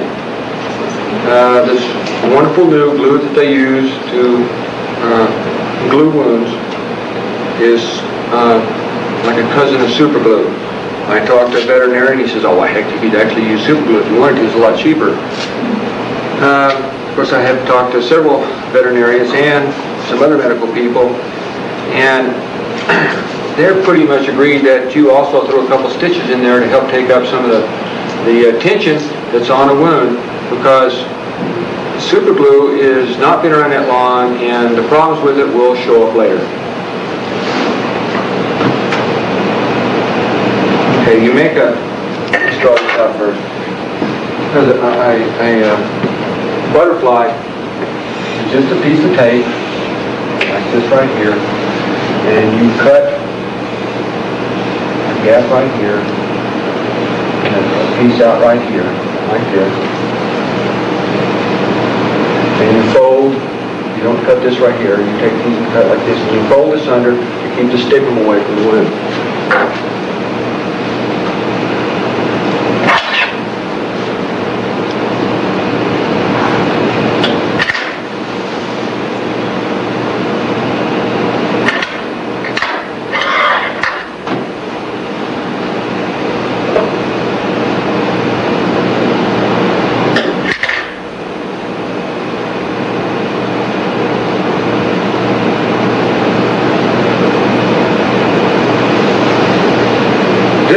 Is a large representation of a butterfly. I would never make it that big. If you need to close a wound that big, you're probably not going to be using butterflies. However, a butterfly doesn't scar as much. You can use a butterfly to hold small bandages underneath, little bitty squares underneath it to protect the wound site. And depending on the tape you use, butterflies don't react near as much as what sutures do, and they pull the wound closed. But you do have to watch them. You might have to run a strip of tape like this, might have to run a strip of tape like this here, especially on a wound that is in a part of the body that is more active.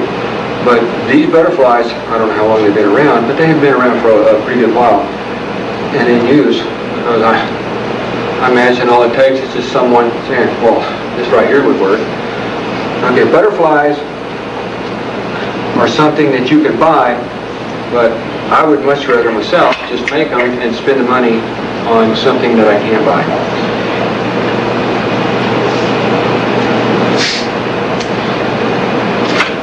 Steri strips are something that you can make. You can also buy them.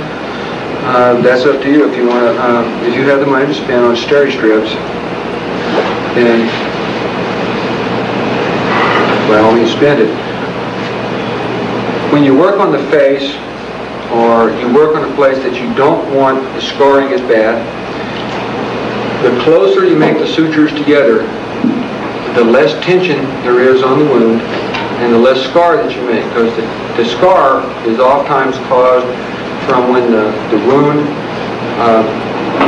swells and it pulls on the sutures, and if you have, say, 50 pounds of pressure on 2 sutures, then you're going to have some scars here. If you have 50 pounds of pressure on 10 sutures, you're not going to have near the scarring. And that's the way it is. There's other things you can do on the face, but that is not combat medicine. You can put grease on top of not grease, but you can put sterile Vaseline on top of the suture line. And if the suture line is exposed to the air or exposed to problems, then you have to watch that things will not catch the sutures and rip the whole mess out. You should bandage your suture line. You may not get a chance to, or it may come to a condition where you want to have it exposed to air or exposed to sunlight. So the bandaging part of the sutures is something that is, we just say, fluid. It's a decision. It's a medical decision that you'll have to make in the field.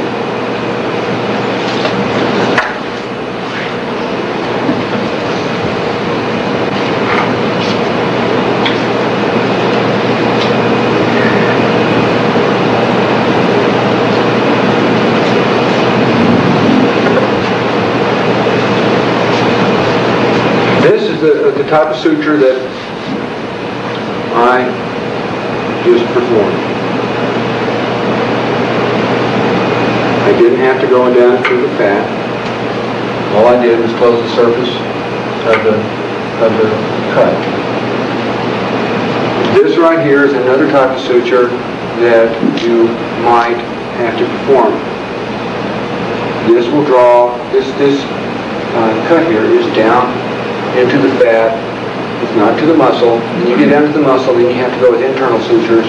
And, well, I don't want to get off on a tangent here. But you can use one suture to close 2 different types of tissue. This type of suture here is something that is both almost like an internal suture and an external suture, only you use the type of suture that like silk, cotton, nylon. If you have to, and you have to use, the only thing you have is internal suture, and you can use it to close this type of wound. What you've done is you've taken your first suture like this, and it goes down deep, right here. Let's start from this end, since I got the knot over here. You can run this here. The wound is not full closed yet. Like this, up out of the skin, back down like this right here, run it real deep, run it back up like this, and then you tension it and it draws the wound down here and up here together. This type of suturing is if you have plenty of time, or if you're very good at it, and you want to make a nice strong suture for an area that's under a lot of stress or has to move. Because people who have sutures in them still have to move around. We cannot be laying up in a bed for 2 weeks and watching television and eating our popcorn. We have to be able to be mobile and mobilized. Otherwise, you're going to go into a category that you may not want to go into, which is, excuse me, you're going to die. I don't need to suture anyway.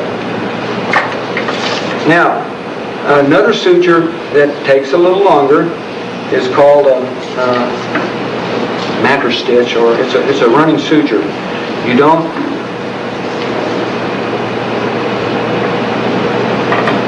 have to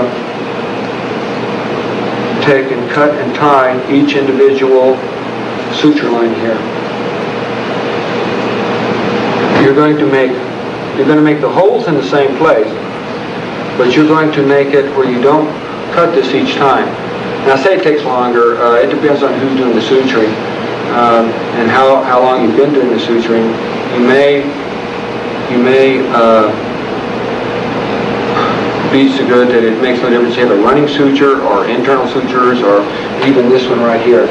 And getting sidetracked here, this is the needle and thread? All right. We have to be able to suture with almost any material. If this is on a woman's head, man's head, where there's long enough hair to get a hold of, which is sometimes maybe a man, sometimes not, and even for a woman, then you can use the hair to tie knots and tie the wound together. The problem with hair is that it's usually oily and the knot comes untied. It's just like playing around with nylon. What type of knot would you, have you ever sutured with hair where you actually tie the wound closed? No, I just used heavy thread with it. Has anyone ever used hair on the head to tie, to suture a wound closed? Or you actually just use the tension from the hair to close the wound? Okay, the hair tends to slip. It's a good idea, and it works, and you probably should use a lot of tape, or you actually need long hair. You can't really do it on a man. It's too, there's nothing there to work with. All right, we're going to use a piece of needle and thread here because this is what you may be reduced to when you're using suture. And, you know, you can even put the knot in it like you're going to do clothes. But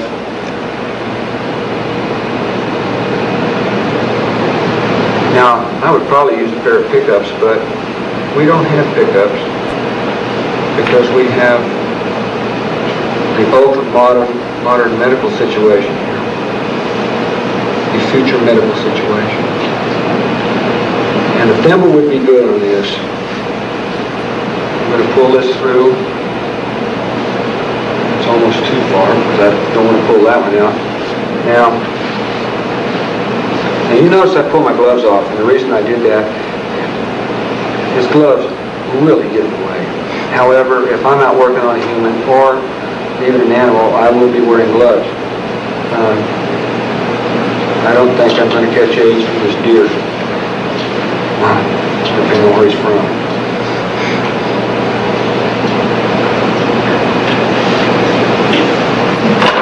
All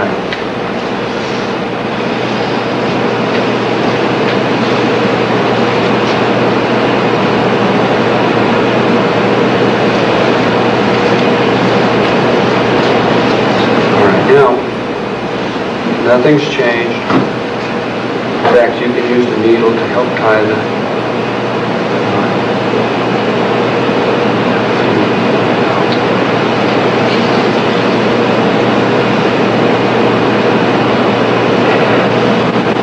Now this doesn't slide around the body as easy, and I got the knot right on top of the suture line because this doesn't slide that easy.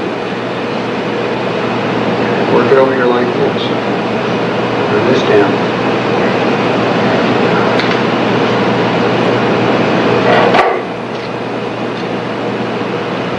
Actually, that looks better than the suture. Turn a little easy. Now I'll put an extra knot in. I don't know how well the stud slips.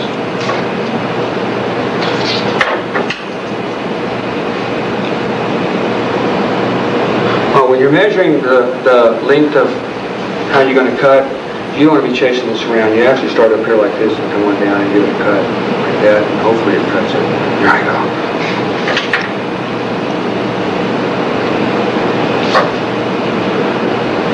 All right, running sutures.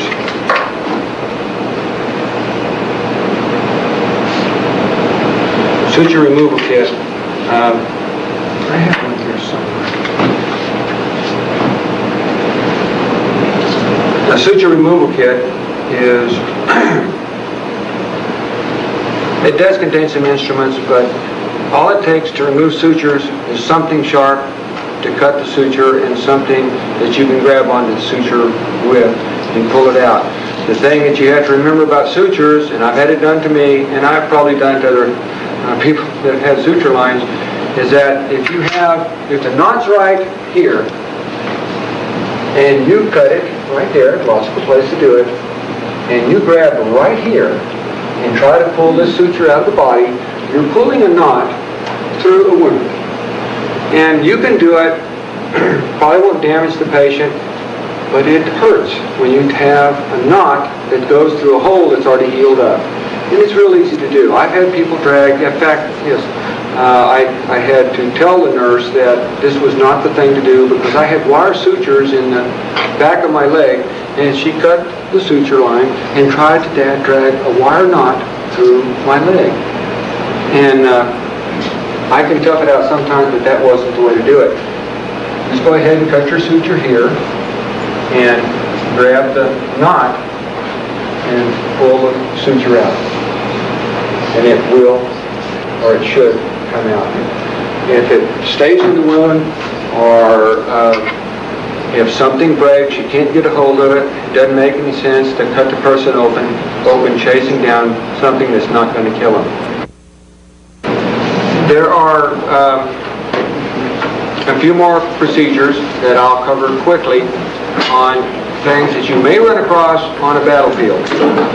There's a procedure called a cut down. I'm sure there's other names for it that's even more complicated than that, but cut down sounds real good to me. If a man's circulatory system has collapsed, granted this is not right then care in a mass casualty situation, but it is definitely secondary care and long-term care because you have to get an IV solution in your patient. If you don't get the IV solution in your patient because their circulatory has collapsed, then they're going to die. Because the reason their circulatory system has collapsed is because they don't have any fluid in there, so you have to get it in. Would you come up here, please? Let's see here. You can accomplish a cut down on a person's arm or on a person's leg where you know that the vein is close to the surface of the skin. You will not be able to see the veins in most cases. If you do, then chances are you can start the IV anyway. I personally am not crazy about starting them up here, but this is better than, if this is your best shot, then go for it. You can start them on the feet. You can either, on the feet or on the ankles, any place where there is a vein. You don't want to start a cut down on an artery. Because once again, you're going to be putting fluid in the wrong direction of the body. Now, there's no way I can demonstrate a cut down without actually doing it. And I know that he wouldn't like this. However, see if I can get this to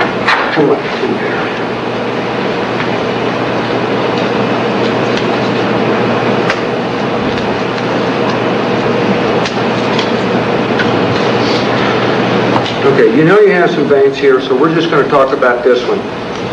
When you do a cut down, you don't want to do you have to go inside of the body, get a hold of the vein, or isolate the vein where you can actually see it, and then put your IV needle into the vein. Preferably you're using an intercalf because that's what will stay longest.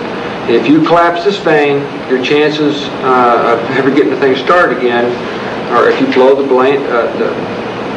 vein up, your chances of ever getting anything started again in that particular section of the body is virtually nil. So this is you don't want to waste your time doing a cut down and then destroy the vein. You don't want to try to cut right on top of the vein. You can do it, but you're not going to be stable. You're not going to be rock solid when you're working on somebody. You're going to be shaking. You're filled with adrenaline. You can cut to the side of where the vein is, where you know it is, and if you're not real sure, cut even further over and go down far enough to where, without cutting through ligaments, actually probably right here would be better on this side of the vein, but don't be cutting through ligaments, don't be chomping into muscle, because the veins are not down inside the muscle that you want to get a hold of. They're right under the surface of the skin. And what you'll do is make a long enough incision where you can pull the skin over and expose the vein. Then you run a needle with an intercalf, that's like I showed you on this tubing, up inside here, and since it is a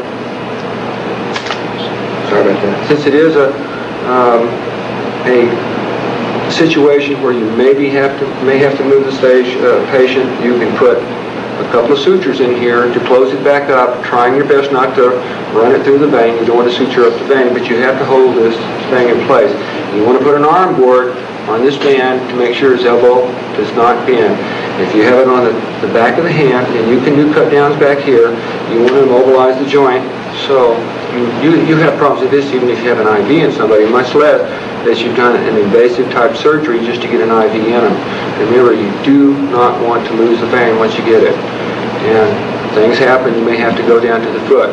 The same procedure works just as well on the foot or any place where there are large veins on the person that you're working on. And you should probably know if you're with a particular team, you will know who has big veins and who doesn't. You know your team pretty well, and you know what to look for. Yes? When is the need for doing that as opposed to just other intravenous? Okay. There are times that you cannot, no matter what you do, for some reason, you cannot find the vein with a needle. It's disappeared. It's flatter than a flitter. And if you try to run a needle into it, all it does is skewer the vein, goes right through the other side, because the vein is actually pumped up like a pipeline, and the needle goes in and goes inside of it. But if it's flat like this, there's nothing to keep that needle, nothing to help the needle go up and actually come inside a vein. If you cut down to a vein, you'll find that the thing may or may not be flat, but it's a lot easier to watch exactly what you're doing. I mean, this piece of surgical tubing that I use to start the IV on, that is basically what you're doing. You've actually got your vein in your hand, or with your finger under it, or an instrument under it, most likely your finger's under it, and you're cradling it where it can't go anyplace, and then you can put the needle and slide it in, you can feel it, and go into the vein. Is that usually because they've lost a lot of blood? Yes.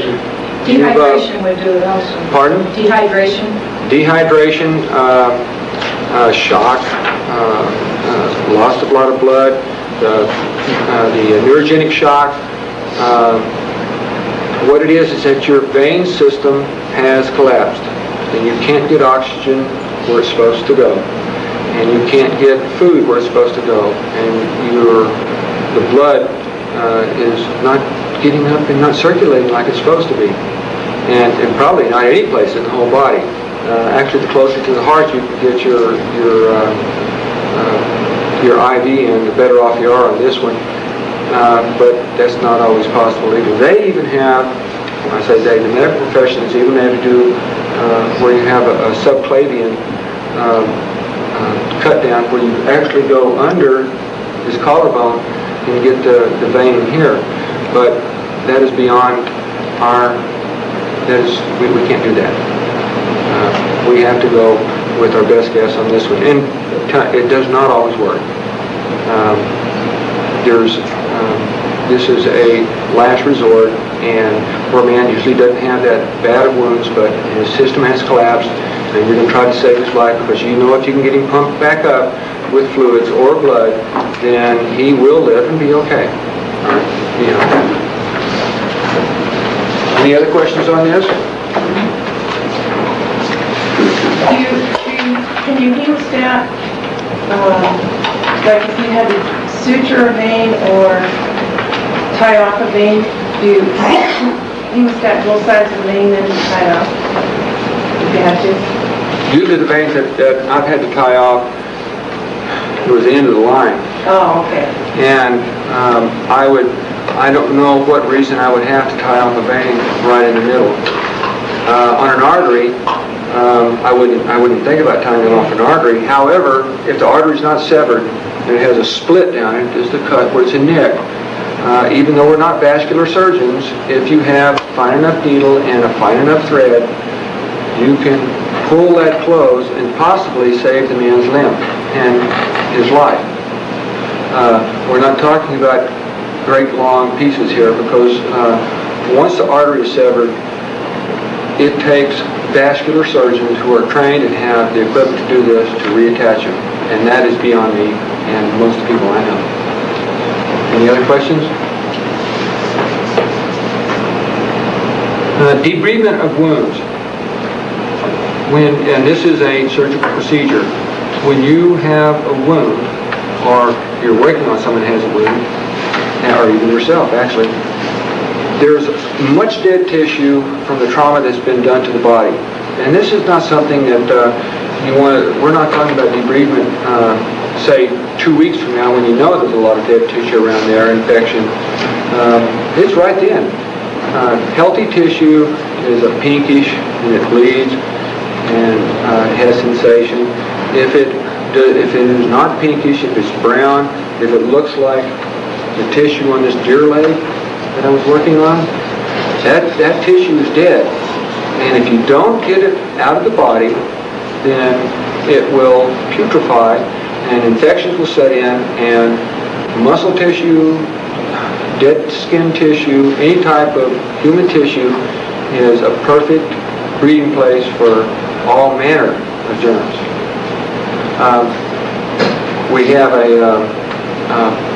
many ways to take this bad tissue off there. You don't have to worry about hurting the patient. In fact, that's one way you can tell if the tissue is dead. If it is painful, then the tissue that you're cutting, it is not dead. If it bleeds, most likely it is not dead. It's viable tissue. You want to leave it there. You may have to debride later on and trim it back even further. If the tissue is not painful and not the color of the surrounding tissue, dark, whatever, and it doesn't bleed, no pain sensations, it needs to come out of there, because you can't even think about closing up a wound. Now there's another method for debriding a wound, and it is probably one of the most unpleasant, but when you have large open wounds, a lot of dead tissue, a lot of scabs, dirt, everything in this, if you can get a hold of some pain medication and give it to the patient, even that is not going to stop the pain, but you take scrub brushes and you scrub the wound out till it looks like hamburger. This hurts. You can give a patient 2, 3, even 400 milligrams of Demerol, and you're working on his wounds, and believe me, 400 milligrams of Demerol is really up there, and he will feel the pain. And he'll be throwing up. This hurts him. But if that's what it takes to save a patient's life, get you someone to help hold him down, but you need to get the wound clean, or you can't even think about closing closing the thing up later on, you're going to be fighting infections for weeks. That's the last thing you want to do is close up a wound that has an infection, and that's the last thing you want to do is to leave dead tissue in there. You know you're going to get an infection. You have to keep as much healthy tissue exposed or as much healthy tissue away from the dead tissue as possible. And this includes the skin around it. Trauma will kill tissue.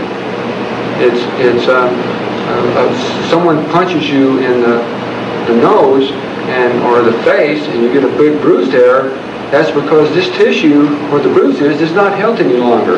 Now, that's not dead tissue, but if a fist will do that, what would a 308 do? It kills it. It kills the tissue. The last subject that I have that is of particular importance is the removal of bullets and shrapnel. I'll go with shrapnel first. That's one of the easier ones. Shrapnel can be a little piece of metal. It can be this large. It flies through the air like a buzzsaw or flips over like someone flipping a pancake. It hits the body and does massive damage. You're going to have a wound to tend. Plus, the shrapnel could very well be inside the patient. If you do not remove foreign objects from the body, even splinters, they fester and become infected, and you have an abscess, his temperature goes up, plus his body will eventually become poisoned. And it doesn't have to be gangrene to kill you. It can be staph, it can be any infection that there is can eventually kill you. Then you're going to have to be treating, if it's just infection, you have to treat people for shock and all this. It's best to get any kind, if it's at all possible, to get the foreign object out of the body. Even if the foreign object is sterile, it will still cause a pus pocket or a fluid pocket to form around it. And any kind of abscess, no matter if it's sterile or not, will cause the temperature to go up. In fact, one of the attended procedures on this is that if you do have a pus pocket, lance it. Because if you're in the field, you need to get it out of there. You can stuff gauze inside the wound, and maybe leave a piece of gauze hanging out, and that's your temporary penrose drain, and it's also a way to get the gauze out of the wound. And then you can stuff it with clean gauze, and the wound will close and granulate, and it'll have to close on its own. And you're not going to be actually suturing up a wound in the field that has ever been infected, unless you know it's just absolutely clean. This is later on, and you're still going to have scars. And it's like a trade-off. Well, do I suture it up and take a chance on having an infection, a renewal of an infection, or do I leave it open and it takes 5 times longer to heal? These are decisions that you'll have to make. Now, when you come to shrapnel, it doesn't go, most of the time, it does not go as deep as, say, a bullet. And you have to probe, stick something inside the wound, and look for the shrapnel. Fortunately, shrapnel oftentimes lies right near the surface. If a hunk of shrapnel this big, though, passes all the way through the body, you don't have to look for it, but then again, your patient is probably dead, because that's a very big hole to have in someone. Shrapnel can enter the body like this, and move all the way up here, and you can actually see something right under the skin. If you have a bump here, you might even see an off color right here that looks like, oh, well, this man has a little splinter in here. He might have a splinter that big, but just that little point of it is going to be showing. You don't have to start from here to go up here to find your shrapnel. If it's right there, that is where you're going to open the body and take the shrapnel out. And you start with the smallest incision that you can, a nice clean incision, and open it up. If that small incision will get the shrapnel out, that's what you do. And if all of a sudden the shrapnel is much bigger than the incision, all you have to do is lengthen the incision. This is not a what you call a major surgical operation. This is actually minor surgery that you have to perform in the field. Whatever it takes to get that piece of shrapnel out of your body, get it out. Then you have to irrigate the wound because the shrapnel is dirty. And then you have to, if the conditions call for it, you can close it, but most likely you'll put a bandage on it and wait and see what happens. 2 or 3 days later, if you don't have an infection, you can close the wound, especially if the situation that you're in calls that you don't want to be running around with a giant bandage on your arm. But most of the time, you don't close these type of wounds because they're never clean. They're dirty. Now, the second type of wound that you need to do probing is a bullet wound. Most of the time, if a bullet stays whole, or a lot of times if a bullet stays whole, it passes through you. If you have an entrance wound and an exit wound, then most likely all the bullet is gone. However, sometimes a bullet calves. It has a calf. It might have several, and you have pieces of shrapnel up inside the wound. You'll probably never get them all out if the shrapnel from the bullet, or if the bullet has broken into pieces, is in different parts of the body. Unless you have fluoroscopes, which is something we can get if we work on it, because fluoroscopes, they used to have in shoe stores where you can look at your own feet, see the bones in your feet. That will work out in the field. We don't have film, but a fluoroscope would work. And you can locate these foreign objects in the body. They'll show up just like a bright light. Then you know roughly where to go, and when you're looking for it. But when you can't see anything and you have a wound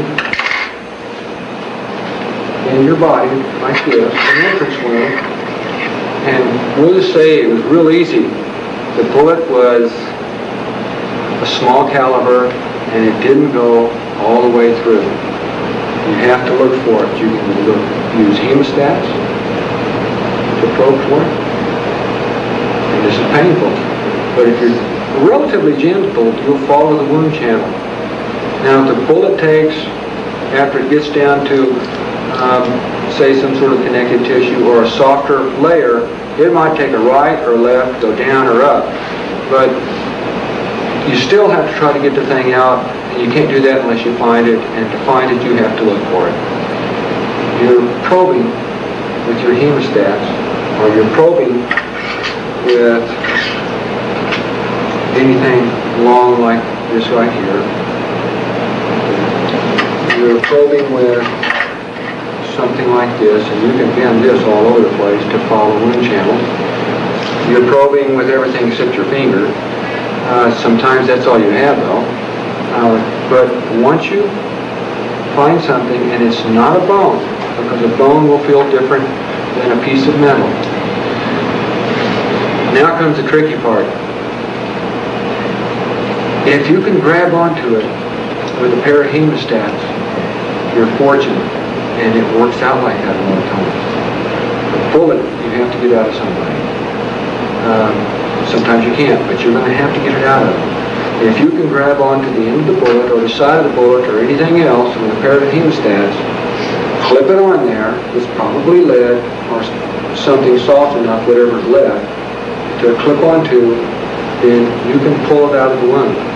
If for some reason it slips off on the way out, at least you know it's the same direction where you went for it the first time. If it's calved and you have different pieces in here, you want to save the bullet when you bring it out and look for the different pieces and try to reconstruct the bullet. This is a best guess here. You might have, okay, this bullet looks like it's half its weight. Well, let's find the other half. There's no way to weigh it, but it's like a jigsaw puzzle. This one here goes together, and this one here goes together. Uh-oh, I've got a big piece still in there, and you have to find it. If you get a hold of a bone, like say you have a bullet somewhere in the wrist, and you try pulling the bone out, it doesn't work, and you're going to be doing some damage. If I had a choice of leaving a bullet in until I could get to and take my time on it, or really damaging someone further by ripping their tendons out, I'm going to leave the bullet in there. The bullet, however, almost invariably has to come out because it will produce, even if it's clean, it will produce a pus pocket. And you will have an elevated temperature, or worse yet, if it's infected, you will lose the use of, say if it gets into the tendons or the veins, or especially the tendons, you'll lose the use of your hand.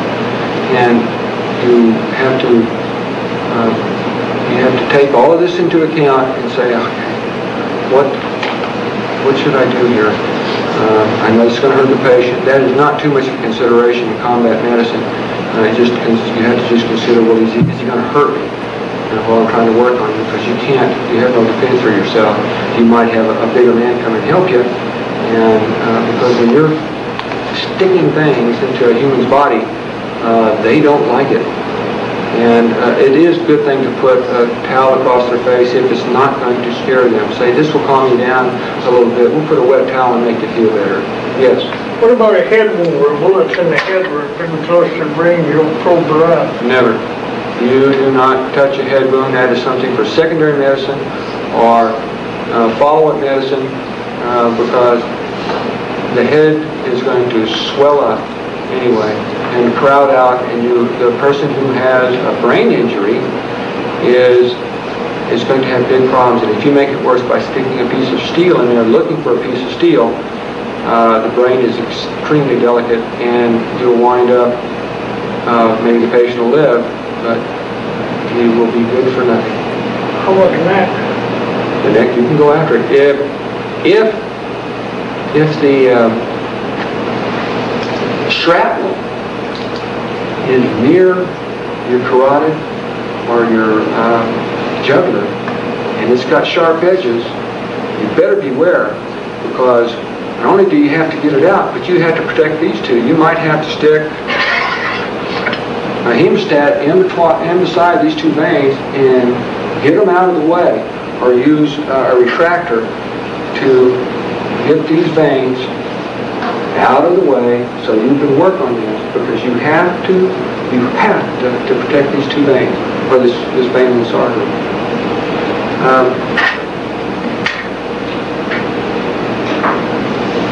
Any questions on this? I have a couple suggestions of things that I've used. I've not removed bullets, but a poultice chewed up by the person that is injured. The best one that I found are raisins. They chew up raisins, they keep them moist. I've removed a needle jabbed up in the foot that would have had to have had surgery. Within 24 hours it pulls it out. A toothpick that went up into a little boy's foot, splintered and turned sideways into way up high into the foot. Packed it with a raisin poultice that he himself chewed up. The person that you put the poultice on has to be the one that chews it with their own saliva. And within 24 hours, it will pull an impaled object out of the body. It sounds corny, but it works. You also use it on bullets, correct? Yes. If it works, and we have someone here who has actually tried this, and yes, I'm sorry, it does sound corny, but we also have someone who actually, they didn't hear it from somewhere, they've used it, and corny or not, medicine is awful corny too. If raisins will take a foreign object, and it doesn't have to be a bullet, if it will help extract a foreign object from your body, it beats surgery any day. Because your body will try to spit whatever's in the wound. And that's another thing. Hearsay is not something that you can count on.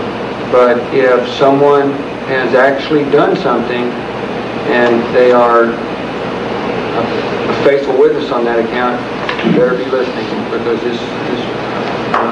I'm not sure how to make a raisin poultice. They just chew it up, and how much? They chew it up so it's real slimy and sloppy from their saliva. Okay. A handful of it. Pack it onto the area where the wound is at. Keep it moist. Say you do this in the morning, do it again at night so that it stays damp. Put a fresh poultice on it, and by the next morning it should have pulled it out. The toothpick, the glass, the needle will be laying right on top of the poultice. It pulls it right out of the body. But you should put saran wrap over it so it stays moist. But by the next morning, when you remove that object that was stuck in the body will be laying in that. Do you cover it with a bandage after you put the saran wrap on it? No, I want it to stay moist so that it stays damp. What if you don't have saran wrap? How would you? I would just use a damp towel. Okay. Something damp, even a sock. If it's in the foot, soak the sock in water, put the chewed up poultice on there, put the sock onto it, or just tie it on there so it stays in place. If you find that it's getting dried out, have them chew up another one and put a damper on it. Do you actually pack it into the wound or you leave it on top? Just pack it right on top of it. The body will just suck right in there what it needs, and then the body will work with the raisin juice to expel it back out with their own saliva. Good deal. It has to be saliva. It has to be their own saliva. Well, you couldn't use... I've never used it any other way. That's the best way that I found to work on it. I've removed glass, needles, and a wooden toothpick that was up inside the foot and was split in two and turned sideways in the foot. I can bear witness to that too. In addition to that, honey works also, but not quite as well. You don't have to chew honey, push on everything left. I've used honey on animals when I treated animals as a child. When we would have a really bad cut, they wouldn't cooperate with stitching. I would just clean the wound and then I'd pack it with honey and wrap a gauze bandage around it, and it would just suck everything back together and heal it. Okay, that's good. There's another foreign body that we have to deal with on occasion, and it is a foreign body in the eye. And this is, very often you run into this. If you have a foreign body in the eye, you can't get them to take this foreign body out of the eye right that second. You do not patch one eye, you patch both eyes, because if this eye is the one you patch, and you're trying to look around with this eye right here, this eye is moving. You don't want the eyes to move back and forth because it cuts up the inside of the eyelid, or it could take and further damage the eyeball. Now, to get a foreign body out of an eye, we'll say that your eyeball, like this, and you have up in here, if this is punctured, if a foreign body is punctured all the way inside the eye here, and you try to pull the foreign body out, your eyeball will collapse. It's a balloon. Even if it's in here, down inside here, or even inside here, you still have the same problem. Most of the time, or a lot of the times, there's no such thing as this. A lot of the times, you just have a grazing type, non-deep object. And it's just barely stuck into the cornea. Just barely there, but it's sticking out. Or it can just be laying just under the surface of the skin. And there's two ways that you can take this out, and it's not really a surgical procedure. First of all, if you can anesthetize the patient's eyes with something like tetracaine ophthalmic solution. That's what doctors use when they do eye operations. They deaden the eye, the patient is not under, the patient is wide awake.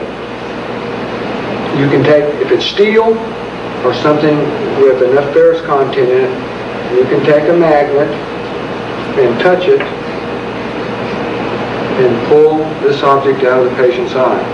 Now there's another way, and this one is if you don't have a magnet, it might be a sliver of glass, it could be a sliver of wood, something in there, and let's say you're shaking too much to use the hemostats to get a hold of it, or tweezers, or something like this, or maybe you don't have them, you can take an object like that has a sharp edge on it, and we'll just call it a needle. This bevel on this needle will catch that object. However, you do not take the needle and try to make the object go in this direction. All right, that will embed it further. I saw a doctor do that, and believe it or not, it's my fault because I told him how to get it out with a needle, and I had no idea the man was a psychiatrist. And working in the emergency room, Air Force medicine, and yes, he's in the Air Force too, and he scraped the cornea off the man's eye and embedded it further, and that was my fault because I was here's one idiot talking to another. I could have gotten it out myself, and that'd been no problem. Anyway, you take the needle and you use the bevel part of it to catch this and pull it out in the direction that it went in. Just like that. You don't want to lever it up, you don't want to lever it down, you want to try to pull it out as best you can. Because if this is already in here and you have no secondary or hospital to go to, it might take this part of the eye and deflate it. It is possible, but the man will still have some sort of sight. However, if you leave this in here, it will eventually bury itself in the eye, and he's going to be blind anyway. It's one of those best you can do situations.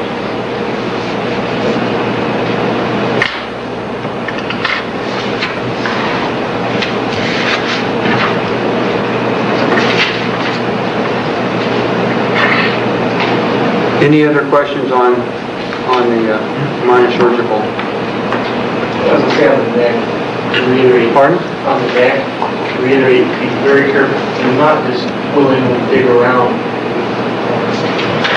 Yeah. Well, speak from experience. Be very careful of veins and arteries. Near the spinal cord, what would you do? It's near the spinal column. The spinal column will protect the spinal cord. If a piece of shrapnel, bullet, or anything has already penetrated the spinal column, you probably most likely have damage to that, to the column, I mean to the nerve bundle itself, and pretend you're handling nuclear medicine or nuclear, radioactive isotopes when you're working on it. But if you leave the bullet there, it will definitely pus up and crowd out the man's spinal, his nerve bundle, and or rot it away. Now there's a surgical procedure that I'm not even sure is on airways.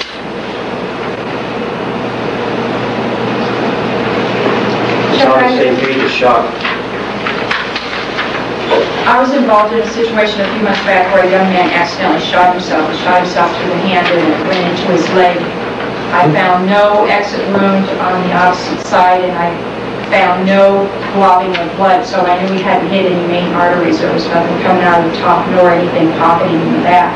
When they took him into the hospital, the emergency room, they chose to leave the bullet in there. It was a 22. It was in the fatty tissue, and they just left it. And he seemed to have had no problems or complications with it. They just felt it was better than going in there and digging. But that was because they discovered it was a full metal jacket. Most of the times bullets, 22 is a different story. Even some of your other rounds, even 25s, they are not necessarily calving, falling apart. But when a bullet strikes a bone, you have bone shrapnel all inside, and you have bullet shrapnel all on the side. There are sometimes when you just leave the bullet on the inside of the body. Your job is not out there to be master surgical. And if you have to leave shrapnel, well, not shrapnel so much, but a bullet on the inside of the body for other considerations, especially you can go back in there a year later if the man is not going to cash in his chips right then. And if it does become a problem, all you have to do is follow the pus pocket and you know where the drop problem is. That's an indicator of where the bullet is. If you can't find it, wait a while. Just follow the pus. And it'll take you right to the bullet every time.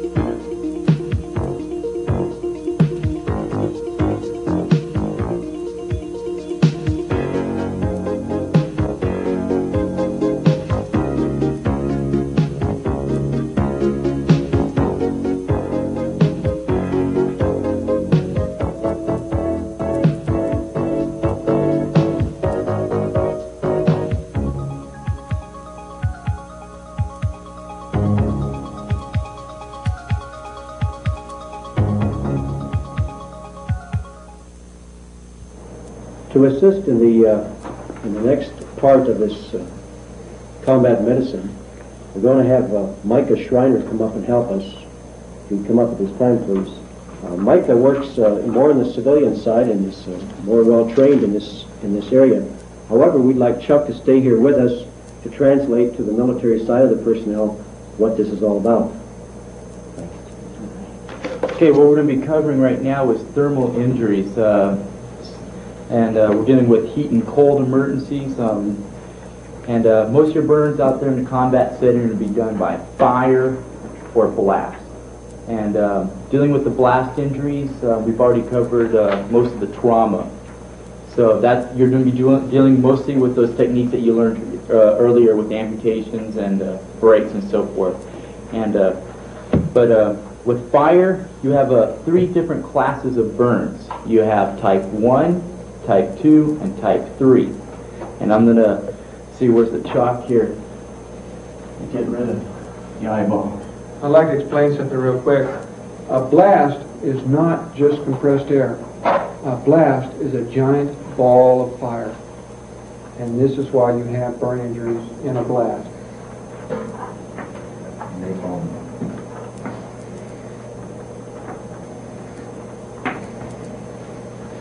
Okay, what this is demonstrating right here is a skin layer. Like this, use the arm as example. So we've got a layer of skin, we have a layer of cutaneous tissue, and then we have muscle. All right. The type 1 burn is what we mostly, all of us have experienced within the household, hot water burning us. You're spilling coffee on yourself, you feel a lot of pain, it gets red. No real damage. Easy to take care of, a little cool water, maybe to help relieve the pain. There's not much you can really do for a first-degree burn. But on the combat setting, you're going to be encountering mostly second and third-degree burns. It's going to be caused by gunshot wounds will cause burns around the area, fires, who knows what else you might be exposed to, anything that'll cause extreme heat. Okay, so like I said, first degree burns deal with pretty much just the top layer of skin. A second degree burn can be caused from, let's use the example of boiling water. Boiling water, second degree burn will show itself as it'll be bright red, the guy will be in a lot of pain, and there'll probably be blisters. That's a good indication that's a second degree burn. They may be open or they may be closed.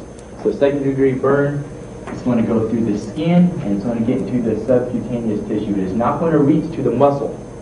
Okay, so on top you might have some blisters. It's going to be pretty bright red. Now in treatment of this, if the blisters are closed, you can use water. That'll help cool it. And you can put some preferably sterile dressings, whatever type of dressing that you have. Go and cover it, maybe add some water, help relieve some pain. Now if they're open blisters, I really suggest that you don't put water on it, just dry dressings. Because what you're going to do, if you're going to be adding water, especially on the battle setting, you're going to be increasing your risk of infection. It's already open, let's don't dump more stuff in there. Now, if there's dirt and who knows what other kind of debris in an open wound, it doesn't matter. Get it out of there. The water is a lot less contaminating than dirt and who knows what else is out there. And I want to step back just a little bit and tell you, anybody that has a burn, I don't care if it's first, second, third degree, first thing you need to do is remove all clothing and all jewelry. Because the natural body's reaction to a burn is to swell. And if it's a second degree or third degree burn, clothes will stick to that wound. And so later on, after the combat or whatever the emergency situation's over with, you don't have to scrub that clothes off of his arm or his leg or anywhere else, and he's not going to be real happy with you. You're going to have to use something like an SOS pad. It's a very terrible thing. So he's really going to appreciate it if you rip off that clothes, take off that watch, take off the bracelet, wedding rings, whatever. Because if they swell, it's going to stay on there, and it's going to compromise their circulation. Especially if they have a big burn in the hand, you leave that ring on, their fingers are going to swell. That end of that finger is not going to get any circulation, and who knows if that circulation is going to come back or not. So that's the first thing you need to do. Third degree burns. This is where you're going to have a problem.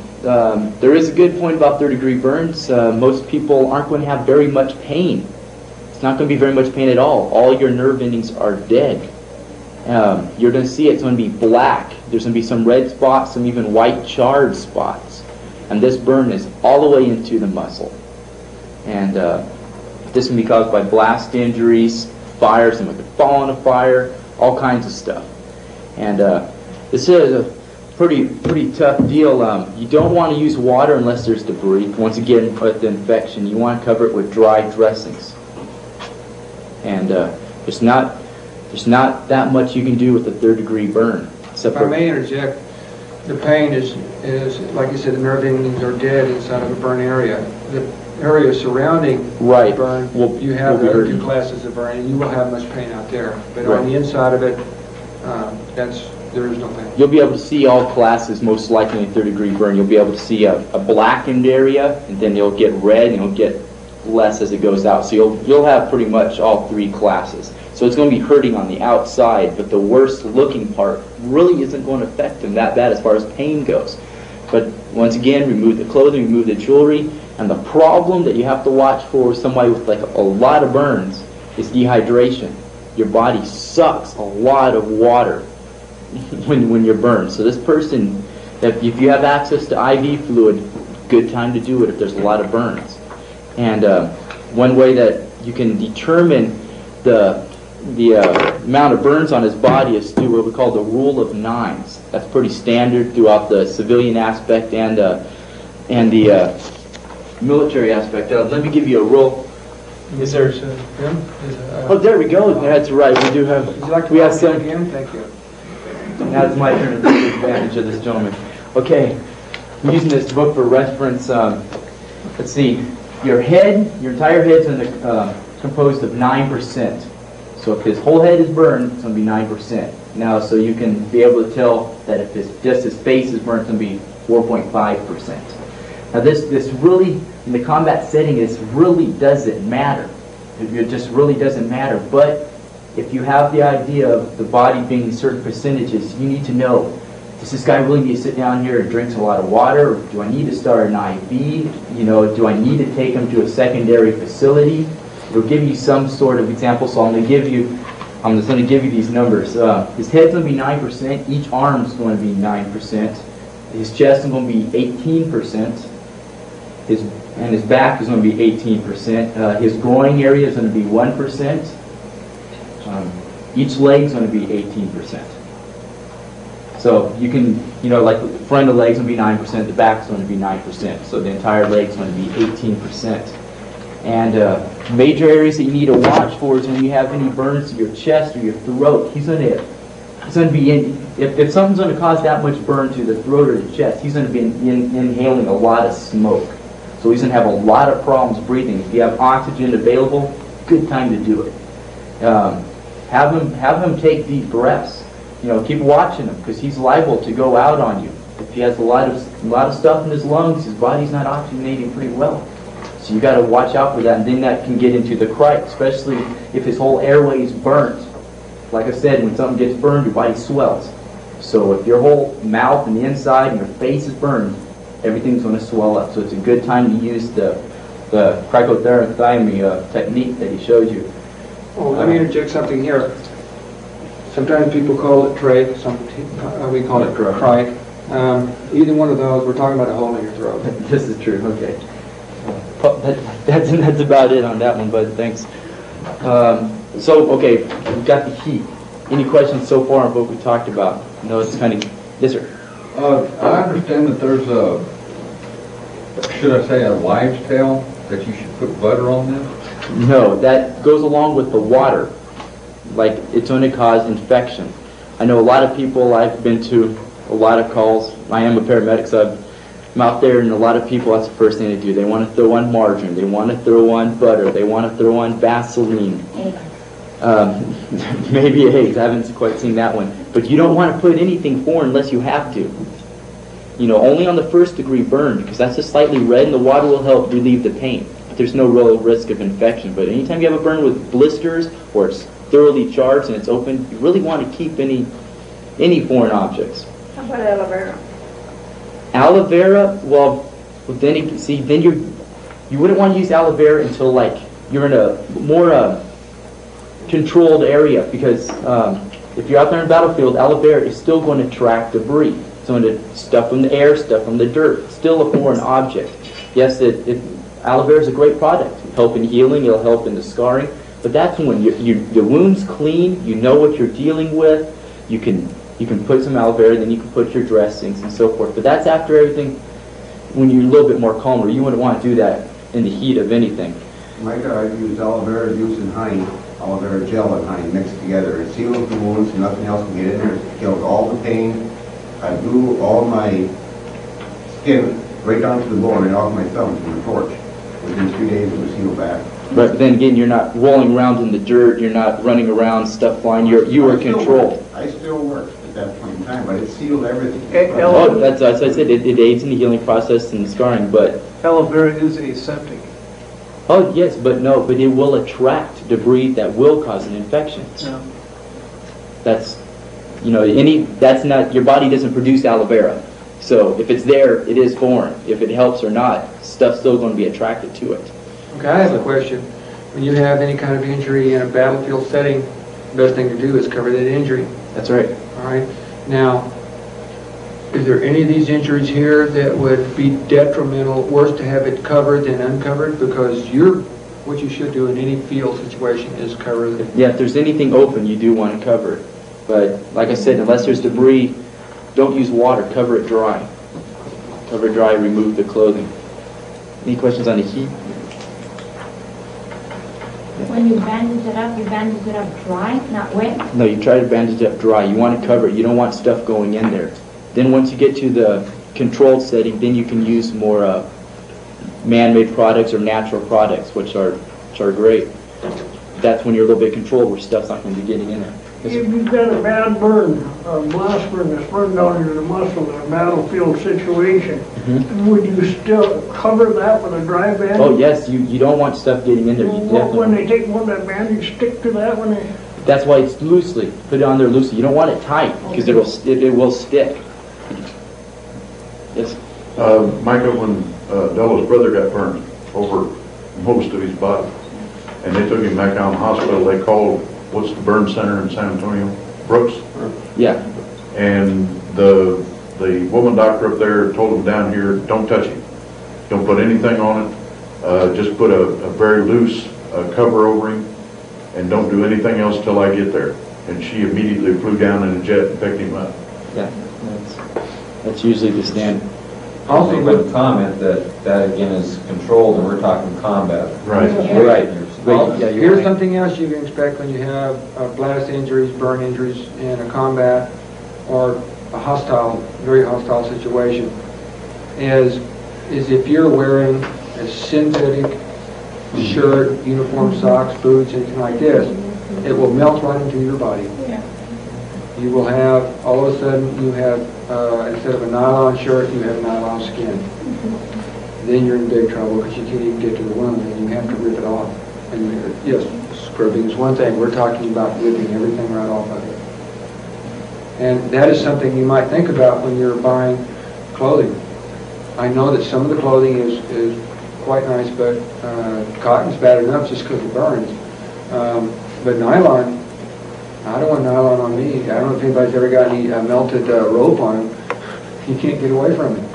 It's there, it sticks to you, you can have a blister. If you can imagine a nylon uniform or a 50-50 or something like that, there is a reason why good uniforms are made of cotton for prolonged use. Cotton does not melt into your system. And if it's 50-50, okay, so you only have 50% of the nylon going into your body. That's still not nice to get out of there. So anything that's on your body, like you said, it needs to come off, but you may not be able to get it off. And then here's a man who's taking your shirt that's melted to your body, and he has a scalpel, and he's doing like this, and he's cutting your shirt off. Because he can't even treat the injury until that shirt comes off. And we're not even talking about underwear. Now I know a burned groin is only counted as 1%. But it's a pretty important 1%. It's a very important 1%. Who set up these figures? Pardon? Who set up these figures? I'm not sure. Maybe someone who's been in a back injury. Would you suggest then that if a clothing is melted onto the skin, that's best to leave it there until you are controlled? you betcha. They'll go ahead and stay there and cover it. Yeah. There's not much you can There's do. There's not much you can do. In fact, a lot of your burn injuries, most of your burn injuries, when they, you can hardly go by the percentages. A lot of your burn injuries are not life-threatening in the very beginning. And in fact, these people can almost be in a category 1, depending on how hostile or how imminent the threat is that you could get overrun. And they can go back online. After a little while, we'll say hour, 2 hours, 3 hours, it depends on the patient. The pain will start getting more severe. The fluid loss will start telling. They'll start going into shock.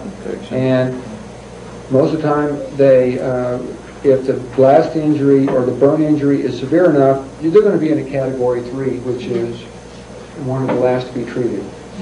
And if it isn't severe enough, and we're just talking about pain and discomfort, but it's still a life-threatening injury, they can move for a while with the burn. I've seen people walking down a road that has just their entire body's burned. I mean, not their head and what have you, but that usually takes out your eyes. But it takes a while for the shock to catch up with you, especially when you're talking about third-degree burns, because you don't even know. You can't feel it, except around the edge of the burn. And depending on the hostile situation, they might even go back online. These are decisions that actually I would almost leave up to the patient on that one there. I'm not that in need, and none of us should be that in need of cannon fodder. However, if I had a choice between going online or being a category 3 patient, I would be cannon fodder. That's just my way of thinking on that one. Go ahead. Any other questions on heat emergencies? Treatment on battlefield, would you give the patient lots of water? No, not at the time. Not at the time. If you can start an IV, I would. But I wouldn't really give them fluids because, like you said, shock, you're going to feel like vomiting. So that's more of a controlled area. If you can start an IV, I suggest you go ahead and do it then, because if they go into shock, you're going to have a hard time starting an IV, especially if the burns are on the arms and on the legs. Do it when you can. So, in second-degree burn or a third-degree burn, where the area around the unfeeling part, the charred part, is you're experiencing a lot of pain, but you do think you can save this patient. You would expend some sort of painkiller on him because the pain would drive him into shock. And it doesn't hurt to give people like this morphine. I mean, these people need morphine. These people need codeine. These people need any other kind of pain medication you can come up with. What kind of shock would that be? That'd be along the lines of hypovolemic shock, because your body's retracting fluid from itself. So the cells are being depleted of fluid, just like if you're just bleeding out. It's just along the same lines. So. Any other questions before we go on to cold emergencies? All right, cold emergencies. On the battlefield setting, most of your emergencies are going to be dealing with your hands and your feet. There's different types of cold emergencies, type 1, 2, and 3 also, as in burns. Type 1 is, like, say, example, your foot, it's cold. If you have a good pulse, your circulation's fine. It's just cold. All of us have been out there in the snow making snowballs. Your hand gets numb. You're like, well, I'm going to go inside and warm up. You can still move it. It's just a little bit numb. It's not too bad. There's not much you can do about that, so just warm it up. Put your hands in your pockets. Hold your hands together. If your hand's really cold, put it in your armpit. Something along those lines. So type 1 isn't really anything to worry about, at least especially on the battlefield setting. Type 2 is your foot's cold, you're feeling a little bit of pain, your pulse is probably a little bit slower, all your vessels are contracting, so your pulse is a little bit slower, Do you guys remember the capillary refill? That'll work on the nail beds, the toes also. See if it's delayed past 2 seconds, which will probably be. In that kind of situation, you need to go ahead and warm it up. Hold it with your hands. Bundle up with wool. Whatever's out there, just put some heat on it. Somebody else can hold that foot. So type 2 isn't really. It's getting close. You don't want it. You need to remove it from whatever's making it cold. Warm it up. It's type 3 that you got to worry about. That is a real hypothermic emergency. You probably won't feel much, except for the area where it's warm and it meets the cold area. You probably won't feel anything. You might not be able to feel a pulse, and you won't be able to detect much circulation from the nail beds of the toes. In this situation, you need to warm it up with water. You do not want to rub it. You do not want to hold it. You do not want to rub it, because what's going on here is your cells are almost all water. The water in your cells are frozen. That means they're pretty much ice crystals in there. So if you're going to sit there and you're going to rub that foot with ice crystals in your cells, you're going to be doing tissue damage. Your tissue and your skin and your cells, it's water. So just imagine, ice crystals are sharp. So you're going to be doing a lot of neurological damage if you sit there and you rub. So that's not something you want to do. What you want to do is start off with cool water. Put that foot in cool water. You don't want a big shock. And slowly, a little bit at a time, keep adding warmer and warmer and warmer water. You never want to get really hot. You just want to slowly get the foot, or whatever extremity it is, to its normal temperature. But this needs to be done slowly. And if it's too severe, you're just not going to get back any circulation or any use. If it's too bad, if it's been prolonged too long. So, It hurts. Oh yes. You all know how type 1 is. When it starts tingling, it starts hurting. But you smack your knuckles when your hands are cold. It hurts. Type 2 is really going to hurt. That's when everything's starting to slow down. You're starting to get too close, and that's the part that hurts. It's when it's starting to hurt, and then you haven't warmed it up, but now it's not hurting anymore. That's when you need to start worrying. So, on the battlefield, a lot of stuff going on. Try not to let yourself get that cold. It's not like a burn where you really don't have that much of an option. It just happens to you. Cold, it's not an instant thing. But the cold too is real sneaky. You get your feet, they'll start hurting. Now this has happened to me many times. They'll hurt. Then pretty soon the hurt goes away, and you don't even know it. Especially then if there's you no come in stuff and on start warming up, and the pain just about drives you through the ceiling. You've caught it in time yet then. Right. But you can fool yourself. You can stay out there and freeze yourself right solid. Especially when your mind's going a million different directions, especially in a combat area. You're worried about saving your head sometimes more than your cold feet. So it's a real tough one. If you have a frostbite situation, where it's really gotten frozen extremities, fingers or feet, whatever it is, what are the 1, 2, 3, 4? What would be the best ways to treat it in the field in a temporary situation until you can get to a secondary repair center? I can tell you I'm frozen. If you have frozen toes and frozen fingers, you're going to lose them because there's no sense even trying to save them. What they used to do would let them, this person's out of action. If he has frozen toes, sometimes he might get away and the toe will just fall off by itself and he'll just keep right on going. And this happens. I know men in Korea that had been in Korea and they're missing some toes, but they didn't put them in the hospital because they knew that going in the hospital was probably even worse because they picked up all kinds of infections there. But the toe turns black. We had training films on it. I've not seen that type of freezing injuries, but the toes lose all their circulation. They lose all their sense of pain. They turn black. They're brittle, and you can reach up with a pair of pliers, hemostats, or whatever, and break them off, just like they're made of wax. And it goes right down to healthy tissue, and it's not necessarily gangrenous. It's dead. That's how you remove warts from a body.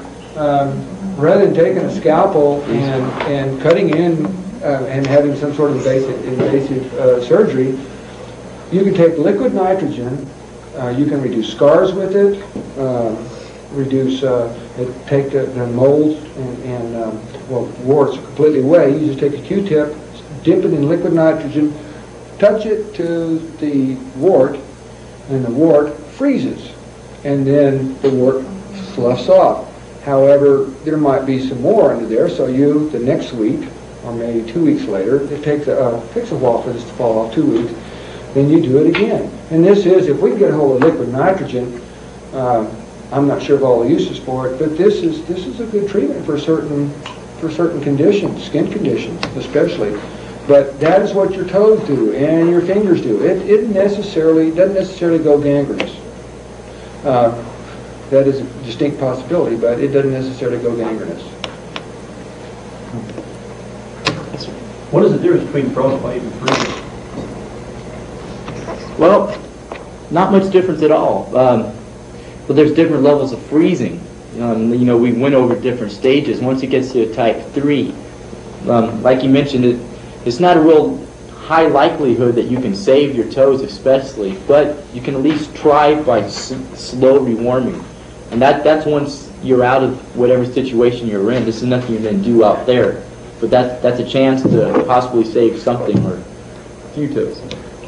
You have to take, Once upon a time, I knew a guy that got pretty drunk and lost his shoes and had to do a bunch of walking in the middle of winter. He got some severe frostbite across the bottom of his feet where he had blisters everywhere. But he still kept his feet and his toes. Probably got those blisters by those crystals rubbing the muscles and everything. They swell and they're causing blisters. Yes. I changed, it was about 40, 50 below, and the diesel fuel in my truck gelled. And I changed the filter on that diesel truck, and my hands blistered just like I'd stuck them in a fire. My whole palm for that. There's hardly any difference between those two types of And it felt like a burn. But luckily your hands, and you work with them a lot. They're thicker, they're calloused, so, and it hurt. There's nothing more painful than something froze and starts to thaw out. Like your toes or your hands, it feels just like somebody's pulling your fingernails out. It hurts so bad. It hurts. This brings up a good point when you're talking about fun things like this. Is unlike blast injuries and these type of burn injuries, cold injuries can almost always be avoided. Have yourself some warm shoes and socks. If someone's feet are starting to get frostbitten or that you're losing sensation, they're just flat cold, they hurt. I'm glad they still hurt because your feet still work. You can take your shoe off and your sock off and stick it in your buddy's jacket up against the skin. Hot pack. Warming up, putting a hot pack around the ankle so it goes all the way through the foot if you don't have a big enough hot pack. Human bodies will warm up someone who is suffering from cold injuries or just cold hypothermia, anything like that, probably faster than just about anything. We don't have warm water enemas to put them into or warm wax or anything else. And I'm not going to... Anyway, 2 warm naked bodies will warm up another naked body. And this is not something that's funny, and it's something that you have reality.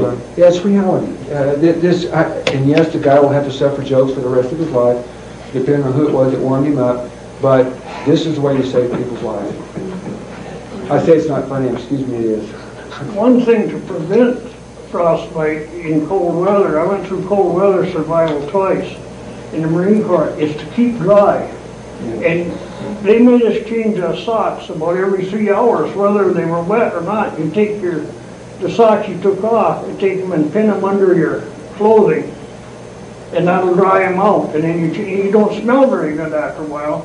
but it works, it keeps you dry. If you're not wet, you All moisture water is a great conductor of cold. Yeah. Really a great stay conductor. dry. This is something I noticed, people worry about having dry socks to wear through the boonies somewhere when they're going through swamp water. Okay, you put on dry socks and you still have wet boots, it didn't do you any good. You're better off not even having socks. Where you need socks, dry socks, of all places in cold weather.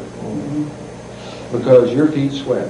Another rule of thumb, guys, so you don't have to go through all the frostbite and all that stuff, is always wear loose clothing and multiple layers of clothing. Absolutely. Get one size too large boot, wear 2 socks. You don't have to go through that. Dress accordingly, and don't get synthetic stuff.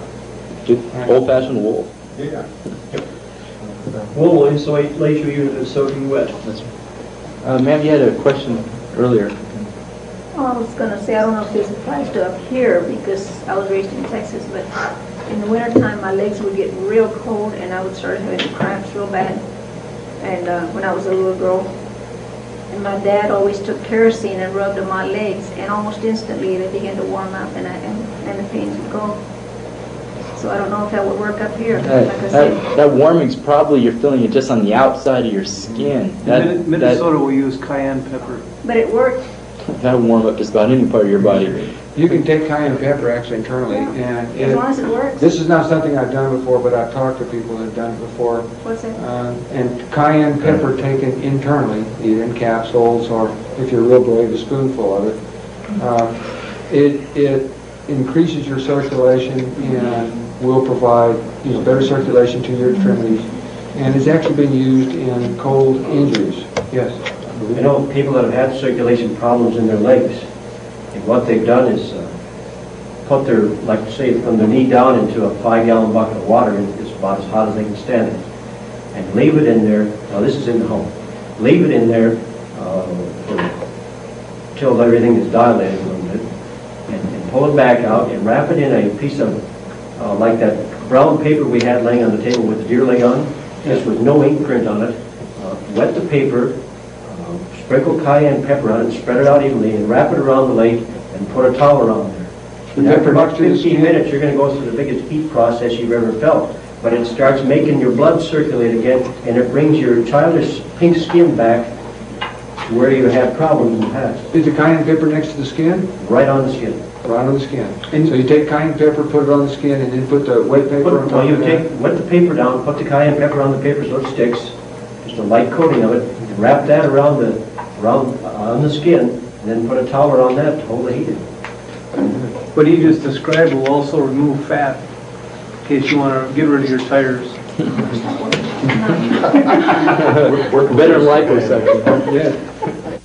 Another thing you have to watch in extreme cold, you might not have to worry about it here, but in Minnesota where it gets down to 40 and 50 below, you got to watch your lungs. If you run and start, you freeze your lungs and you'll go down right now.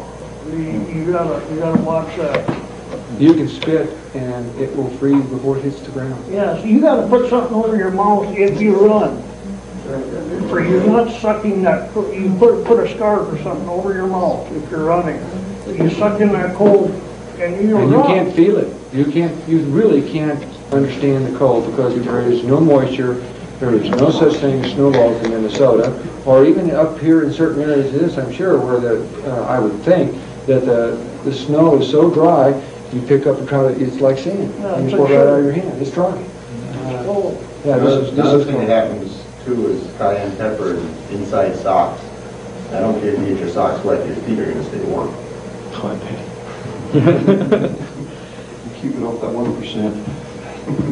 Well, when we're talking about a solution like that, how much cayenne pepper are we talking about on the inside? Just a touch. Well, like a tablespoon per each sock? No. Just so you barely see it on the sock. Like It doesn't take hardly. No, not much at all. Not much at all. What that does is it cultivates the nerve ends and attracts additional circulation to the area that's been in contact with. How long That's what does that that does. Oh. I know guys that had it on out hunting all day and still complain about it when they come back at night, their feet are still hot. But get used to the taste because a few minutes after you put it on your feet, you'll taste it. Well done. Any other questions on actual physical injuries of heat or cold. So I'm going to delve a little bit into the other symptoms of heat and cold. Since we're on cold, hypothermia. If you have a type 3 cold injury, you might be experiencing what's called hypothermia. By the stage your friends or yourself will notice it, you're going to feel pretty drunk. You're going to be in sort of a drunken stupor. You're going to have a real staggering gait. You're going to be walking kind of funny. In that situation, it's usually when you're wet. Like you had said, you need to watch the moisture. Most people that get hypothermia in the cold, they are wet. So if somebody is wet, only thing to do is get off that wet clothing and warm them up. Pretty much like you would the extremities. Or you can try this cayenne. I really don't know much about that, but I definitely understand the principle and I see how it could work. Heat emergencies. This is what you'll experience a lot. This gentleman's been in enough places where he can tell you about heat emergencies. But like you said earlier, you need those salt tablets. When you start getting those cramps, your body's begging for that sodium. It really is. And that can help get rid of a lot of cramps, a lot of intake of fluids, constant intake of fluids.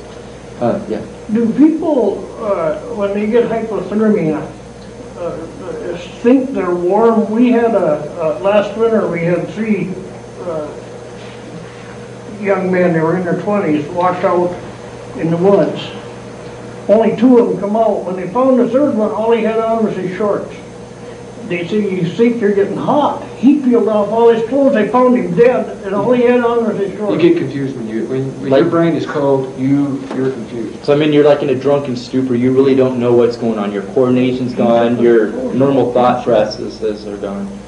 They do a lot weirder things than take their clothes off. Yeah, they took his clothes off for him. All his clothes off and found him in his shorts dead. Yeah, and that's another indicator that someone is having problems. When you have a lowering of your body temperature, your brain is not working the way it should, and you have problems. You're confused. Your brain doesn't work right. I've had a nice touch of hypothermia one time because I stayed in the water too long trying to raise a boat, and I couldn't count. I was very stupid, or stupider. My brain didn't work. It just quit working. All I knew is I could stand there and shake a lot. Yes. Are you saying that if I get leg cramps a lot unless I take a lot of calcium, if I take salt tablets, that they would take care of the cramps? That might not necessarily be a problem, especially if you've not been out in the heat. If you've been out walking around in the heat, working a lot, then might be able to tell you that. But if you're not in that kind of setting, I really wouldn't know what to tell you. I get them mostly at night when I've been asleep and my legs get cold. Even in the summertime, if they get cold, I get cramps. You can get cramps from a variety of reasons. As you get older, you can get cramps. You overstrain a muscle. Your diet isn't what it should be. Your muscles are crying out for something that you're not getting. You could be letting off the salt because of, say, a heart condition, and your muscles still need the salt. And sometimes it's a trade-off. As far as heat problems go, it's best to avoid these before you even get to them. If anyone, but especially a corpsman, should carry salt tablets with him. If he doesn't have salt tablets, a bag of salt. He should have a canteen with at least a tablespoon of salt dissolved in it. You don't want it so salty that when you give it to the person, they vomit. However, someone that is starved for salt, their body will absorb it, and now the salt water will be a sweet thing to them. And it's really grand. Now, when you get down to ocean water, then you're getting awful salty. But even then, if that's the only thing you have, we really don't have to worry about that here. But preventive medicine in heat exhaustion, heat stroke, heat cramps, principally if the head is red, raise the head. If the man quits sweating, then then he needs to have some water on him to replace the sweat, because your body has over-controlled and you can dump some water on him. But salt water, you should always carry a canteen of salt water, and you should take salt tablets. And if you don't have salt tablets, just shake you out a little bit in your hand and eat it. It's not pleasant, but it will keep you from coming down with cramps, stroke, and heat exhaustion. If a man has heat stroke, then that's just about the last stage before death, and his body's worn out from trying to get something that just isn't there, which is fluid. And he's already sweated all his fluid out. His temperature is 104, 105, 106. Maybe causing brain damage. Oh yeah, he's already cooked. Well, all you can do in that situation to try is to remove all his clothing. The best way to do is hose him down with water, a good wet sheet on top of him, with a lot of wind going or fans going. It's about your only hope. What do you say if the head is red, Lord? If the head is red, this is any kind of shock treatment, and a heat condition is a type, we'll just call it a type of shock, because your body is not doing what it's trying to compensate and get something that it needs, and you've deprived it, which is salt, water, whatever you happen to be doing, heat, cold. If the head is red, raise the head. It might be just sitting, here's a man, he's laying down, here's his feet out here, raise his head up just a little bit. You might want to flex his knee.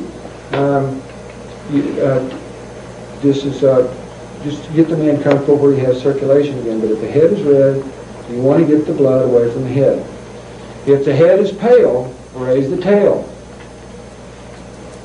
If a man's face is pale, then he doesn't have enough blood in it. I don't know if you ever see anybody pass out, but they don't turn red. So you don't have to worry about me passing out. They turn pale. And then their body says, I think I'll go someplace where I can get what I need, which is on the floor. This is the way the body, it does everything it does, on purpose. It's not an accident. It's designed to work that way. And your job is to help the body help itself. Help itself. Yeah, you are a mechanic. That's all you are. You're not going to save anybody's life. Good well done.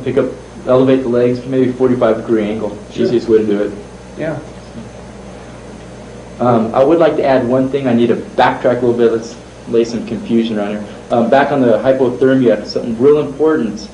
Do not give any alcohol or sedatives to somebody in hypothermia, because that's going to depress everything that's already depressed in the poor person's body.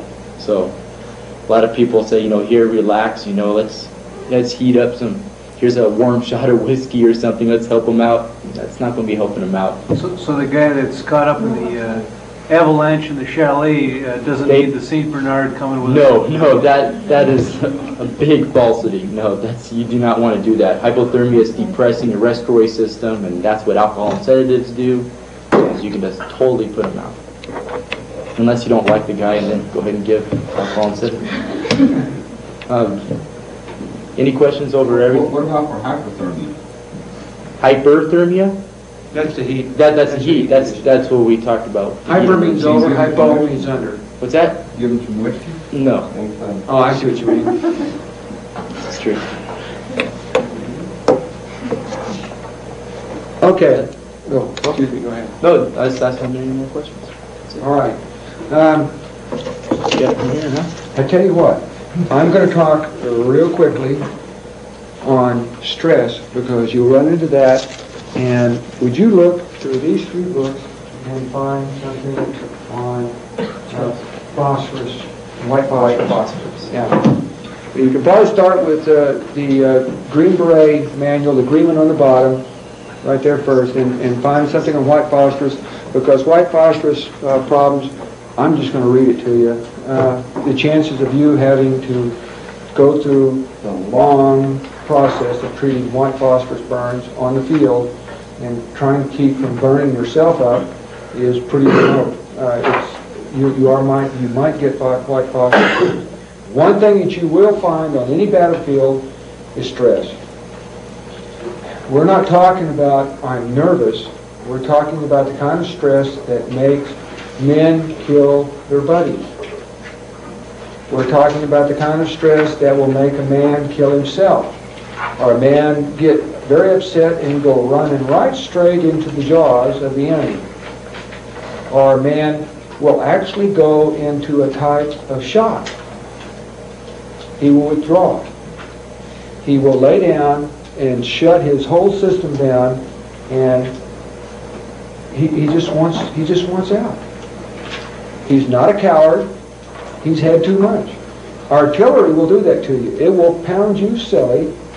Even your own artillery hitting way out here someplace, it will pound you silly, overload your stress system, and shut you down. Now, some of the ways that you deal with stress is, the best way is get the man out of the situation.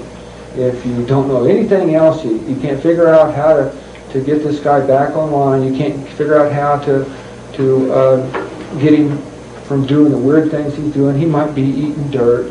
He might be running around looking for ants. He might be anything. It's some of the squirreliest stuff you ever saw. Stress will do anything and everything to you. He might be hyper. And we're not talking about a little bit hyper. He'll be vibrating like a banjo string. Standing in front of you going like this right here and won't tell you about the U.S. Constitution when you've got bullets flying all around you, and he's standing up there and bullets are going past him and you're down on your knees or on your stomach going, I really don't care about this right now. But this is a type of stress. Another type of stress which you will probably have to deal with if you have a triage situation, mass casualties. You're taking wounded or you've already taken them. There's a good chance you could be overrun if you don't keep as many people online as possible. And a man drags in his buddy. He shouldn't even be dragging in his buddy, but he drags in his buddy. There's nothing wrong with him. He should be back out there on the line. He comes in, gives you his buddy, and he says, Doc, treat him. I will. Okay, I want you to take him, go ahead and get on out of here because there's a lot of people running around. No, I want you to treat him right now. Okay, I'll treat him right now, but I want you to get on out of here because you're in my way. Doc, I'm going to stay here until you treat this man. No, you don't understand. I want you to go from here and get out of here. You're in my way, and if you don't do that, the man's going to die because you're in my way and you're disturbing me, and he might be dying right now, so get out of here. But this man wants you to work on his buddy. What you haven't told him is his buddy is either dead or he's in a category 3, and you want him out of sight and back online where he can do the job that he's supposed to do, which is protecting you and himself and all of his other friends. What do you do with a situation like that? If you're fortunate, you can have someone or a couple people bigger than he is that will subdue him until you can slap some sense into him, and literally slap some sense into him, because he's not in his right frame of mind either. You don't want to be transporting him any place because, one, you can't afford to have him lose transporting himself, and you can't afford to spend even a walking wounded transporting someone who's a time bomb on the inside. If you cannot get him back out on the line, and you cannot get something into him like Thorazine or something to calm him down as quickly as possible and get him out of the way, because he will be okay after a while. If he is not taken care of, and I'm going to let you come to a conclusion on this one, if this man is not dealt with immediately, not only is his buddy going to die, I mean that's a foregone conclusion anyway, but you might lose yourself about 10 patients, or you might lose all of them because you're the only corpsman, he's going to kill you. About the only thing you can do on something like that is, if you can't subdue him, you have to kill him. And his buddy, which is category 3, still goes in category 3. You're not going to try to save his buddy just to make yourself feel good because you just killed a man that you had no business doing that in the first place. Your security, and you should have security on any type of triage, should have taken care of that, but sometimes you are security. Remember, you carry a rifle. So that is some of the stress, and that is some of the stress that gets you killed if you don't deal with it right then and there. Stress is one of the oddest thing, sometimes it shows up 10 years later or 20 years later. I know a lot of people that have delayed stress. And they're not super diggy. They don't go out digging foxholes or anything, you know. Although when they first get into the first stages of it, they're like that. But that is not combat medicine. The stress you have to deal with on a battlefield is even more pronounced and more profound than that. Do you have any questions on stress? I'm going to read you the section on white phosphorus out of this Corpsman's manual, and you can tell that it's not a whole bunch. Meaning that there's not much you can do. These are white phosphorus burns. A special category of burns that may affect military personnel in a wartime or training situation is that caused by exposure of white phosphorus, WP Willie Peter. First aid for this type of burn is complicated by the fact that white phosphorus particles ignite upon contact with air. They catch on fire. You put them out. You take the covering, or however you smothered the white phosphorus, and you take it away from the white phosphorus. If air touches it, it catches on fire again.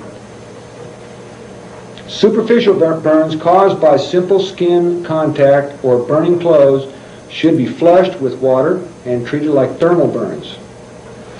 Partially embedded white phosphorus particles must be continuously flushed with water while the first aid provider removes them with whatever tools are available: tweezers, pliers, forceps.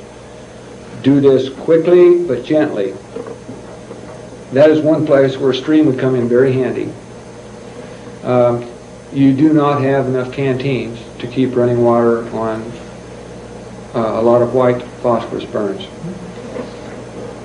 Firmly or deeply embedded particles that cannot be removed by the first aid provider or corpsman must be covered with a saline-soaked dressing. This is a dressing that has salty water on it, the same kind that comes out of your IV solution, which must be kept wet until the victim reaches a medical treatment facility. The wounds containing embedded phosphorus particles may then be rinsed with a dilute 1% freshly mixed solution of copper sulfate. This solution combines with phosphorus on the surface of the particles to form a blue-black cupric phosphite and phosphite covering, which both impedes further oxidation and facilitates identification of retained particles. Under no circumstances should the copper sulfate solution be applied as a wet dressing. Wounds must be flushed thoroughly with a saline solution following the copper sulfate rinse to prevent absorption of excessive amounts of copper, since copper has been associated with extensive intravascular hemolysis. An adjunct to the management of phosphorus burn injuries, is the identification of the retained phosphorescent particles in a darkened room during debridement. Note, combustion of white phosphorus results in the formation of a severe pulmonary irritant. The ignition of phosphorus in a closed space, such as a battalion aid station, sick bay, ambulance, may result in the development of irritant concentrations sufficient to cause acute inflammatory changes in the entire windpipe system.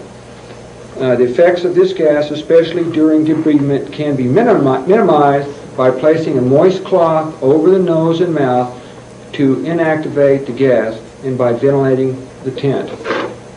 What this means is, if you have white phosphorus get on you, say you even touch you, you have to get the thing away from the air.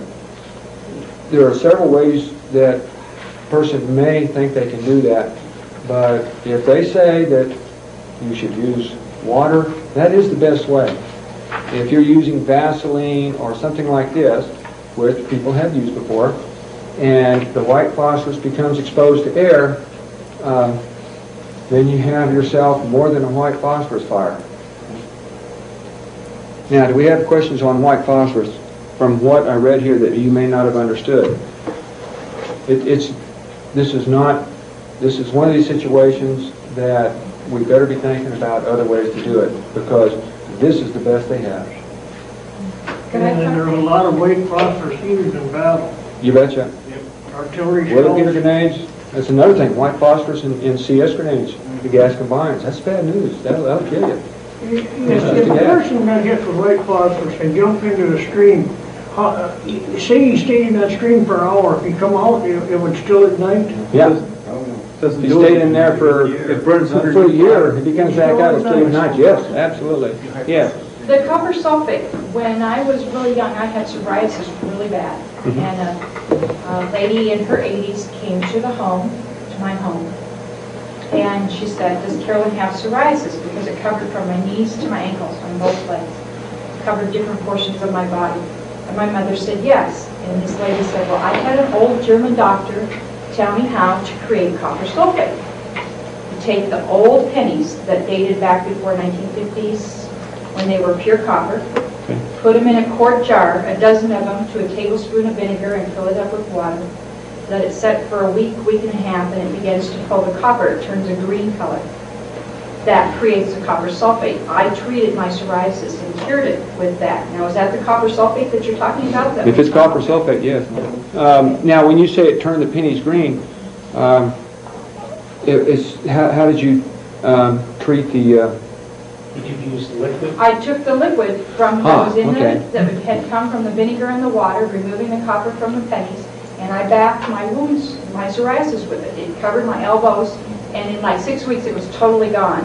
Went back to the medical doctors that I had been seeing, and they said, they started giving it as a prescription to take the copper off the pennies, because they use copper as one of the treatments for psoriasis, but they had never ever seen it done that way.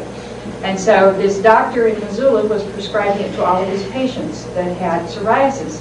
But I had forgot to tell him that we had to use the old pennies. And if you use the new pennies that have copper and, I believe it's nickel mixed into it, it burns your flesh. It will just eat holes into it. So you have to use the old pennies with the wheat on them or whatever it is. It's just... I imagine you could use copper tubing, couldn't you? Something that's pure copper.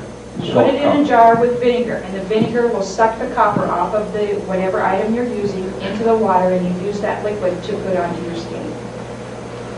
That would take care of a lot of problems right there. Copper sulfate is not something I've even ever thought about buying. If you could make it, which would be a lot easier. And you might want to run this formula again one more time.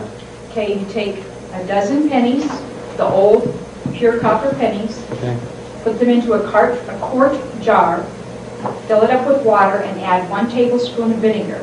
The vinegar removes the copper off the pennies, blends it with the water, and it'll turn it kind of a greenish color. Turn what, the pennies or the water? Okay. It'll turn it a color. And you take that and you bath wherever the area is, and that puts the copper into your skin that's needed. Very good. Can you only use those pennies once? No. You can use them again, as long as you use the old ones. Do not use the pennies that came after 1960 or when they quit making the pure copper. You have to use the pure copper pennies. Find the same weight in copper tubing, and soft copper tubing. Yeah, soft copper tubing, and do the same thing. Yep. And then you'll have your copper sulfate. There might be other things you can use copper sulfate for, yes? I believe they use that in farming also to prevent diseases on certain plants. Perhaps, yes. So in other words, what you're saying is, if you got white phosphorus on you, then you could bath it in water. Until you have a chance to take it out. Okay, then you take it out, and if it's embedded on you, embedded within the tissue, Yeah, it'll burn itself into the tissue. oh, immediately it starts burning into the tissue. Yeah, phosphorus is, you have a bomb, It's gonna, a hand bomb that has white phosphorus in it. This is what it's extremely deadly explosive. It's also a psychological weapon.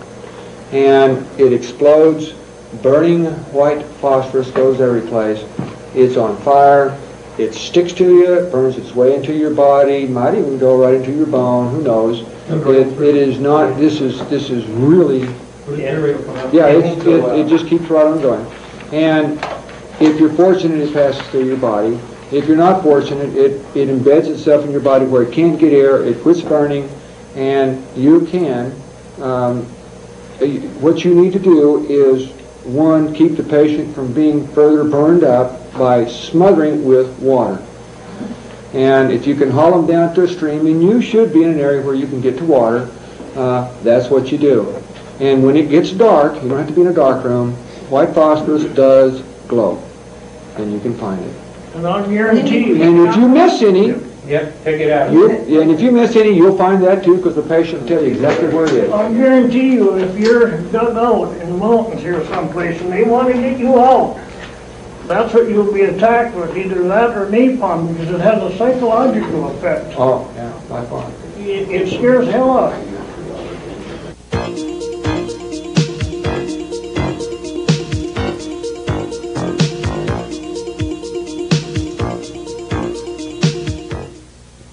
Airways are very easy to check. If the man's breathing and he may be in a little distress, but if he's getting air into his lungs, his chest will be moving up and down, and you can hear him breathing, and that's an open airway. Now, there are crushing injuries to the face. A man's jaw may be missing, and a surgical technique that needs to be covered is called we just call it a tracheotomy. May I have you for a second? A true trach is down in here. You cannot do this on the battlefield. You should not do it on the battlefield. It's too close to veins and arteries. And someone's whipping around, and you stick a scalpel in there, you will cut his throat. I mean, the part that bleeds. And that's not what you're there for. You're there to try to get air into the man's lungs. He may have his jaw shot away. He may have tons of garbage inside his mouth. You can't get it all out. He's swallowing his tongue. You've tried different things to clear his mouth up in here. Lord knows what this man has wrong with him, but he can't get air into his lungs. All right. Now, on men, their larynx is pretty prominent. And I'm not supposed to call it a gollywhopper, so I won't. However, this is what most people call an Adam's apple. And you have ridges and like this in your throat. Can this be seen? All right. Now under this right here, yeah, everyone reach up and grab your throat. Right under this box that protects things, like this, you have a gap right here. It's the first one down from this little armored unit that protects your voice box. You have a gap right here. This is where you insert, or you may not have a gap. SEALs usually don't have gaps there. However, they have a big giant neck. No, you will run into this problem where it's very hard to find this gap. But you have to feel for it, and you just have a very few seconds to do it. You run your hand down and your finger down until you find this gap, like this. Now, there's several different procedures you can use, but what you want is a hole through this piece of skin that will expose the cartilage underneath here that runs in between these two, we'll just call them sections of bone. You can feel the gap here. You want to put a hole from here into your airway. And you can use a scalpel to open the hole and insert anything from a barrel of a pen to, let's see, this thing right here actually makes a pretty good airway. If you had to, what I would do was cut it off where it's open. See this? The black part of your ink pen that contains the inside there. Now, you can pull that out, carry that with you, That's an airway. If this is open right here, you can put this right in the hole, and granted it's not as big as this throat or anything, but at least you got air going into the man's lungs. You can take a pocket knife and make your incision and stick this pocket knife in far enough to puncture your way into the airway, and then turn it like this, and that opens up the airway. And you know that you've done the right job when there's a great inrush of air and a man is not nearly as much in distress as what he was. And now you have time to find out the problem why his airway is really plugged up. If you can cure that, that's very easy to close right there. He's not going to have to walk around with a tube sticking out for the rest of his life. But your primary job right then is to get air in it. He may have nothing wrong with him other than a mouthful of mud, and you just can't get it out. Open up your airway, then you can work on the rest of it. Do you have anything to add to this one? Have you ever done this? Okay. No, I have the tricks. IV catheters is what I've used. Pardon? How do you close it? Close it with suture. The larynx and... The what now? The larynx and the outside of the skin. Okay, they talk about excising the piece of cartilage that covers up, that goes in this gap which is under the skin. And we're talking about a hospital situation here, and I am not sure on the growth time of anything growing back and even recovering. I do not want to take anything out of the throat and toss it, because I don't know how long it's going to take to grow back. And it might just take a few seconds, and if you have a permanent hole in a man's throat, then you have a permanent hole in there. And I don't know, I'm not a master surgeon or even a minor surgeon. You do not want to take something away from the body unless you absolutely have to, because you do not know closure times on this, and he does not need two airways other than his nose and mouth. This is an unnatural airway. You want this closed as soon as possible. And all you have to do is suture it up. You can put a airtight dressing across it if you don't have suture, whatever it takes. However, if you have no suture and you still can't get the mud out, then you will keep this open as much as you can with some sort of airway. Do you do the suture up the windpipe itself, or just the skin? No. You really can't get into that kind of surgery. This is intricate stuff in there, and you really don't have to. You don't have to. No. You haven't.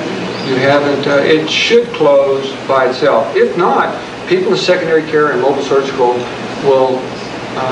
You're not concerned with that anyway. People in secondary care and mobile surgical, they'll either know what to do or have to learn what to do. Because combat medicine, you're not concerned with the great amount of finesse. It's definitely mechanic work. Anything else?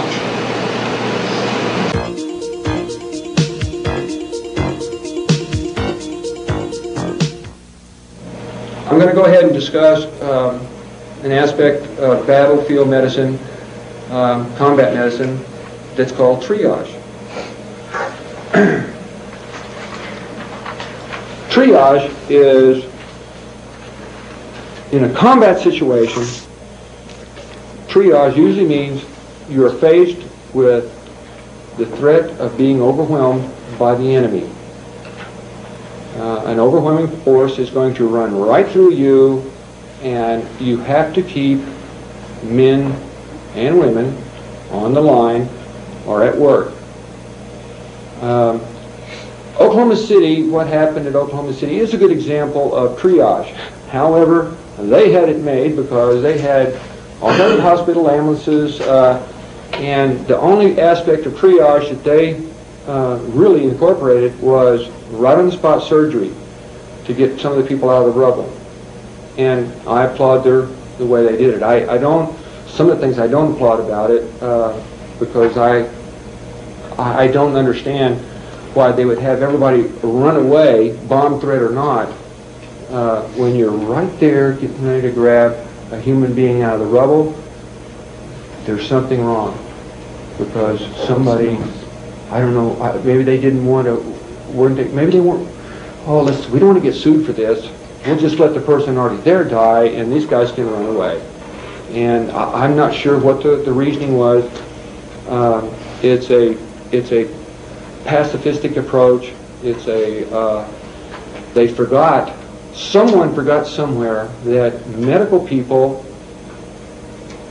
well, let's put it in a grandiose term here. Medical people are a living sacrifice to the people they serve. That's what you do. We try our best to protect ourselves from disease, but good chance we're going to come down with something. We try to keep ourselves from doing something dumb like rolling on a grenade, but that happens. In World War II, there were 15 Congressional Medals of Honor issued to naval enlisted personnel. 7 of them were corpsmen. In Korea, there was a total of 7 congressionals issued. 5 of them were corpsmen. In all of Vietnam, I'm not positive about the numbers on this one, I think there was just a total of everybody getting congressionals, only 6 people. 3 of them were corpsmen. Our death rate, our casualty rates, always exceeded that of the Marines percentage-wise, and sometimes number-wise. It depends on who you were with. We had our first congressional before 1900. This is not a wussy outfit to be messing with. I served with a man before I even went to Vietnam.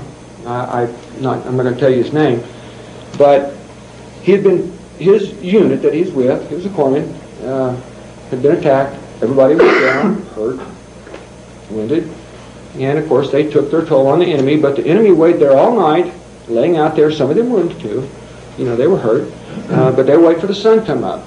Now, number one rule in medicine, and it should always be like this, is you never ever mess with a corpsman. It's not that he's a godlike creature. He's not a happy person to begin with. And you never mess with his people. I mean, I've never seen so many confused Marines as when I got in a fight with another corpsman. They didn't know what to do. If it had been some Marine getting in a fight with me, they'd probably killed the Marine. But I got in a fight with another corpsman, so this is confusing. This is bred into them. You do not mess with a corpsman. Well, anyway, the man that was wounded, the corpsman that was wounded, crawled around all night because someone had messed with his people, and he felt the people's faces. Now, he'd borrowed a .45 pistol from somebody, and he was wounded himself, and he shot, I'm not sure, it's either 11 or 14 men, Viet Cong, during the night to protect his own people. I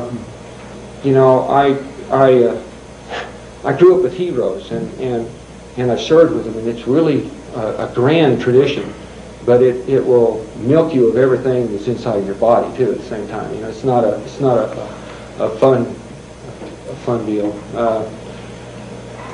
We're faced with a monumental undertaking if we go at this without proper medical, combat medicine, secondary medicine, mobile surgical. We can be depleted of our resources by treating the wrong people. I mean, if you have someone that's damaged where you have to use 6 times the normal amount of antibiotics on them, and when you could be using them on 6 guys instead of just 1, wrong decision. That's triage. If you don't approach that this is very important, you can win all the battles and lose the war. They did it at Gettysburg. The South won Gettysburg.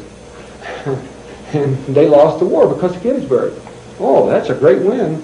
I sure like things like that. So it comes down to triage. Your job as a medical person, even if you're not a medical person and you're caught in this mess, to be in triage is to keep as many people online so they can get killed good and proper, is to get them back online as quickly as possible.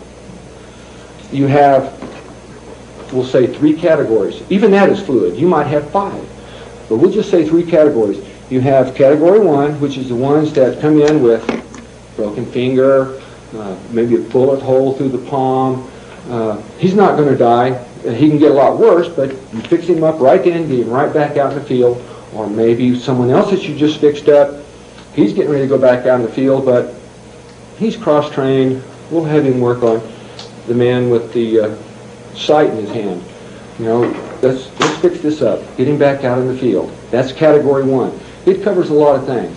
It covers a lot of wounds that you just have to think about it. Now you got the category 2.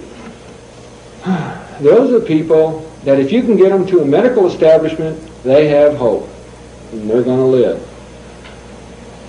Okay, category 3 are the people who have no hope.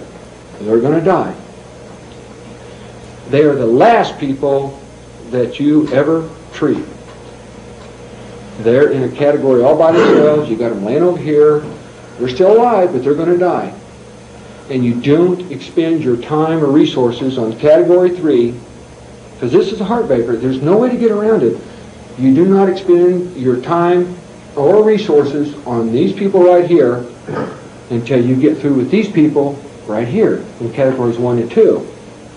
And then you go back and you treat the perforated gut wounds and the place where or the man where his whole face is missing, or the man is missing 2 legs. Who knows? You might find somebody to live through this. So that's your last resort. And this is also like, wow, I found one. He's going to live. Oh, great. And that's a fine thing, but you have to be very cold about it. That's another reason corpsmen aren't happy. And EMT, if you ever get involved in a bad situation, this is not a good thing.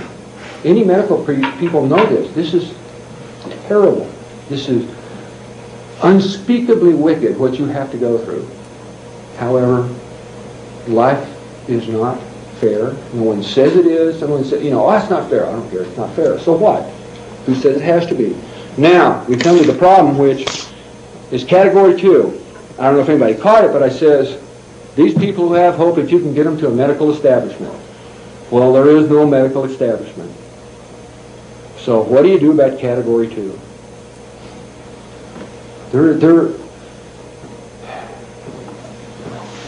You can't transport them to a hospital. You can't land a helicopter. We don't have helicopters.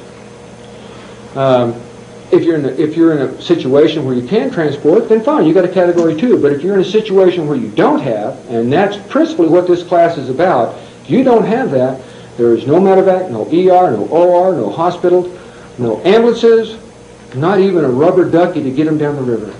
You're right there, and you plan for a category 2, and there's no such animal. Well, you got category 1, that's easy. In category 3, you're going to let them die. So what do? Move all these people down to category 3? Well, sometimes you just may have to do that. Category 2, as I said, is fluid, and it depends on the situation that you're in. You may have to take, and in category 2, because category 3, you're not going to worry about that one. Category 1, you already took care of. Now you're going to go to category 2, and you realize that you have no medevac.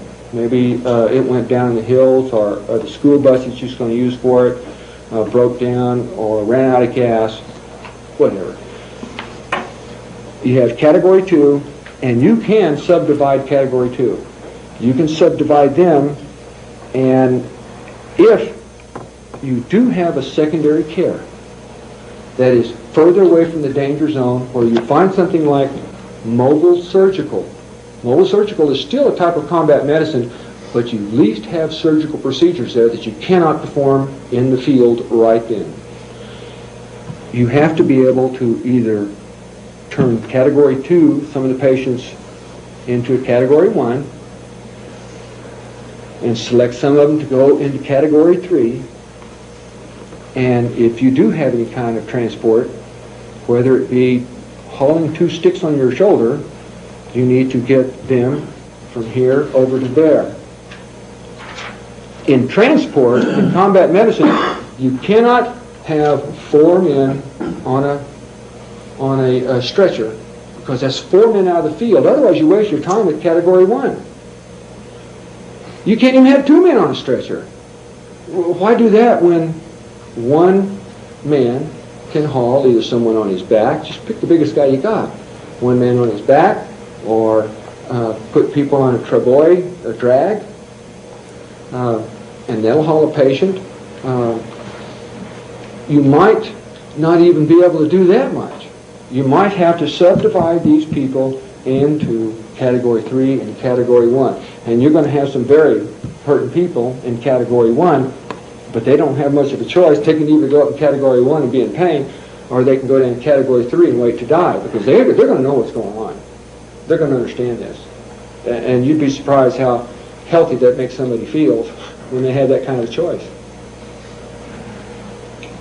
Now, I would appreciate some comments on tourniquets. There's not a whole bunch of hashing out to do on this one, but some comments. If we keep it in the vein that there is no transport. Does anyone have any comments or questions? Silly questions. It makes no difference to me. One thing that we dealt with was there was an unwritten rule in our platoon that if someone were to be hurt, like when I was hurt, it was understood that if there's an overwhelming force, I'm done. That's all there is to it. Unless I'm ambulatory or partially ambulatory and able to fight on. I think people have to ingrain that themselves. That it's not something they're going to like. It's going to be a painful pill to swallow. But this is hard times. You can't be, well, I'm worse off than him. Because he's saying, well, I'm worse off than him. There's an internal battle going on. So people have to get down to the bare fact that, okay, if I'm ambulatory or partially ambulatory, it's my duty to help someone else. To take care of myself and help someone else. If it's to the point where I'm not ambulatory and I'm going to be a detriment, I help as much as I can and just accept that it's not going to go well. That comes into triage, because you can use some of your patients to help with the triage as you get them healthy, even some of the Category 2. But you did bring up an interesting point that I want to bring out, and has to do with morale purposes, is that I would never have been in the unit that I was in, and if that anyone had suggested that we leave the wounded behind. Nothing will make you live longer and feel and give you hope to know that if you're laying out there, that these people are actually willing to expend lives just to get to you. You do not leave your wounded. Therefore, it helps your ability to resist overwhelming problems to such a degree that the esprit de corps is what drives the Marines. We lost several men, more than this, several men trying to extract 3 men that most likely were dead. I know that's a bad trade-off, but excuse me, I know that if I was out there, that they probably wouldn't have to lose that many to get to me, but they would haul me out. And I know sometimes we didn't even leave our dead, but there are some times when absolute statements like that are nonsense, because eventually we had to leave the 3 men, but we sure tried, and gladly. You know, it's all, you mean I got to go out and do that? No, let's go. Let's do it. Because you know, your job is to take care of the other person, not to take care of yourself. I mean, you just don't do that. Any other questions, comments on triage?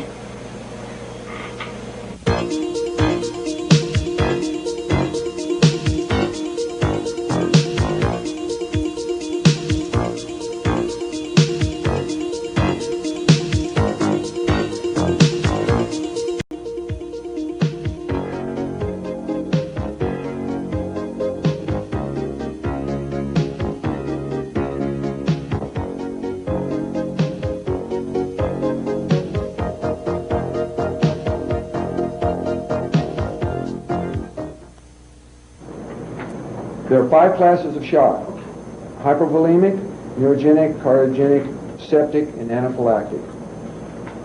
All of these have virtually the same symptoms. Primarily what you're going to be concerned with is the hypovolemic shock. Hypovolemic shock is another word of saying that you've lost too much fluid, and that's all it is. Your neurogenic and your cardiogenic shock. Your cardiogenic shock is there's something wrong, we'll just say something wrong with your heart, and that you really can't deal with in a combat medicine situation. This is a secondary care and long-term care. And neurogenic, the symptoms are the same, and usually when you have, in combat medicine, if you have a neurogenic shock, in other words, you've had a shock to the nervous system, you've lost a leg, you also have the blood loss too.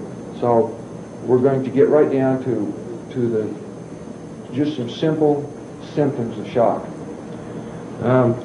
In your eyes, they'll be dull or lackluster, and your pupils will be dilated. Sometimes they in shock, they might be uneven. This pupil will be like this size, and this pupil will be like this size in comparison. That's also indicative that there's a problem with the man's brain. Your breathing will be shallow. You'll be breathing from the top of your lungs like this. It'll be labored. It could be labored where it's very difficult to breathe for this patient. He might not even know it, but you can watch him. Or it might be like a panting dog, where he's actually flooding his system, trying to flood his system with oxygen. The skin will be pale to bluish complexion, cold, clammy, and a lot of sweating. There are different races in the world, and you have to think about this for a second. A man that is very black, he's not going to have pale skin. It'll be lighter in color, but if you don't know what he looked like to begin with, you're going to have to look at other symptoms. A lot of thirst. He needs fluid back in his body. Nausea, vomiting. Unfortunately, on the thirst, if a man is thirsty and he's going into shock, he's had wounds, probably one of the last things you want to give him is something to go into his, like water or anything like this. Because if a man's thirsty, you give him water, he's going to vomit it back up. He can't hold it down. If you have two symptoms, one of them is thirst and another one's vomiting, he can drink the water and satisfy his thirst for a few seconds, but he's going to throw it back up. Another thing, when you have massive wounds of the intestines, anything like this, you don't want to be giving somebody food, water, anything that will stimulate the bowels. Because like we discussed yesterday, the bowels, especially if they're outside the body, they're always working. It's called peristalsis. It's where you take the waste material and the rings or the inside of the intestine is squeezing the waste on down the body. So the bowels have to move all the time. And if you give somebody water or Gatorade or something along these lines, it's going to make the bowels work harder. And maybe you don't want them working harder. Your pulse is going to be weak and rapid, thready, intermittent. This man is a sick fellow, so what do you do about it? It depends on what you have on hand. But there's a good rule of thumb that you can use and put it in your mind. And if you can't remember this one, this is what was taught to me in corps school. If the head is pale, raise the tail. If the man is pale, get him where you get the blood from the feet and this area to go back up toward his head.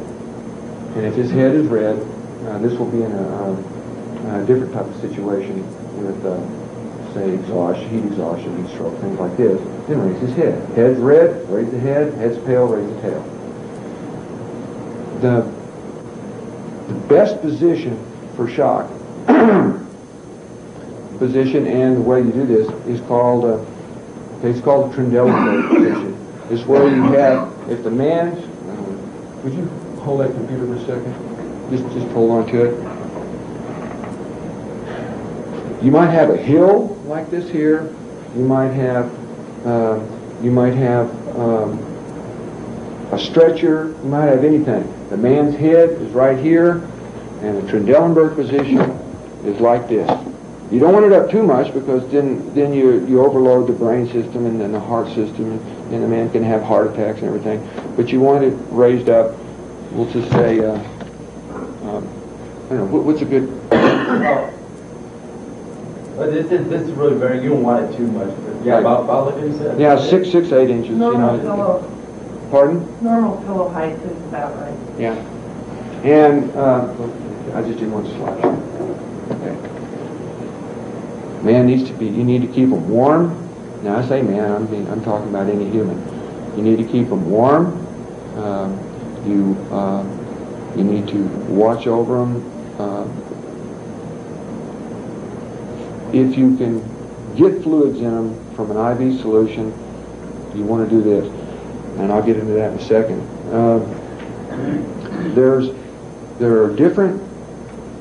This is something that we discussed yesterday. There are different ways to get the blood from your lower extremities to your upper extremities.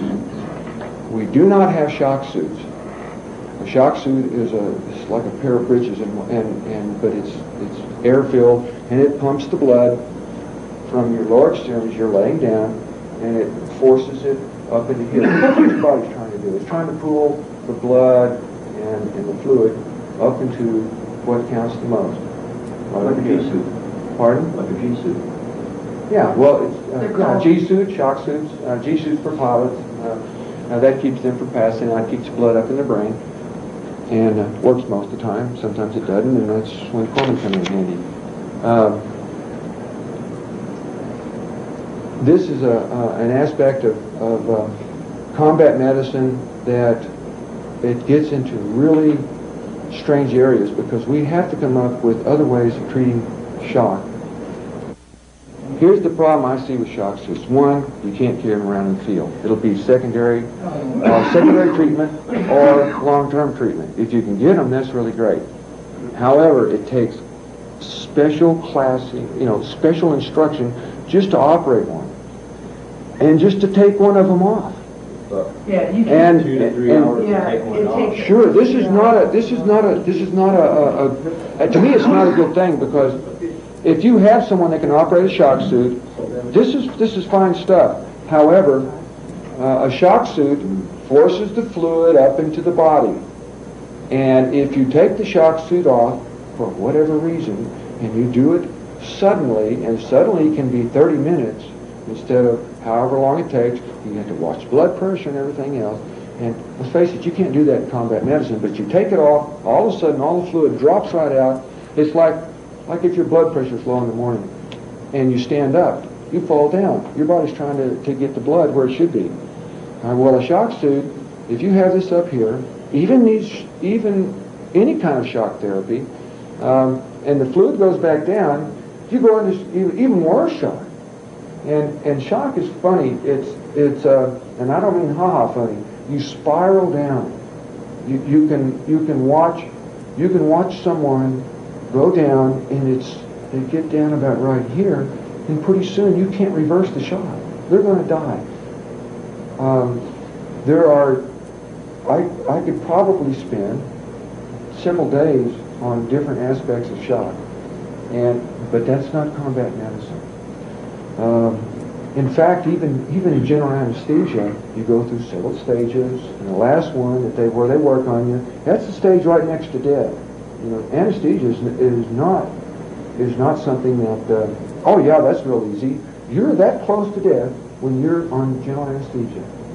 Whoever's working on you, if they, maybe just mind wanders a little bit, and you go down just a little bit farther, you are.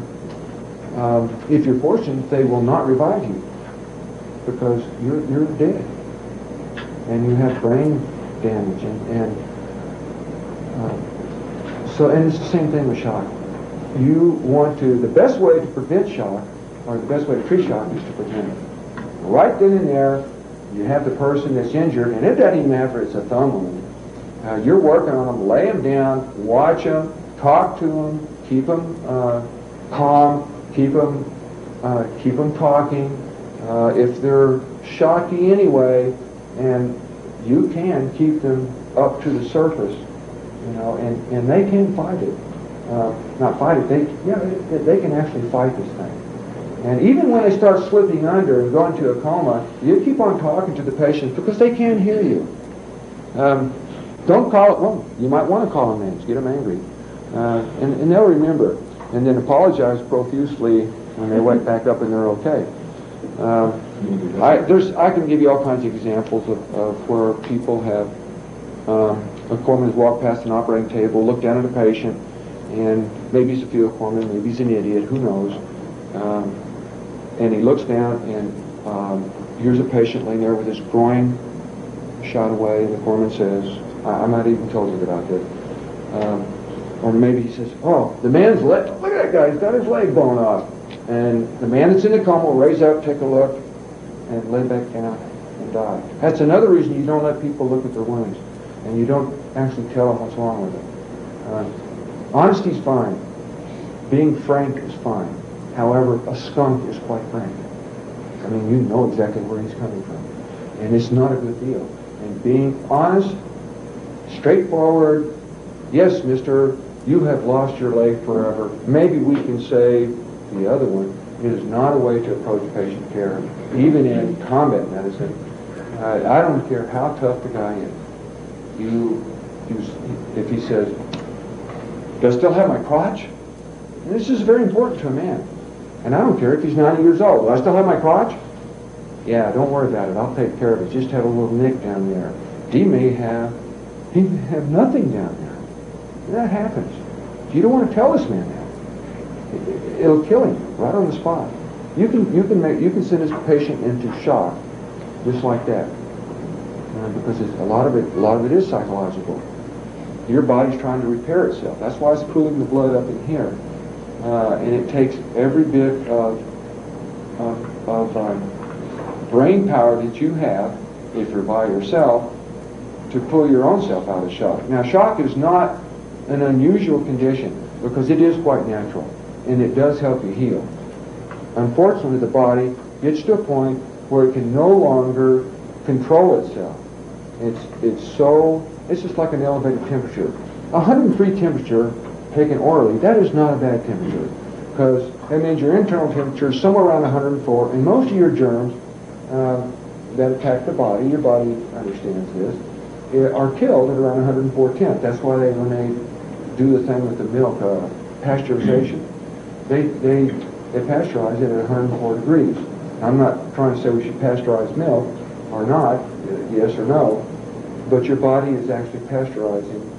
Your temperature is actually pasteurizing your body. And the same with any kind of condition like shock. Your body is trying to repair itself.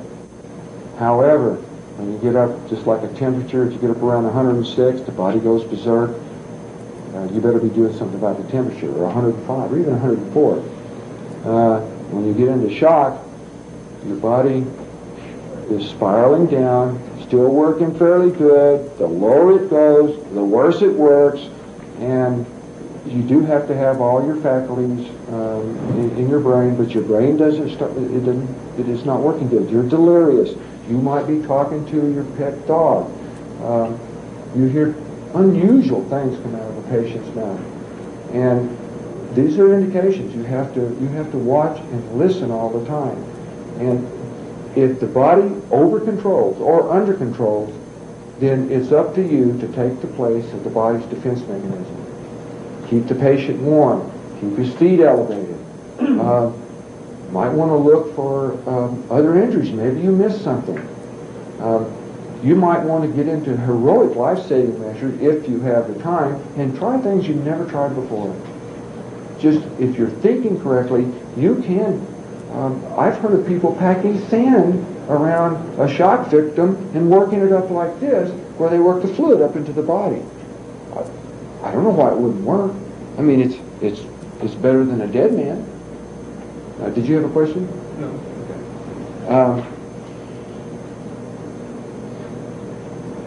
We'll get into IV therapy here in a second. There's aspects to shock that have to be approached in a logical type order. You know, you even if there's a hint that the man is going to be in shock, the first thing you do is two things you do quickly is get him warm and elevate him. Sometimes you can't get him warm right away. There's no way to get him warm, or you have wounds to work on. But get the man's feet elevated. The more gear you have, the better off you are. Let's have some questions and some comments on shock.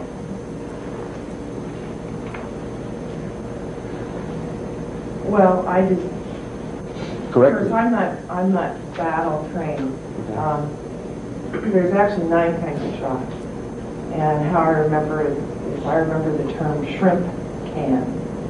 It's septic, hypovolemic, respiratory, insulin, metabolic, psychogenetic, cardiogenic, anaphylactic, and neurogenic.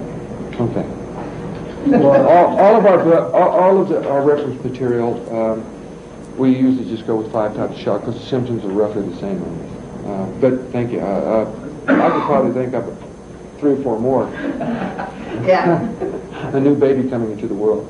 Oh, that'll get you. All right. Thanks a lot. Yeah. I always speak from a daddy position. Okay? All right. That's for Gordon's benefit. Yes. Okay. Yes. Yes. What can a person do without any equipment to a patient that's going into a severe anaphylactic shock? Yeah, but if we don't have any equipment, anaphylactic shock is where we'll just say you're allergic to something. You've had a snake bite, or someone's giving you penicillin, and you're allergic to it. You got a hold of some sort of poison in your system, or you have some sort of infection. And that's the only thing I can think of, say, for infections, is you're looking for an abscess. Man's temperature will be up, and we had a good example, a man on the ward, had a temperature all the time. We looked for everything. We had IV antibiotics going in him. Maybe we thought it was this. Of course, he had a missing leg from about right here on down. Couldn't understand it. Didn't have any boils, didn't have any open wounds, no decupitous ulcers. However, looking on the end of the stump, it looked just a little bit unusual. And it was hard to spot because the man was black. And he had an abscess. Abscess was killing him. And he was shocky. On something like that, you make an incision and let the pus run out. That is one type of anaphylactic shock. Natural herbs and medicine can cover some of those, and I'm not that well acquainted with it.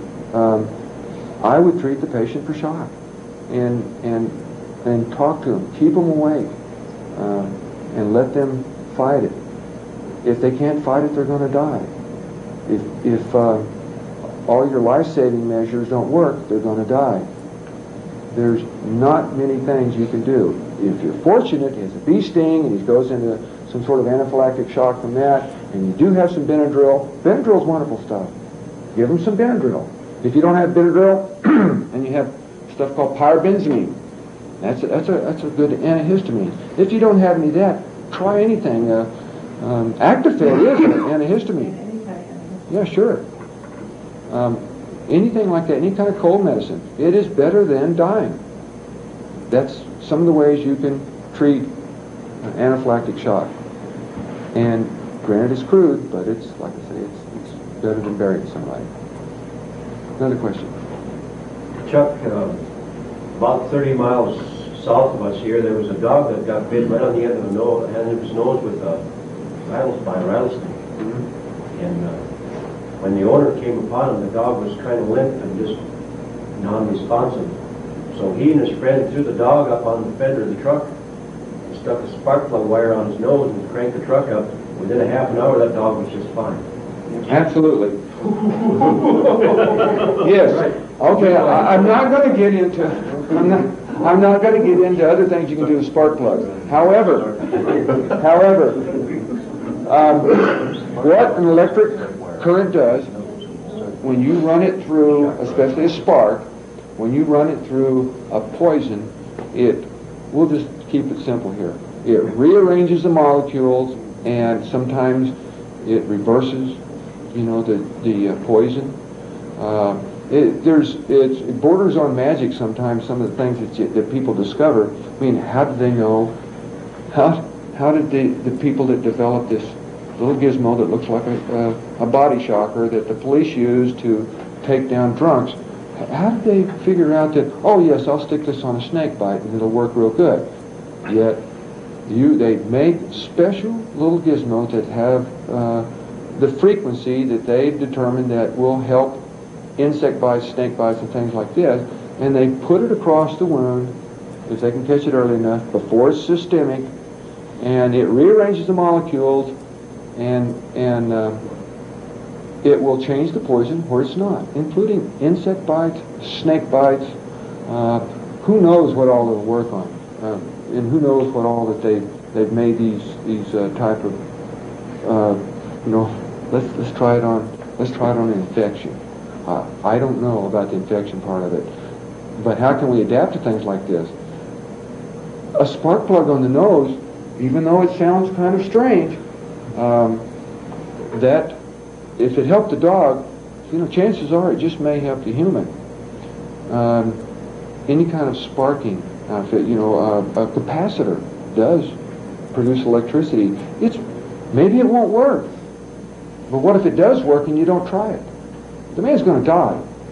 Like I told some nursing people one time in a nursing home, had a friend who's 97 years old, old man, and he was going to be dying, and they didn't want me to give him salt because it wasn't good for him. And I said, what's he going to do, kill him? He's 97 years old. He's got cancer.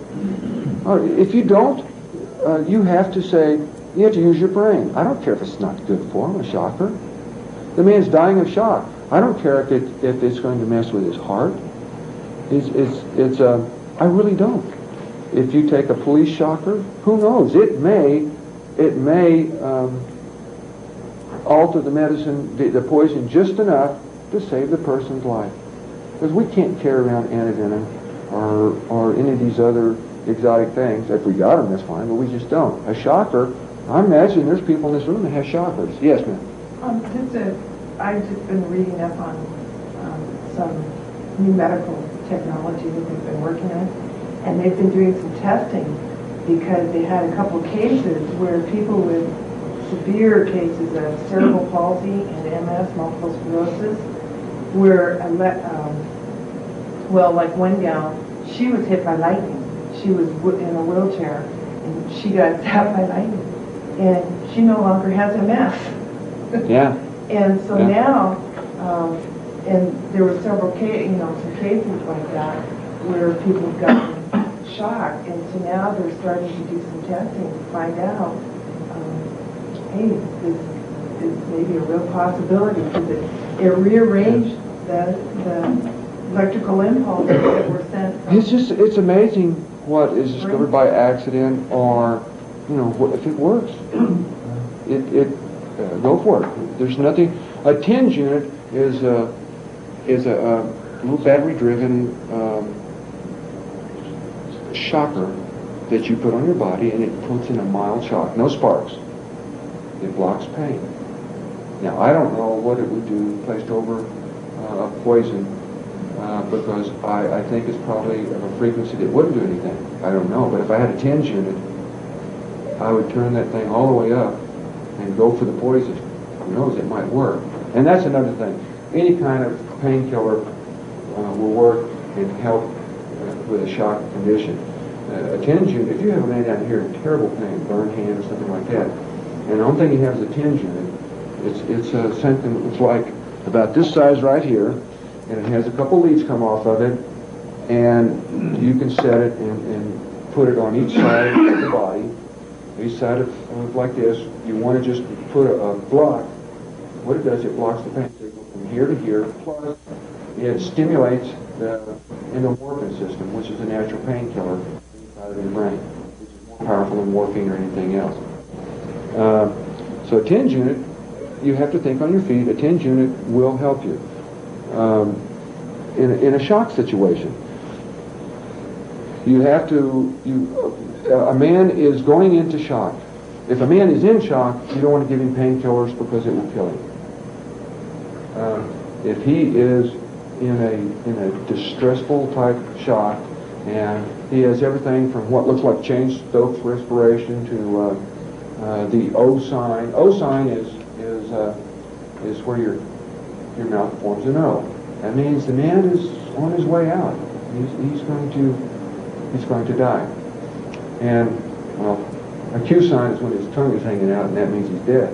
But that's really, you have to look at things like that. If this is a symptom, if a man is in deep respiratory distress, you cannot give him painkillers because it will cause further distress to the respiratory system, and he's probably not feeling any pain anyway.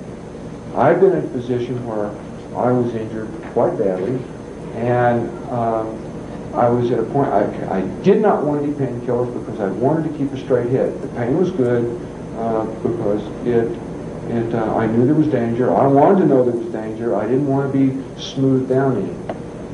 And we got into an even more dangerous situation, and but I started going into shock. I knew I had symptoms, you know, the profuse sweating, cold, clammy skin. I was getting shocky, and I thought, well, I can go into shock and die, not be of any use, and maybe I'm fortunate I caught it in time, and I had the people with me give me a shot of morphine, and that cured my pain, because I was going in shock not because of blood loss, but because of pain, and that cured the pain. If I'd have been losing a lot of blood and not been in pain, I wouldn't have had them give me morphine. I just wouldn't have done it. And I would have gone into shock and took my chances with that one rather than kill myself with a painkiller. More questions?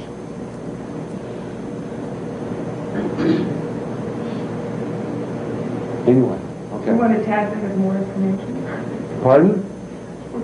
I've been doing some reading on this too, just because I like to read on all this stuff. But in Europe, they've been doing some experimenting with people that have heart attacks, or, you know, the body tries to compensate when you have shock. And I've been trying to think, okay, now if I was out in the mountains and I had a heart attack, or if I started going to shock, how could I stop it, or stop it on my comrade?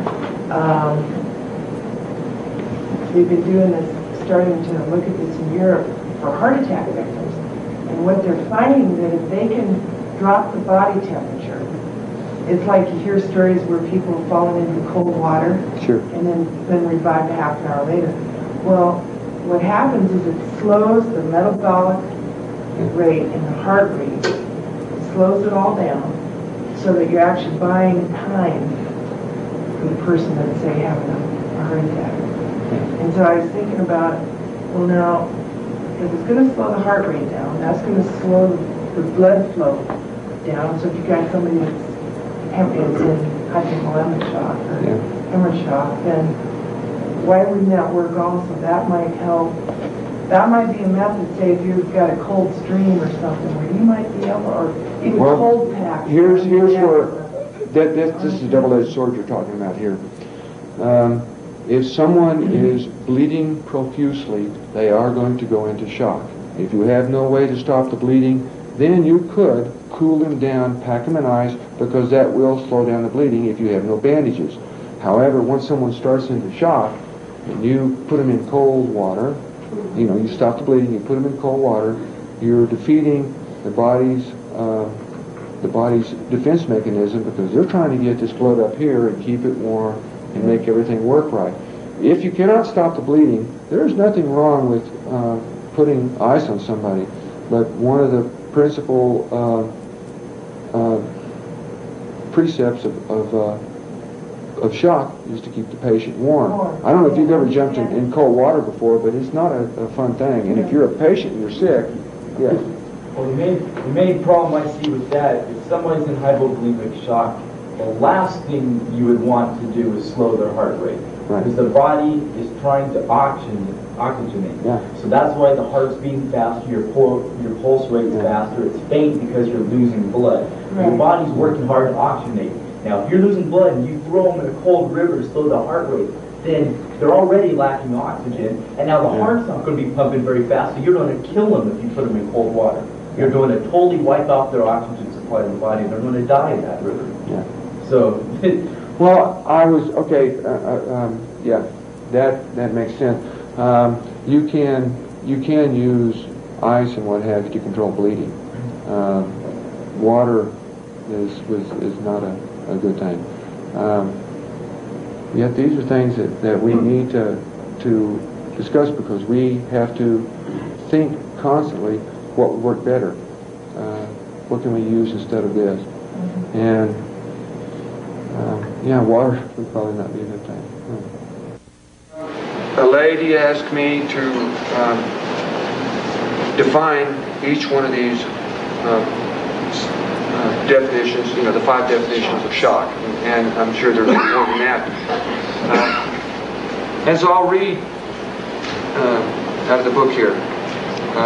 Hypovolemic shock, or loss of body fluids. This condition is also known as oleogenic, well, that's a close one, or hematogenic shock. The essential feature of all forms of hypovolemic shock is loss of fluid from the circulating blood volume, so that adequate circulation cannot be maintained to all parts of the body. If you lose fluid out of your cooling system and out of your oxygenating system, then you will go into shock if it is enough of it. And it could be as little as half a pint. It could be sweat. You can go into shock from that. If you lose fluid out of your body, this is too much fluid out of your body, this is an unnatural condition. In fact, if someone has a full bladder and they come in the morning and they go to the bathroom and they're standing up, they have passed out because it's a sudden loss of fluid and they get dizzy and they go down. You have to watch for things like that in the hospital. You have to tell men, no, sit down to go to the bathroom. Because this is a type of shock, or a shock reaction, is when you lose body fluid, you get dizzy, your body says, oh, I'd do much better off laying down. So you pass out. That's a normal and natural reaction. Your body's a wonderful mechanism. All right. Neurogenic shock, sometimes called, I'll just call it shock, results from the disruption of the autonomic nervous system control over vasoconstriction.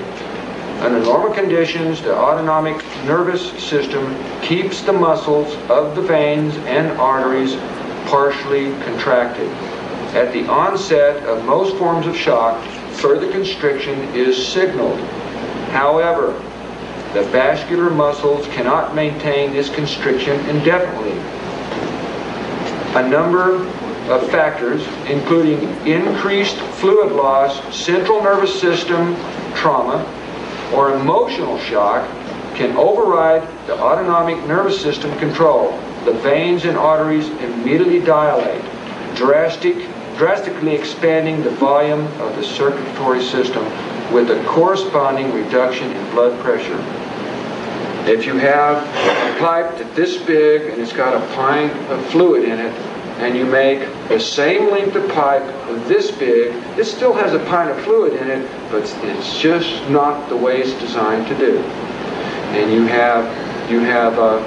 you have a major artery down here that is not constricted and it should be constricted, remember, shock is a natural state, and then you have the blood that should be up in here trying to help repair you go back down to this larger area, because water does try to seep a more comfortable position or sink its own level, or fluid does.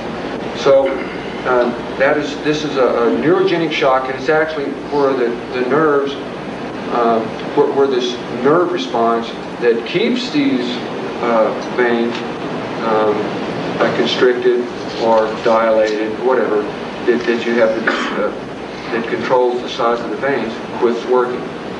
The symptoms for the shock are virtually the same, and I really couldn't get into diagnosing which one's which. In a hospital, different story. Cardiogenic shock is caused by inadequate functioning of the heart, not by loss of circulatory blood volume. If the heart muscle is weakened by disease or damaged by trauma or lack of oxygen, as in cases of pulmonary disease, suffocation, myocardial infarction, the heart will no longer be able to maintain adequate circulatory pressure, even though the volume of the fluid is unchanged. Shock will develop as the pressure falls. Heart attack is an extreme medical emergency all corpsmen must be ready to handle. It will be discussed in greater detail, etc. You do have great shock to the body anytime there's massive trauma such as explosions or someone just hauls off and punches you in the heart. You go down on the ground.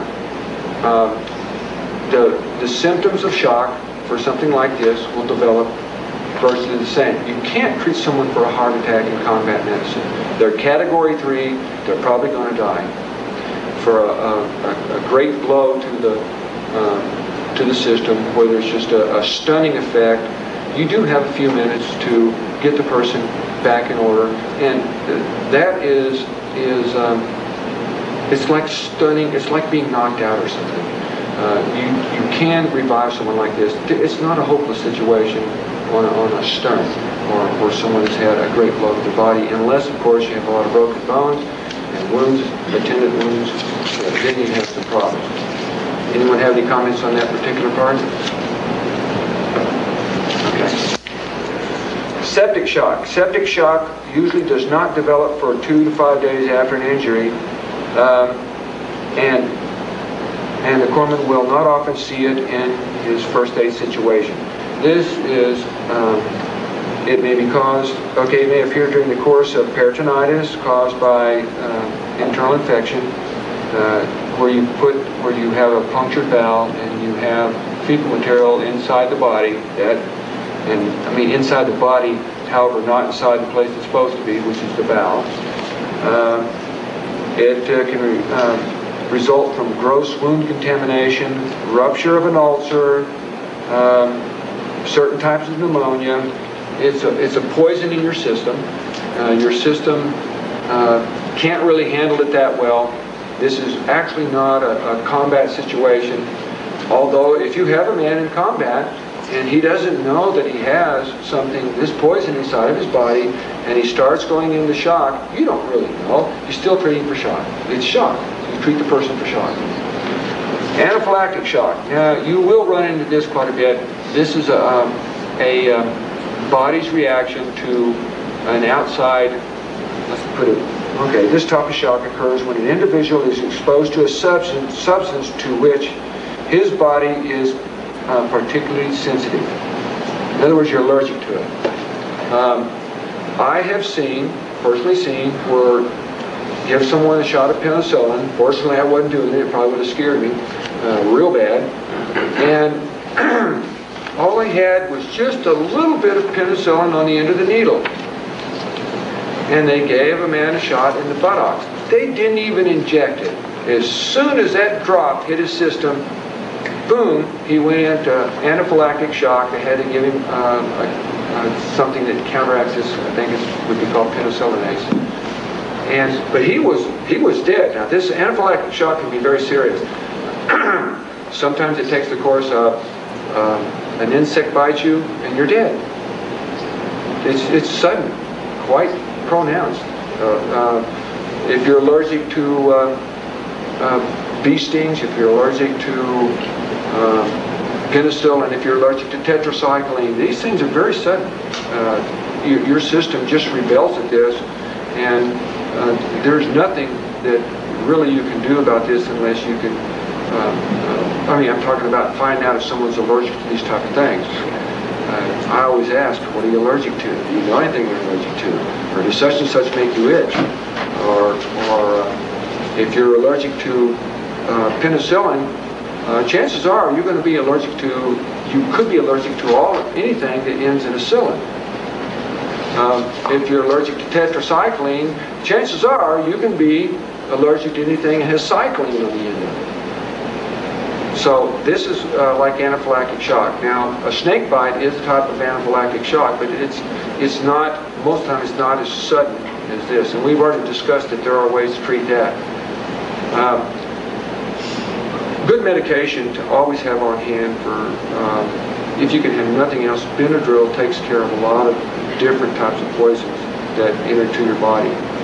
Atropine is a super medication to carry with you. It's very difficult to obtain, and just for anyone out there listening, it's not something you go down and get from your local drugstore in a timely fashion. And however, you might want to think about it, because there are ways you can get atropine. What other, right for anaphylaxis, epinephrine. Now there's two different concentrations of epinephrine. There's a 1 in 10,000 solution, and that's not really applicable for this, but there's a 1 in 1,000 solution of epinephrine. And you can give 0.5 milligrams, and that'll really take care of your anaphylaxis. And that's probably the best drug there is for anaphylaxis. But like he said, it's pretty hard to get a hold of atropine and epinephrine. But if you can get a hold of it, it's a good deal. The best form that everybody here will probably be familiar with is, everybody's heard of those little bee pins. You know, everybody that's allergic, you know, that some people carry those bee pins. Now all that is, that's epinephrine. So if you can acquire a whole bunch of these pins that I'm sure are easily accessible for people who are allergic to bee stings, that'll work for all forms of anaphylactic shock. So that's something that everybody can get hold of. Adrenaline. Yeah, that's all it is. It's a natural chemical that's in the body. Benadryl, you can buy right off the shelf now. You don't have to go to the doctor to get Benadryl. Granted, most of your Benadryl is 50 milligrams when it comes from a doctor, so you take 225s. Well, it's abbreviated EPI. That's this epi. And that's anywhere you buy it. You can just ask for an EpiPen, and most pharmacists, I don't know if you can get it over the counter. N or the-N? EPI. There are all kinds of places on the body to start an IV, or to put something into a vein. Back of the hand, those are veins. The crook of the arm, those are veins. You can actually, well, I'm not going to, you can actually put them in places you wouldn't even think of, but you really have to understand your physiology to do that, and I don't have the time nor the inclination to go into more exotic places and put IVs or any kind of solution. You can start at the top of the foot, places like this right here. If a man's in shock, though, it's not a good idea to put your fluids down in here. If you're trying to, well, I take it back. It depends. If you're trying to build up his blood volume, then I guess it would be acceptable if he doesn't have any arms up in here to put your solution down in here. Just a second. Okay. If you have a shock suit or a homemade shock suit on, it makes sense you can't get fluid from here if you've got the fluid constricted in here. The veins are constricted in here. Most of the time, the two places that you could start it, I would actually prefer, especially if the patient's going to be long-term care, you start it in the hand, because you damage the veins when you stick needles in them, and they collapse after a while. It's called infiltration, or you didn't do it right, and it swells up, and then you go, oh, let's put it out, let's check another vein, and you always work your way up. If you start right here, and sometimes you do, that's the only place you can start, but if you start right here, and you blow out these veins here, then you have no recourse but to go down to other places like the back of the knee, even under the tongue if you have to. But any place where there's a vein at the surface. All right. When you get ready to, a man's in shock, he's lost a lot of body fluid, and you want to start an IV. And considering these are gold, I'm not even going to take this out of the bag. We're just going to proceed on this one because, granted, I should take it out and make you feel better if you can actually see all this stuff hanging up here. But we ought to start right now pretending when you get to something like this, this is gold. That's all it is. This is one of the most important things. This is the exotic stuff that will come across out in the field, an IV bag. If you want to start an IV on someone, you have to expose the vein first. And this is not always as easy as what you think it is. You can put one of these things around it right here.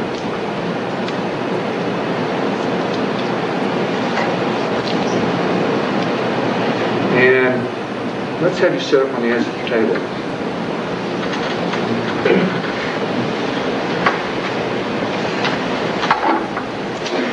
The purpose of this right here is not the same purpose as a tourniquet.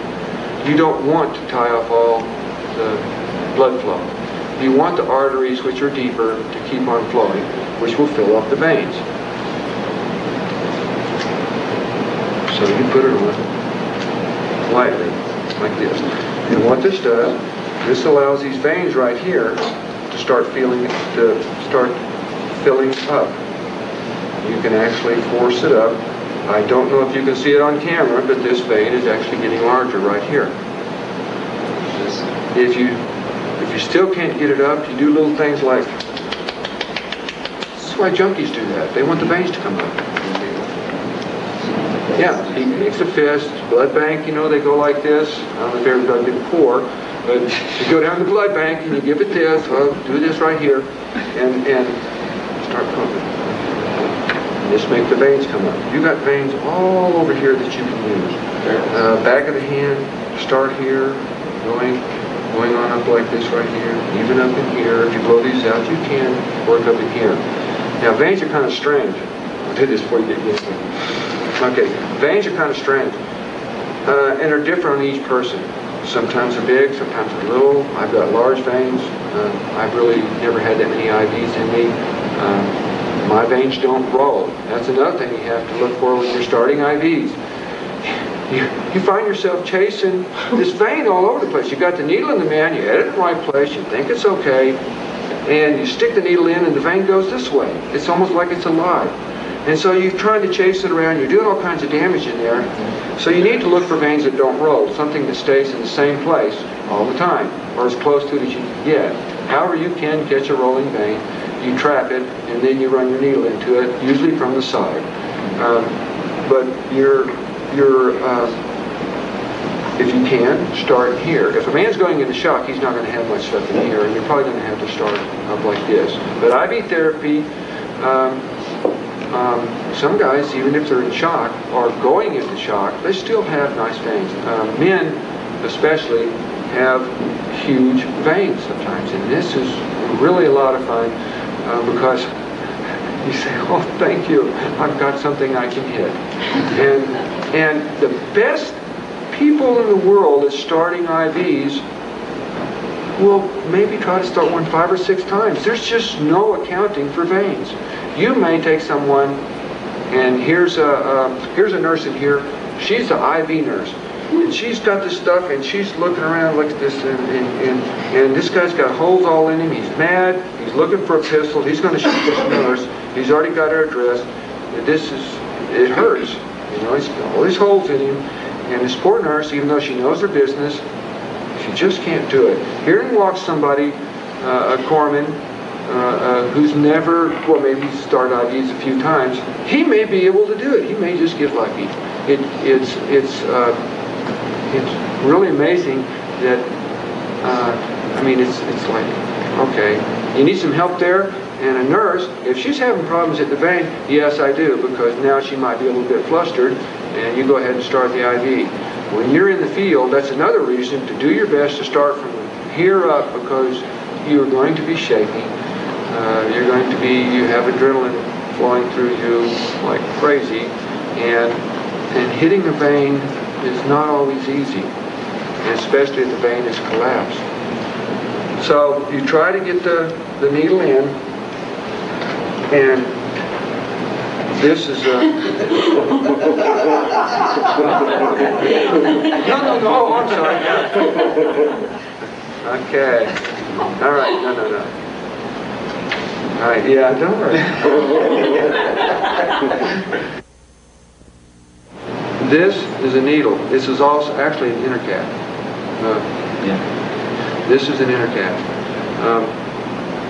But needles from here up usually look the same, and most likely in the field, what you're going to have is maybe a needle that came off a syringe, or it should be going on a syringe, or you'll have what is called a butterfly needle. I'll be drawing pictures on the board here.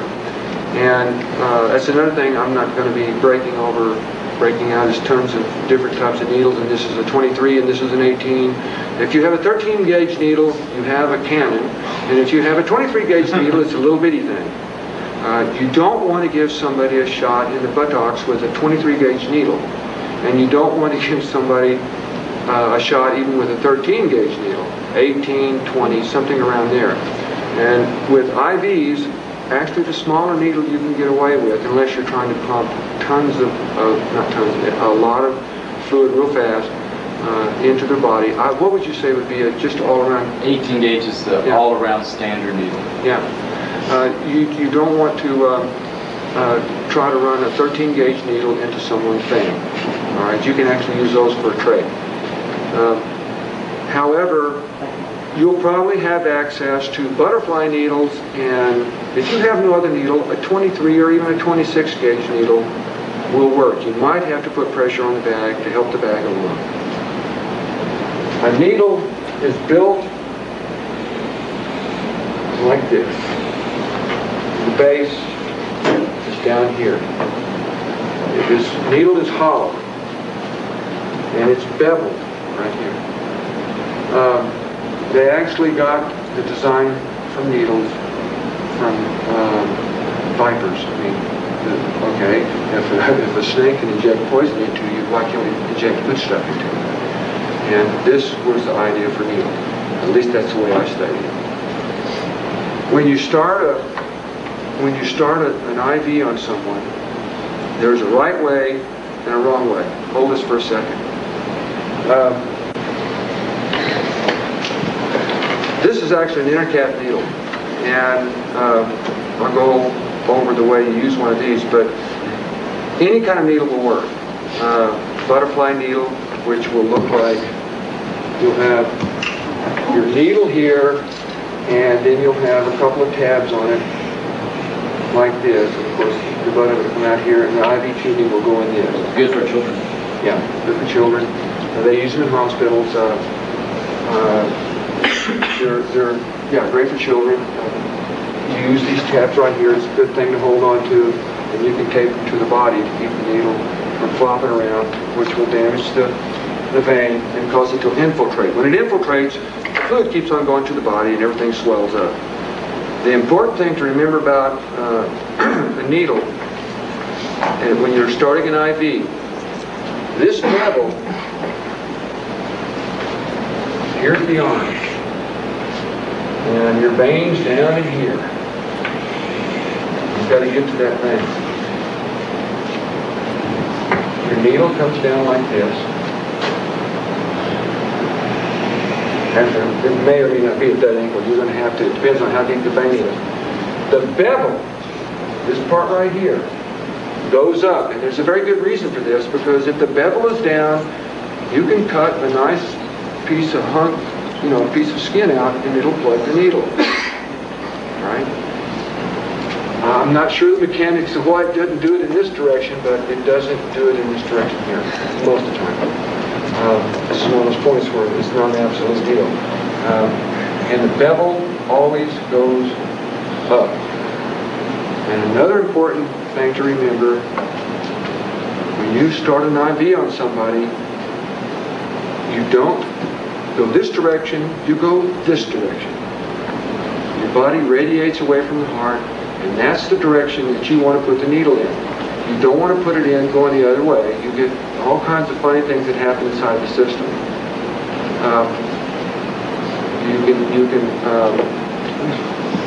We'll say there's a lot of current in your system, and you want the, because you're going to be starting in a vein, you want the fluid at least to have a chance to be hit in the right direction without changing direction inside of your body.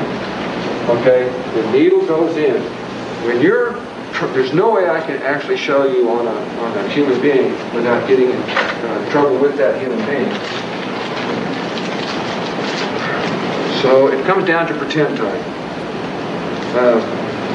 I can't even show you on an animal because there's some strange people out there that don't want you doing things like that. You might distress that poor little animal and it won't give milk.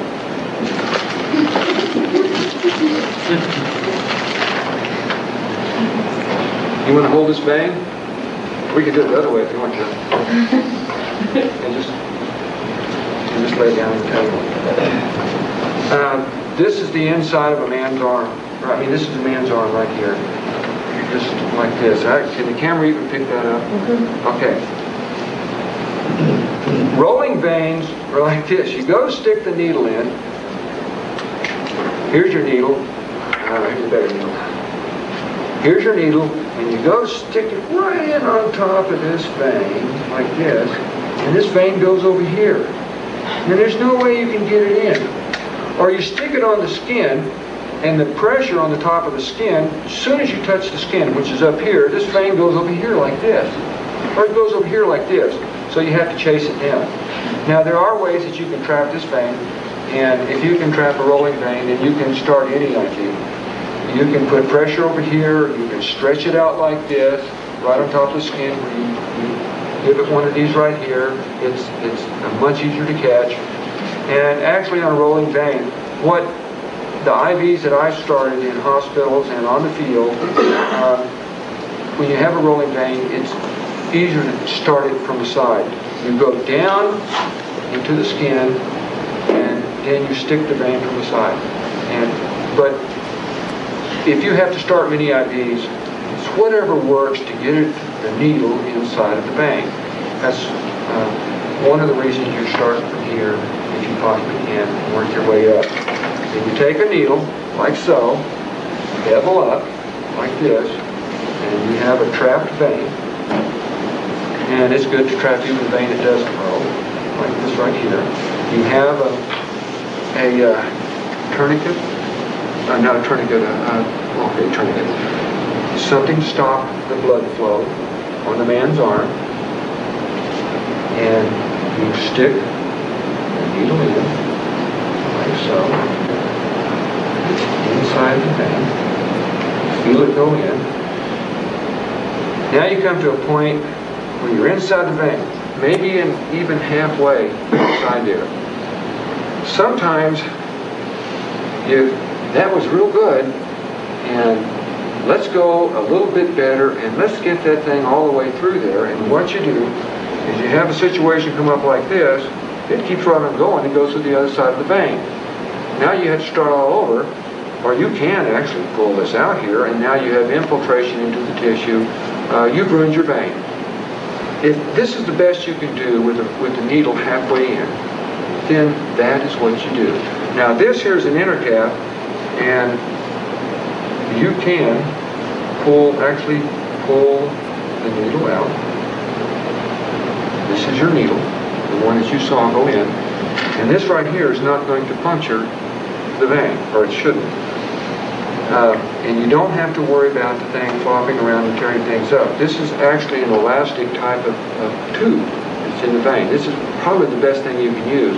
However, we don't have the best thing we can use. We're not going to be reduced to using rattlesnake teeth, but this right here is by far superior. Something like this. If you can get away with using a regular needle, do it, because you're not going to have long-term care to get a man out of shock if all he needs is 500 cc's of fluid.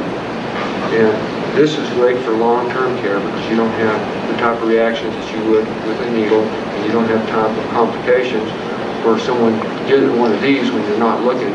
They have their arm tied to a board, and maybe he doesn't like that arm tied to a board, so he takes the tape off and goes, oh, this feels better, and then you have to start an IV over again.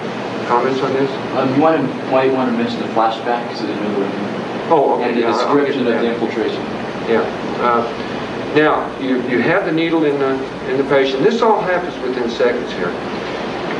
You can't, the needle has to fill up to here, and it'll come up, and you'll get the red stuff coming out. That's another way you know that you're in the vein. The blood comes out, and it'll come up to the end of the needle, and actually it'll start dripping out. Depends on if you don't have the rest of your gear set up, and you get things kind of backwards. All right, now, I've got it backwards right now, but that's all right. You have an IV bag here that is, yes sir. Okay, maybe we should just go ahead and take this apart. It's leaking. Yeah.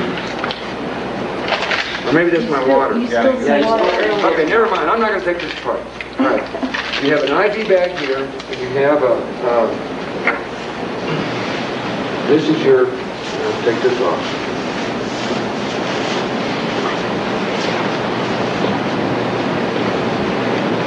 IV bag, IV bottle.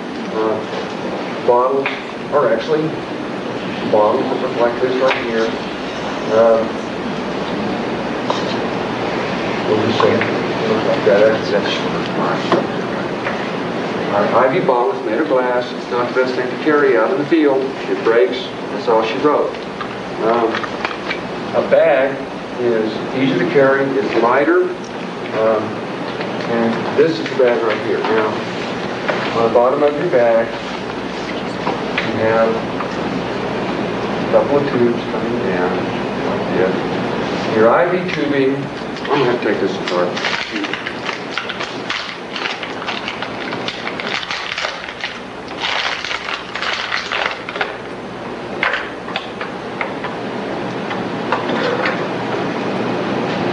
Your IV tubing, you pull this off. Your IV tubing, we'll just say this is your IV tubing. It has already been plugged into here. You let this right here fill up with the, you let this right here fill up with the fluid. You don't want air bubbles in it. And it's ready for injection. It's not going to be squirting out because your bag will be laying down. You'll lift it up long enough to let the fluid fill up the tubing. You can lay it down. You don't want this flopping around in dirt. This is a sterile situation here. IV tubings are made where you can fill them up, and they're not going to squirt the rest of the tubing, the rest of the fluid out all over the place. This is full of water, full of IV fluid, and you have your needles in here. Everything this is ready to go first. This is the way you get your IV bag ready to go first.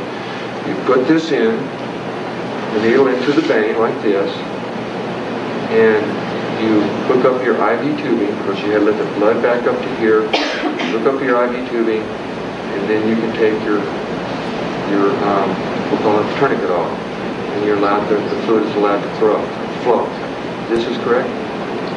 Yeah, all tubing will have a little thing you can spin, and you can let the fluid slow down or speed up. So you'll have a drip chamber. Right, you'll have a drip chamber. You need to squeeze that drip chamber to get it. You need to squeeze it a few times to get the fluid down. Yeah. You can control the rate of flow on an IV from a drip chamber. We're not going to have machines that'll do it for us. I don't even trust machines that well because they do go gazach. A drip chamber is a clear plastic tube that almost looks like this right here. And it's filled with water about right down to here. And you have a small needle that comes out at the bottom of this right here. Excuse me, it's inside the drip chamber. And there's drops that come out one at a time. And this is how you time your fluid. If it's coming out like a garden hose, it's coming out too fast. What is it? Is there a good basic count that you could do for the amount of drips? So about 1 every 2 fairly accurate, or what's better? Well, about 1 every 2 seconds will keep the vein open. Anything less than that, the vein's going to close. So it needs to be at least 1 every 2 seconds. Keep the vein open situation so you can get them to a different place, because they're going to have extensive IV therapy, and maybe IV therapy from fluids and IV therapy from drugs. In a shock type situation, you want to have, I don't know, what would be the rule of thumb is for every milliliter or cc of blood lost, you need to replace it with 3 milliliters of fluid. Talking about the drip rate on that. If you did 1 would that be fairly good? Yeah, right. Now, if somebody's just bleeding out, you really need to give them fluid, then you can turn it what's called wide open. You can just open up that valve and just let it pour. Just let it pour. But you always got to be constantly watching that site, because if there starts to be a ball forming or starts turning blue and you see it spreading, well, you need to take out infiltration. Infiltration is one of the biggest problems with IV, is because for no reason at all, maybe 10 minutes after you started the IV, it blows on you, and then you have wasted the fluid, and you can pump a bag of fluid into someone's wrist, and it's not even in the vein. And yeah, the body might eventually absorb it, but the object is to make the blood volume get bigger, blood volume expander. And you can use this with whole blood, which we won't have in the field because you have to keep it refrigerated. But there are ways you can get around that, and I'll get to that. Your drip chamber, you can time it, and I would anywhere from keep the vein open to, we'll say, 120. 120. You're not an IV therapist, and 120 drops per minute, that's 2 a second. You use your watch to time it, count it for 15 seconds and multiply by 4, count it for 30 seconds, multiply by 2. You hold your watch right up behind the drip chamber, and you're counting the drips and watching the second hand go around. Yes? How serious is it if you get air in the vein? It can be quite serious. It's not like you get a little bitty air bubble in and the person dies. Now, he's going to have air in his veins anyway. He's got an open wound. And, just the action of the system can suck air into the body. I've heard all kinds of, he had an air bubble and the man died. It killed him right just dead. And that is not so. It can cause a clot, and the clot will kill you. But it takes several cc's of air. What will you It takes about a completely empty line, about that big, to really cause any damage. Your body's not as sensitive to air as people sound. But yes, you can. It's called air embolism, but it takes quite a bit of that IV tubing. And you really have to try to do it on purpose. The only accurate thing that I ever saw about air going in was on a movie, and a man wanted to kill himself. He was kind of dingy, and he had an IV bag, and he pulled the tubing out, squirted the water out. They didn't show how he got air back into the bag, but he plugged it back in with a full bag of air, and he reached up and went like this and squeezed it. That killed him. And 250, 500 cc's of air into his body, and your body is made to use blood for a circulatory problem. And granted, the blood goes to your lungs to pick up air, but that is not the way it's done. So if you have air into your system, in a great amount, an IV tubing, I forget exactly what, 10 cc's, 20 cc's, you don't want to inject somebody with air. But an air bubble, we have air bubbles all the time in IV tubing.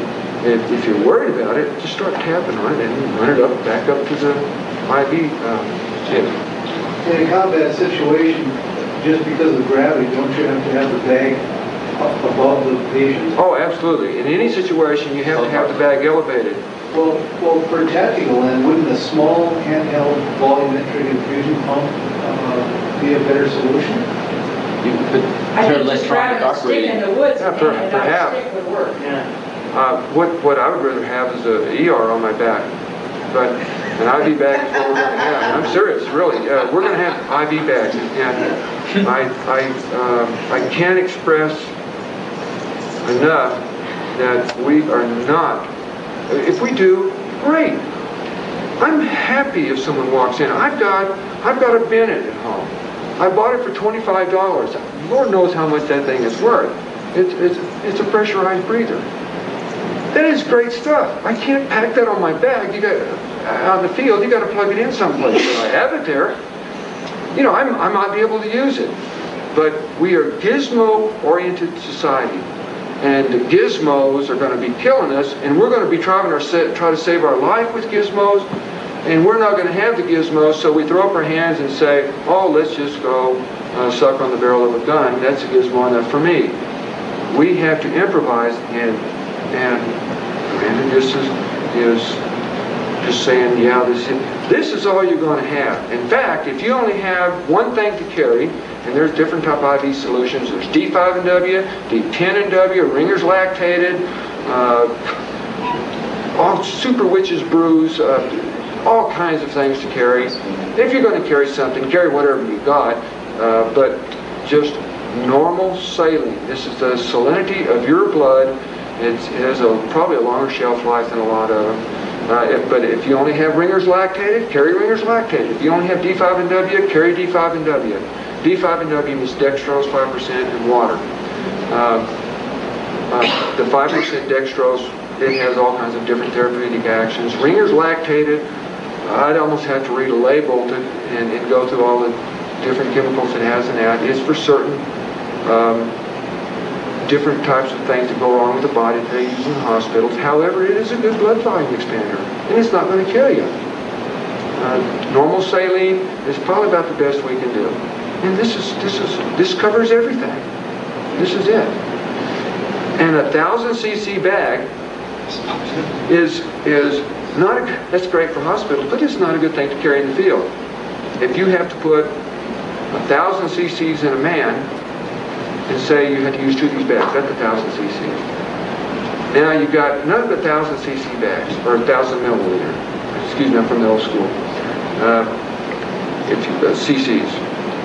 Cubic centimeters. If you have 1,000 cc bag and you put it through this man here and you need some more, you're going to have to use another 1,000 cc bag. This is gold, 500 cc's. That might pull him out of it. That's all you want to put in the fellow. Because even if you only use 200 cc's out of this is gone. It's history. And I would rather save the 1,000 cc bags for something else. If that's the only thing you can get, the only thing you can carry a 1,000 cc bag. And if it's, that goes without saying. Yeah. How many different types of IV solutions are there, and what would be the types that we should try and obtain if we can get? I have no idea how many different IV solutions that there are. And you should try to obtain mostly what you can get, because even if you don't want to use it in a combat situation, an IV solution is gold, and you might have the situation comes up where that particular IV solution is the only one that's going to work. But normal saline, which is 0.9% salt, and the rest of it's water, not exact, well, yeah, it's salty water, that's all it is. This is what you get. If you have Ringer's lactated, get that. Any of your D5 and W, D10 and W, that's dextrose, sugar, and water. One's 5%, one's 10%. Get that. Yes? You mentioned shelf life. What is the shelf life on? I haven't the faintest idea what shelf life is on this. This is July 96 right here. Yeah, they last about 3 years. Yeah. Most of them. And the best fluid that's easily accessible, it's going to be 0.9% sodium chloride. So if that's the fluid you're looking for, that's probably the best all-around fluid. And 0.9. That's what they put in animals. And even if it has an expiration on it, don't be concerned about it. Yeah. We'll look at the bag. Yeah, this has an expiration date, July 96. In August 97, if I had this IV bag here and I've got someone who's dying, what am I going to do? Kill them? I'm going to give them this. Even if it's 10 years old, this is what I'm going to give them. This expiration date on this is to cover their tails, and that's exactly what it is. If it's sterile, if it's sealed and it's sterile for, because this is just salt water in here, if this is sterile for a year, It could very well be still for 100 years. If the bugs can't get in it to make it unsterile in a year, the chances are 100 years down the road. Now, when you get into IVs that have other medications in them, the shelf life on the medications that's in there, let's face it, water is good for a jillion years. It doesn't do anything, it just lays there. It doesn't, if you want electricity through it, you can have hydrogen and oxygen out of it, but that's just about it. Even if it comes out of a toilet, a used toilet, you can take that water and make it clean again, and keep it clean forever. I'm not saying you make IVs out of toilet water. You want to try to get a hold of this stuff here. Yes? I think one thing we should keep in mind is that this is atomic medicine. Absolutely. The key to KISS system is the utmost. Yes. And that you have to keep in mind at the beginning, you're in a combat situation, you may have egress at any time. And if you're in the middle of, when I had my AV done, they were running. Yeah. Oh, sure. And absolutely. You have to have people that know, like I had to trust my teammates. Because if I didn't trust my teammates, I'd be beating the Jesus out of the corner with my weapon. Yeah. Keep in mind that, okay, you've got to have confidence in yourself and get practice on cooling. Just get it done. Yeah. You know, if you have to repair it later, but not too much later. Just get out of that zone. Fire. Time. It can't get too intricate, is I guess what I'm saying. If you have an infusion pump, super wazoo, but you're probably a mobile station. Yeah, I'm translating here in a second. Go ahead. Kids, keep it simple, stupid. Yeah. But what I was going to ask is, if you can't get that saline solution, can you make it? You can make the saline solution. The sodium chloride or salt that goes into it has to be sterile, or you can sterilize the solution after you put after you make the solution. It's 0.9%. That's normal saline. That's the salinity of your body. However, how do you get a sterile solution into something like this? Now, we may be reduced and we have to figure out how to do this. You got the additional port right there if worst comes to worst. Yeah, this right here is for adding medications and I don't know, what you can do. Oh, you can do all kinds of stuff. Yeah, but this right here has this right here has an additional port, and it has a little piece of rubber across the top of it, and you can add medications to the inside of this bag. That's why it doesn't really matter what kind of IV solution you have. You can make your own up inside the bag. However, John's question, and which has crossed my mind more than once, is how do you make an IV bag and an IV bottle in the first place? We can use water bottles, we can use pop bottles, we can use all kinds of things. I would suggest staying away from plastic pop bottles. They're, the big 2-liter thingies. This is going inside your body. It's bypassing every single filter that there is in your system. If you put something that's an infection, that is carrying an infection, even a mild one, into a human, it becomes systemic right then, and you have a good chance you have killed them, or you're going to use up you're going to use up terrible amounts of medications trying to undo the damage that you've done. If we can develop IV bags, I would be one happy corner. But this is something that I'm not even sure I want to speculate on this, because I don't want someone going out there and, oh yeah, this worked. Fluffy didn't die. Well, we're not talking about Fluffy here. We're talking about humans.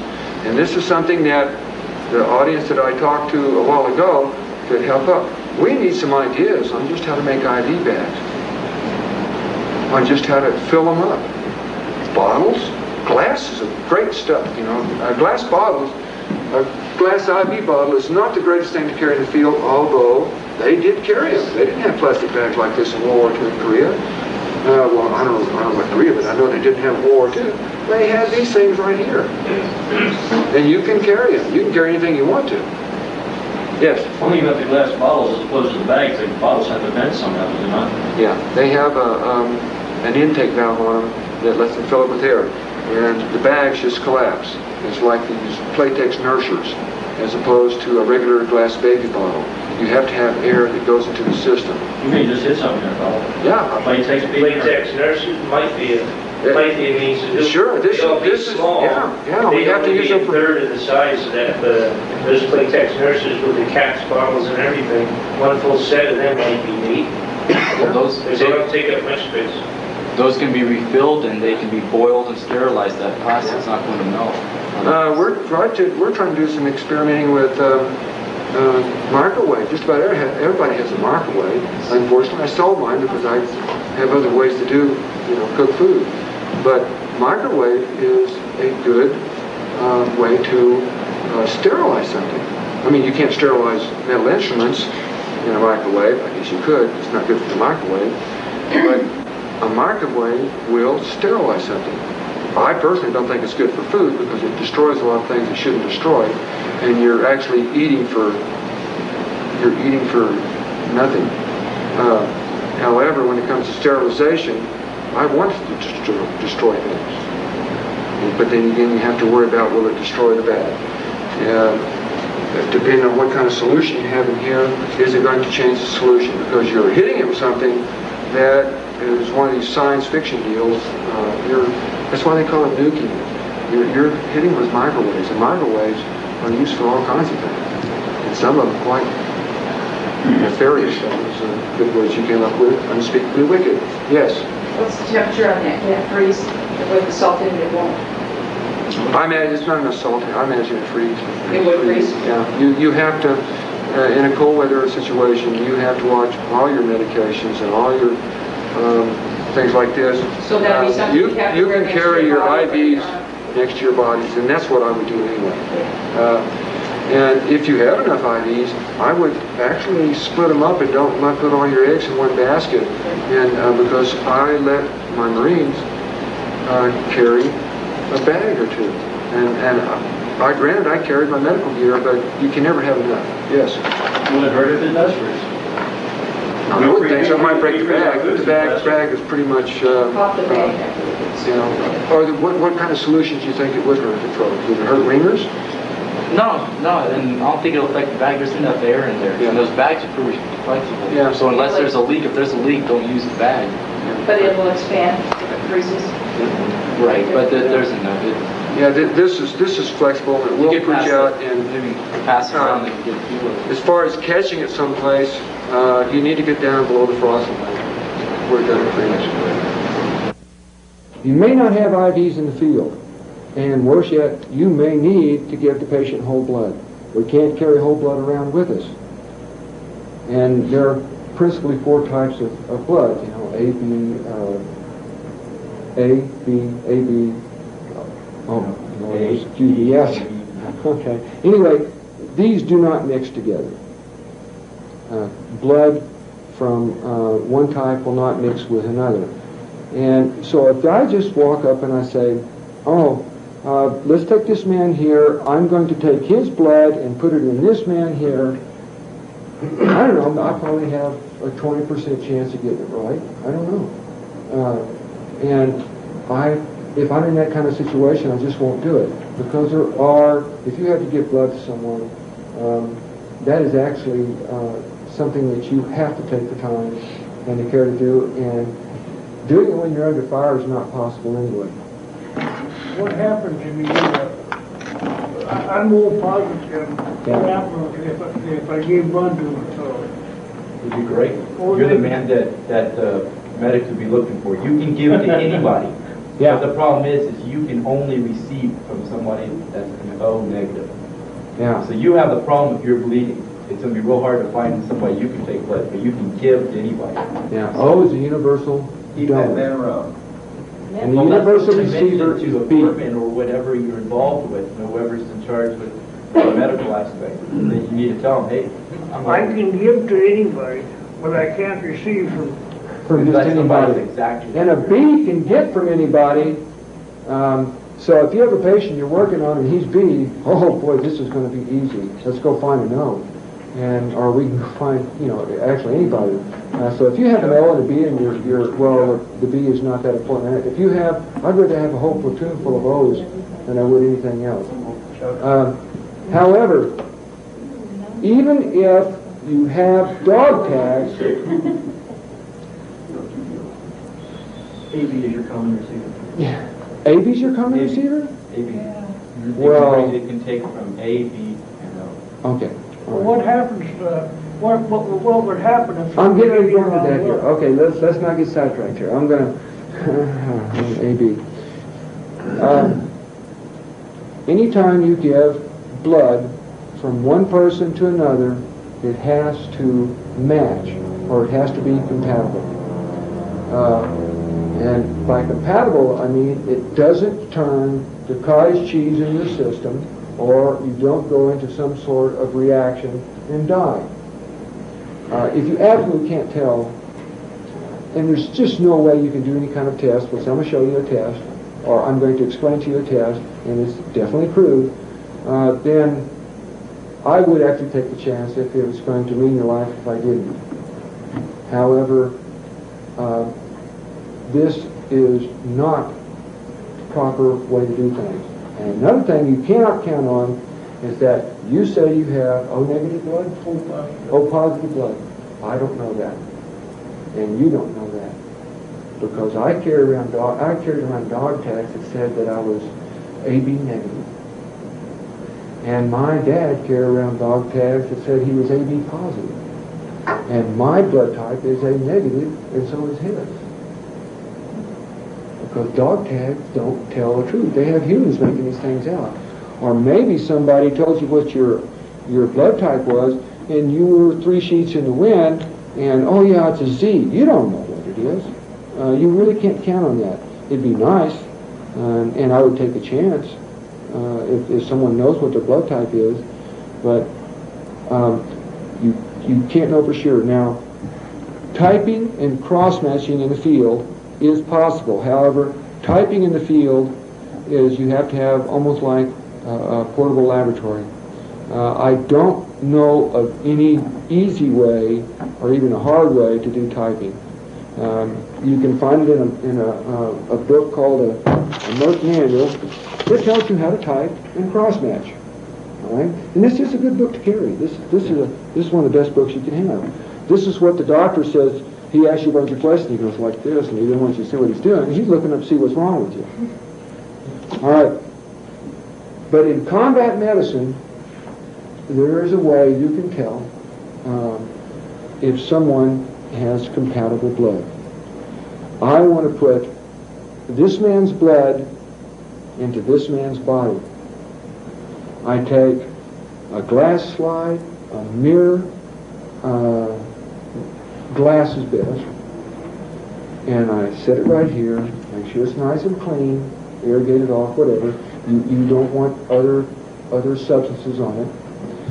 And you lay it down right here, and then I take a syringe, and I draw some blood from you, and I take another syringe, and I draw some blood from you. I take this syringe, and I put out a few drops of blood on this plate, on this glass plate. And I take this syringe, and I put a few drops of blood on top of it. What's the coagulation time of blood? Depends on well, outside the body, how long does it take? I'm trying to give them a rule of thumb here. Inside the body? No, outside the body. Outside? I'll go in a second. Okay. You put the drop of this man is going to receive on this plate. The drop the man is going to give right here. Within, we'll just say 5 minutes. In battlefield medicine, 5 minutes is a long time, but that's a nice, safe time to wait. If it is not compatible, you have red cottage cheese. If it's compatible, you still have blood.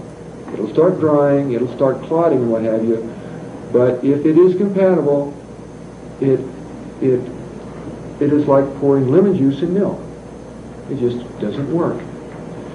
And that is not typing, and which is a completely different story, but it will save your life. Because you're not going to be putting 2 gallons out of this man into your body. You're going to be putting small amounts.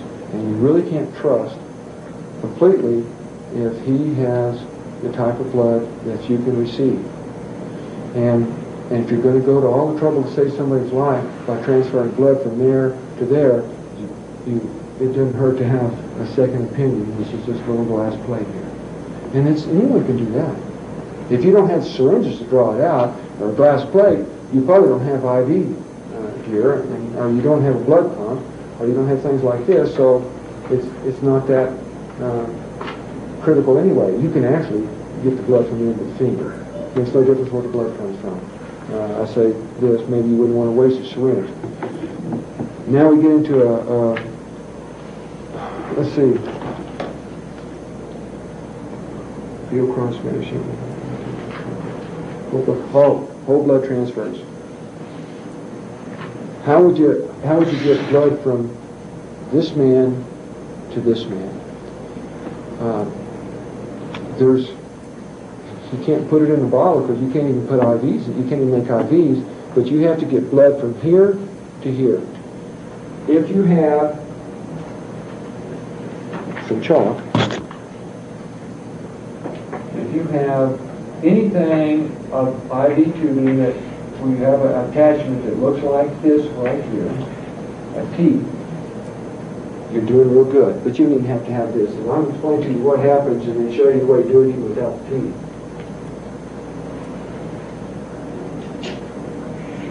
Here's a man, and here's a man. You cross-matched him in the field. You have a reasonable assumption that you're not going to be killing this man here.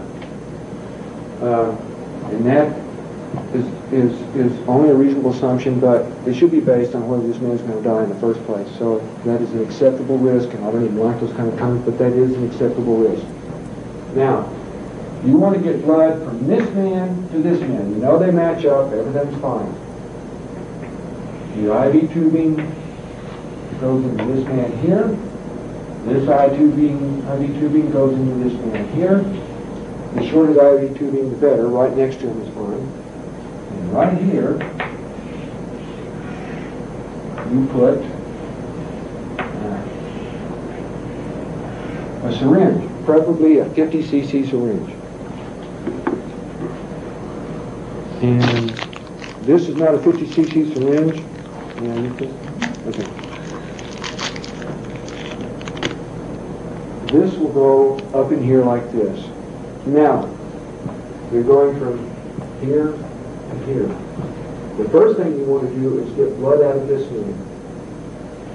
If you have some sort of petcock up here, that's fine, but that's not going to happen. You take a pair of hemostats and you clip off right here. Now, this one is open. You draw the blood, 50 cc's, like this, and it's still attached to this T, or actually to a piece of tubing that's out here a little way so you don't have to fill it with some money. Or you can just attach it to the tubing like this. Then you clip off this one here with your hemostat and unclip this one. Now when you push on the syringe, slowly, it puts the blood in this man here.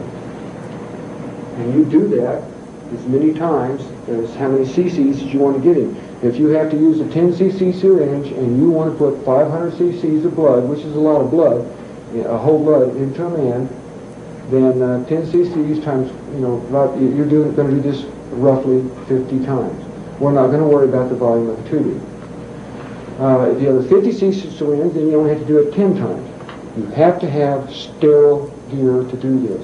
You cannot use the syringe that you've used on Bossy, unless, of course, you sterilize, but even that's not good. You need some sort of good medical gear.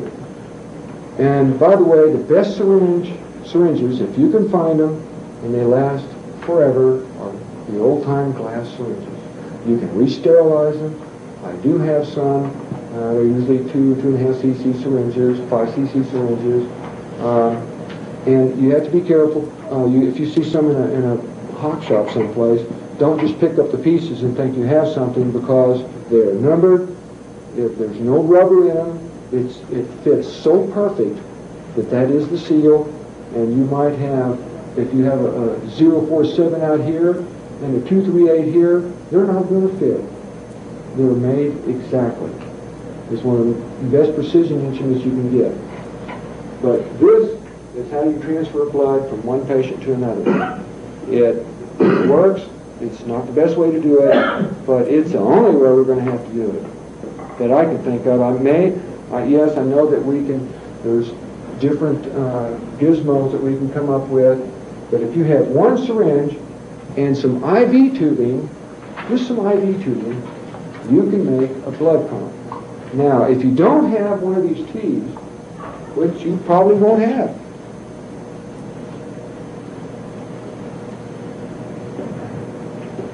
you have IV tubing going in this man here. This is clipped off. You don't want him leaking.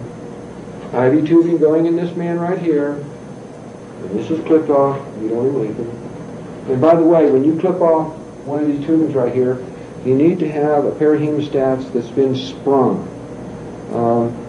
Or is made especially for that, because it will crush the IV tubing and you can't even get into the tubing. And what we used to do was take and put something in between the hemostat jaws. I might even have to do this too. If you don't have the proper gear, which you won't, put something in between the hemostat jaws and bend it forcefully, with trying your best not to break it. The longer these things, the better off you are. Sometimes these are brittle and they'll go ahead and break anyway. And then we take just some IV tubing and slip over this to where it's padded. It's armored, like armored binoculars, only this is soft, so it doesn't crush things. And you can, if you don't have a pair that are sprung, and you go down like this, it'll crush the tubing. However, you can bring it like this and put a rubber band around it, and that'll hold the tubing too. Anyway, I'll just use these things here for demonstration. You've got hemostats right here like this.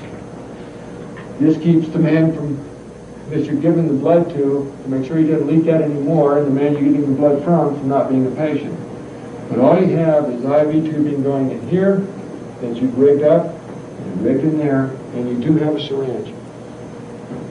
What you can do is, it's much slower, but it does work, is attach your syringe, unclamp this, take 50 cc's out, clamp it back off, come over here, put your syringe in, unclamp this, put your 50 cc's into this guy right here, keep a count, one, because this is a longer count. You may have to, for some reason, you may have to go 5 or 10 feet just to do this each time. That's really, you want your patient as close to the work as possible, but this may not be possible. You need to make a count because you want to give him exactly what you think he should have, 500 cc's or 250 cc's or 1,000 cc's is not a good idea. And repeat this process each time. It doesn't hurt to have someone there reminding you when you forget a step or you make a mistake. You have to keep this clean and sterile. You have to find some way to keep it off the ground. Cover it with something which is sterile. You have bandages that are sterile. You better have bandages. You have bandages that are sterile. You can set your IV tubing on the bandage and have another one here. It doesn't hurt to expend bandages for something like that. And if you do it right, you can still use them. But you have to think of what you're doing right then.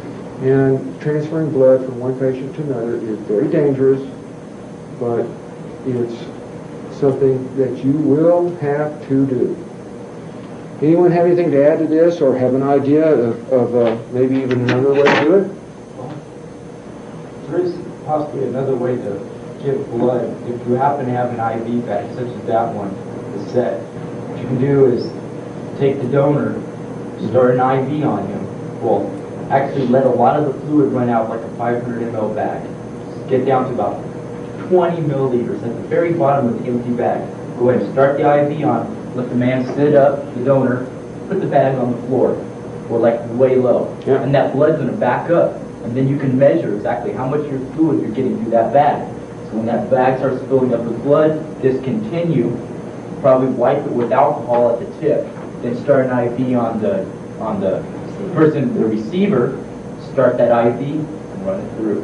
Because it's sterile, it's in the tube, it's aseptic, and it might be a little bit easier than running back and forth. That's only if you have IV. However, when you do have a problem with this right here, and this is something you have to watch for, because you can use that, and this is the way they do it in plasma centers and blood banks and all of this. When you run blood into a bag like this, it can start clotting on you, and then you're putting clots into a human. And it also takes a while to get the blood out. And that was one of the reasons I asked you about, clotting time. And you have to keep the bag moving like this, or it will start clotting around the edges and work its way to the middle. And then you're putting clots into a human, and that will kill them.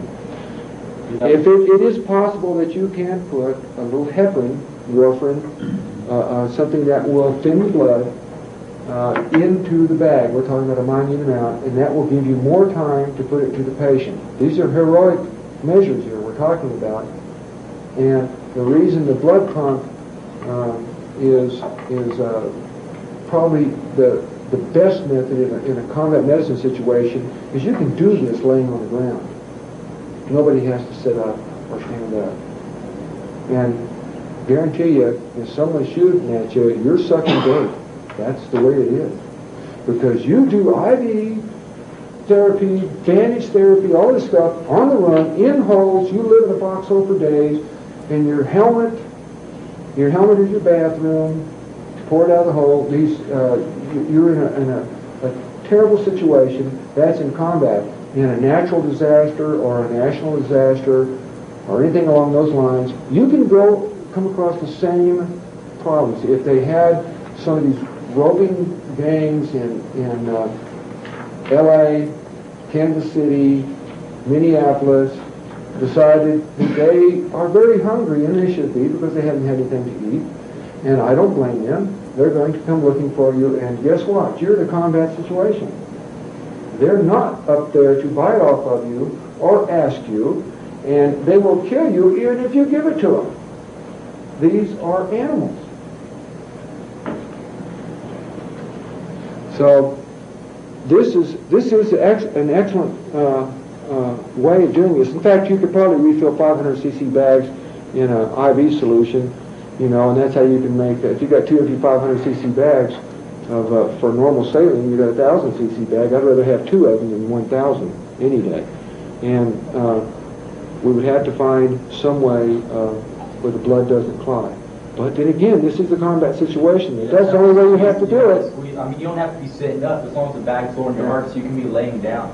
But like you said, if you're going to give it to the receiver, you're not going to be squeezing that bag. You have to have that valve wide open and just sit there. Yeah. Forcing that bag. Blood pressure cuff will do it, push or something like that. Yeah, you can build blood pressure cuff. And one point on this right here, this is not shooting this idea down. Excuse me, you might not have a 50 cc syringe. You might only have a 2.5 cc syringe, and I'm not going to sit there and do that. I'm not going to get math on that one. I lose myself. I'm not going to do that. That is an excellent idea. That's perfect idea. I would go with the blood pump, and it just depends on the situation. We can't make up reserve blood though by putting it into bags because you still have to keep it refrigerated, cool, and even then, even frozen, it only lasts so long. Yes.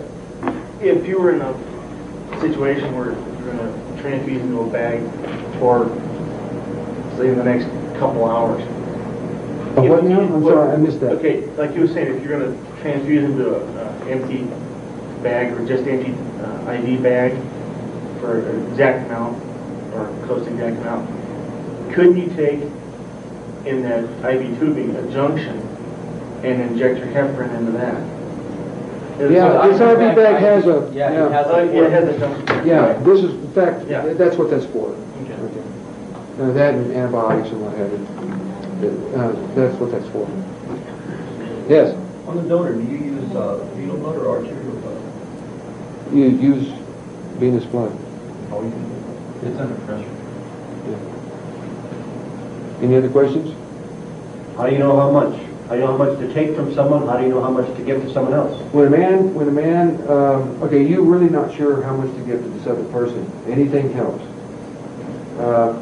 And it depends on your, if you have a casualty and he has some terrible wounds, you want to save his life, you're going to expend the time, energy, and resources to save this man's life, then you're going to go for pro.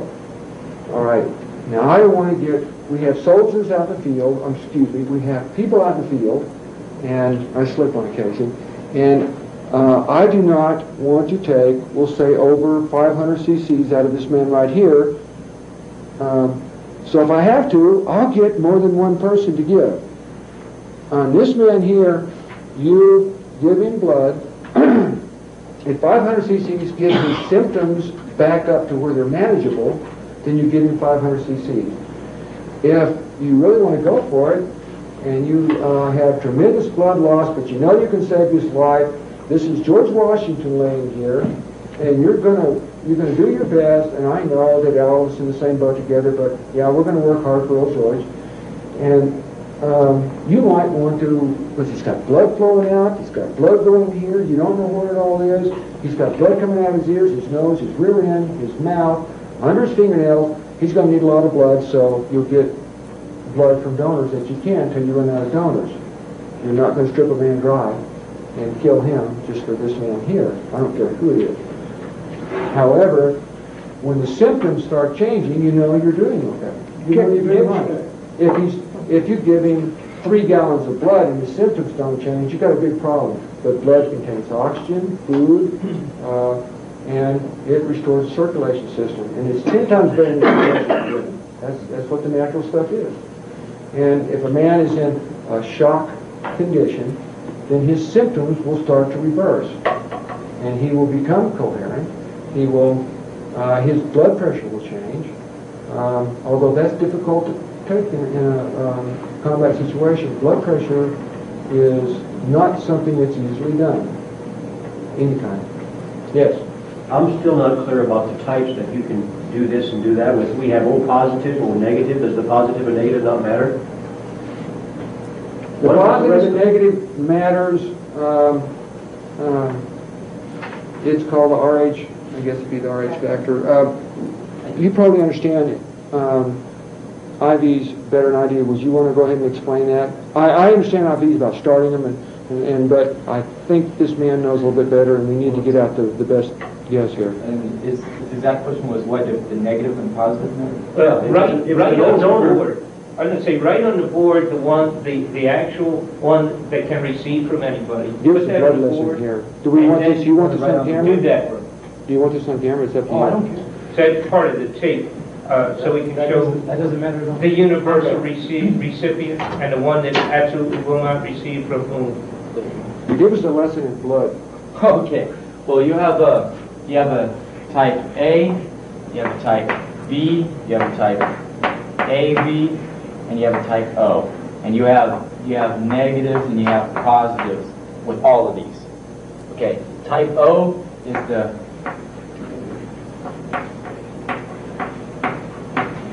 universal donor. Hope I don't do a vice president potato thing. This is the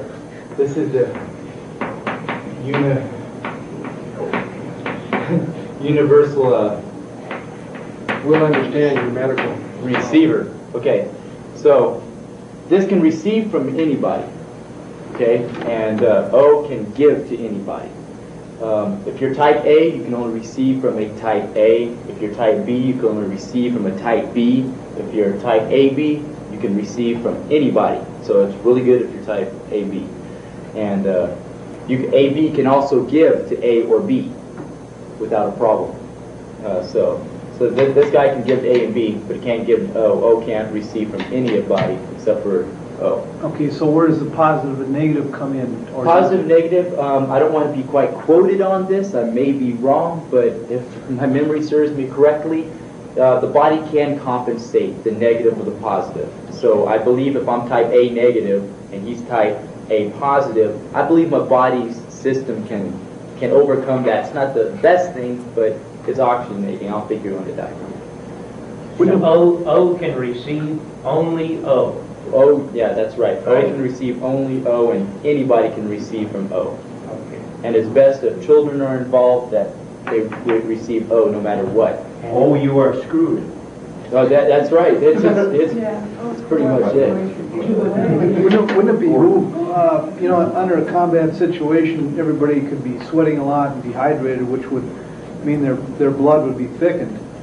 Wouldn't you want to give a donor, drink water? Well, not really water. If you have oxygen available, that'd be the best thing.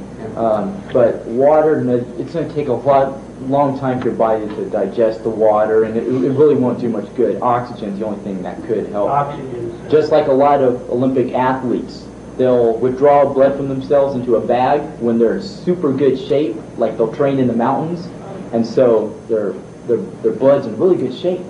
And then so when they go down to a lower level before a tournament or something, they'll put that additional blood into them that has that high oxygenation level since when they were in shape. So their body's overloaded, and it's all in good shape, and they perform better. So, yeah, oxygen's the best thing, best drug there is.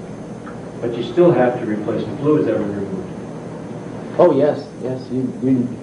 You lose something, your body needs to replace it, or it needs to be replaced artificially through somebody or through some type of fluid. Are you talking about that you would have to give You're talking about for the blood, giving, an IV? the person is the donor. He's talking about giving some kind of fluid Right, along but with oxygen. if you only donate a certain amount of blood, you might be a little lightheaded. You might need to eat something that's the best thing, but you're not going to give, the best 1,000 If you're cc's. 50 cc, if you're 500 cc low on blood, it will not hurt you that much. It's a happy trade-off. This man may be 1,500 cc's low on blood. Down to that, he's in shock, has massive wounds, cellular dizzy or upset or sick to your stomach. And you do not have to replace the blood that you take out of the system with another IV solution. This would be counterproductive. You can have him drink water. The best salt boost, water. and the best boost, actually, quickest, is actually oxygen if it's Oxygen, available best deal. to the giving party. To both parties. They're both. Yeah. Your body replaces the fluid that you lose from, say, 500 cc's probably within about 8 hours. Because your body's going to get rid of this. This is artificial. This does not stay in your system very long. This is temporary. You're going to urinate this out before too long. Chuck, I hate to disrupt this for you. We've got so much further to go. I'd like to thank you so much for all that you've done for us. Now this, ladies and gentlemen, is an example of what Americans are supposed to do for others. This man took up his time, left his family at home, traveled 1,300 miles or 1,200 and some miles across the country over here to share this with us so we could put it together and share it with other Americans. Now this is just the medical profession. This is just a tiny part of that profession. We've got all kinds of professionals that exceed way beyond his capabilities in any given area, except for where he's had experience in the military. I mean, to shame you, Chuck. I'm not trying to do that at all. But there's people out there that need to be rooted out of their secure little cozy homes and showing how serious our country is. It's about to go down the tubes, folks. That doesn't apply just to the medical. That applies to the judicial system. You attorneys out there, you better damn well wake up now, and you judges, because you're about to lose your plush homes and your pools in your backyard, to say nothing of your Porsche in the front. You won't even have a bucket of grain for your families if you don't wake up and grow up. We need participation from every single American. If you want peace, prepare for war. And it's gone so far now that we have to prepare for war in this mode as though they're going to come to kill us. Is this pathetic or what? That's why I'm trying to promote a book called The Art of War. Folks, if you don't know what this is about, you better get in tune. There's not much time left. We'd love to have you with us when the lightning hits the latrine. We want to all make it through this. If we're not selfish enough to do just for ourselves, but we care for others, there's a chance we'll make it through what's coming.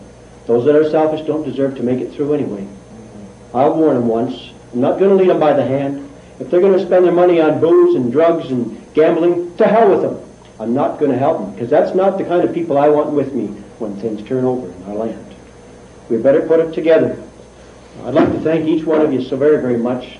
It's been a wonderful experience for me, and I know that a lot of you have really enjoyed it, sitting on the edge of your chairs, participating with questions. I appreciate it very much. Let's not let the ball stop here. Let's keep making it roll forward as though this is just the bare beginning, because it is. We have a long, long way to go.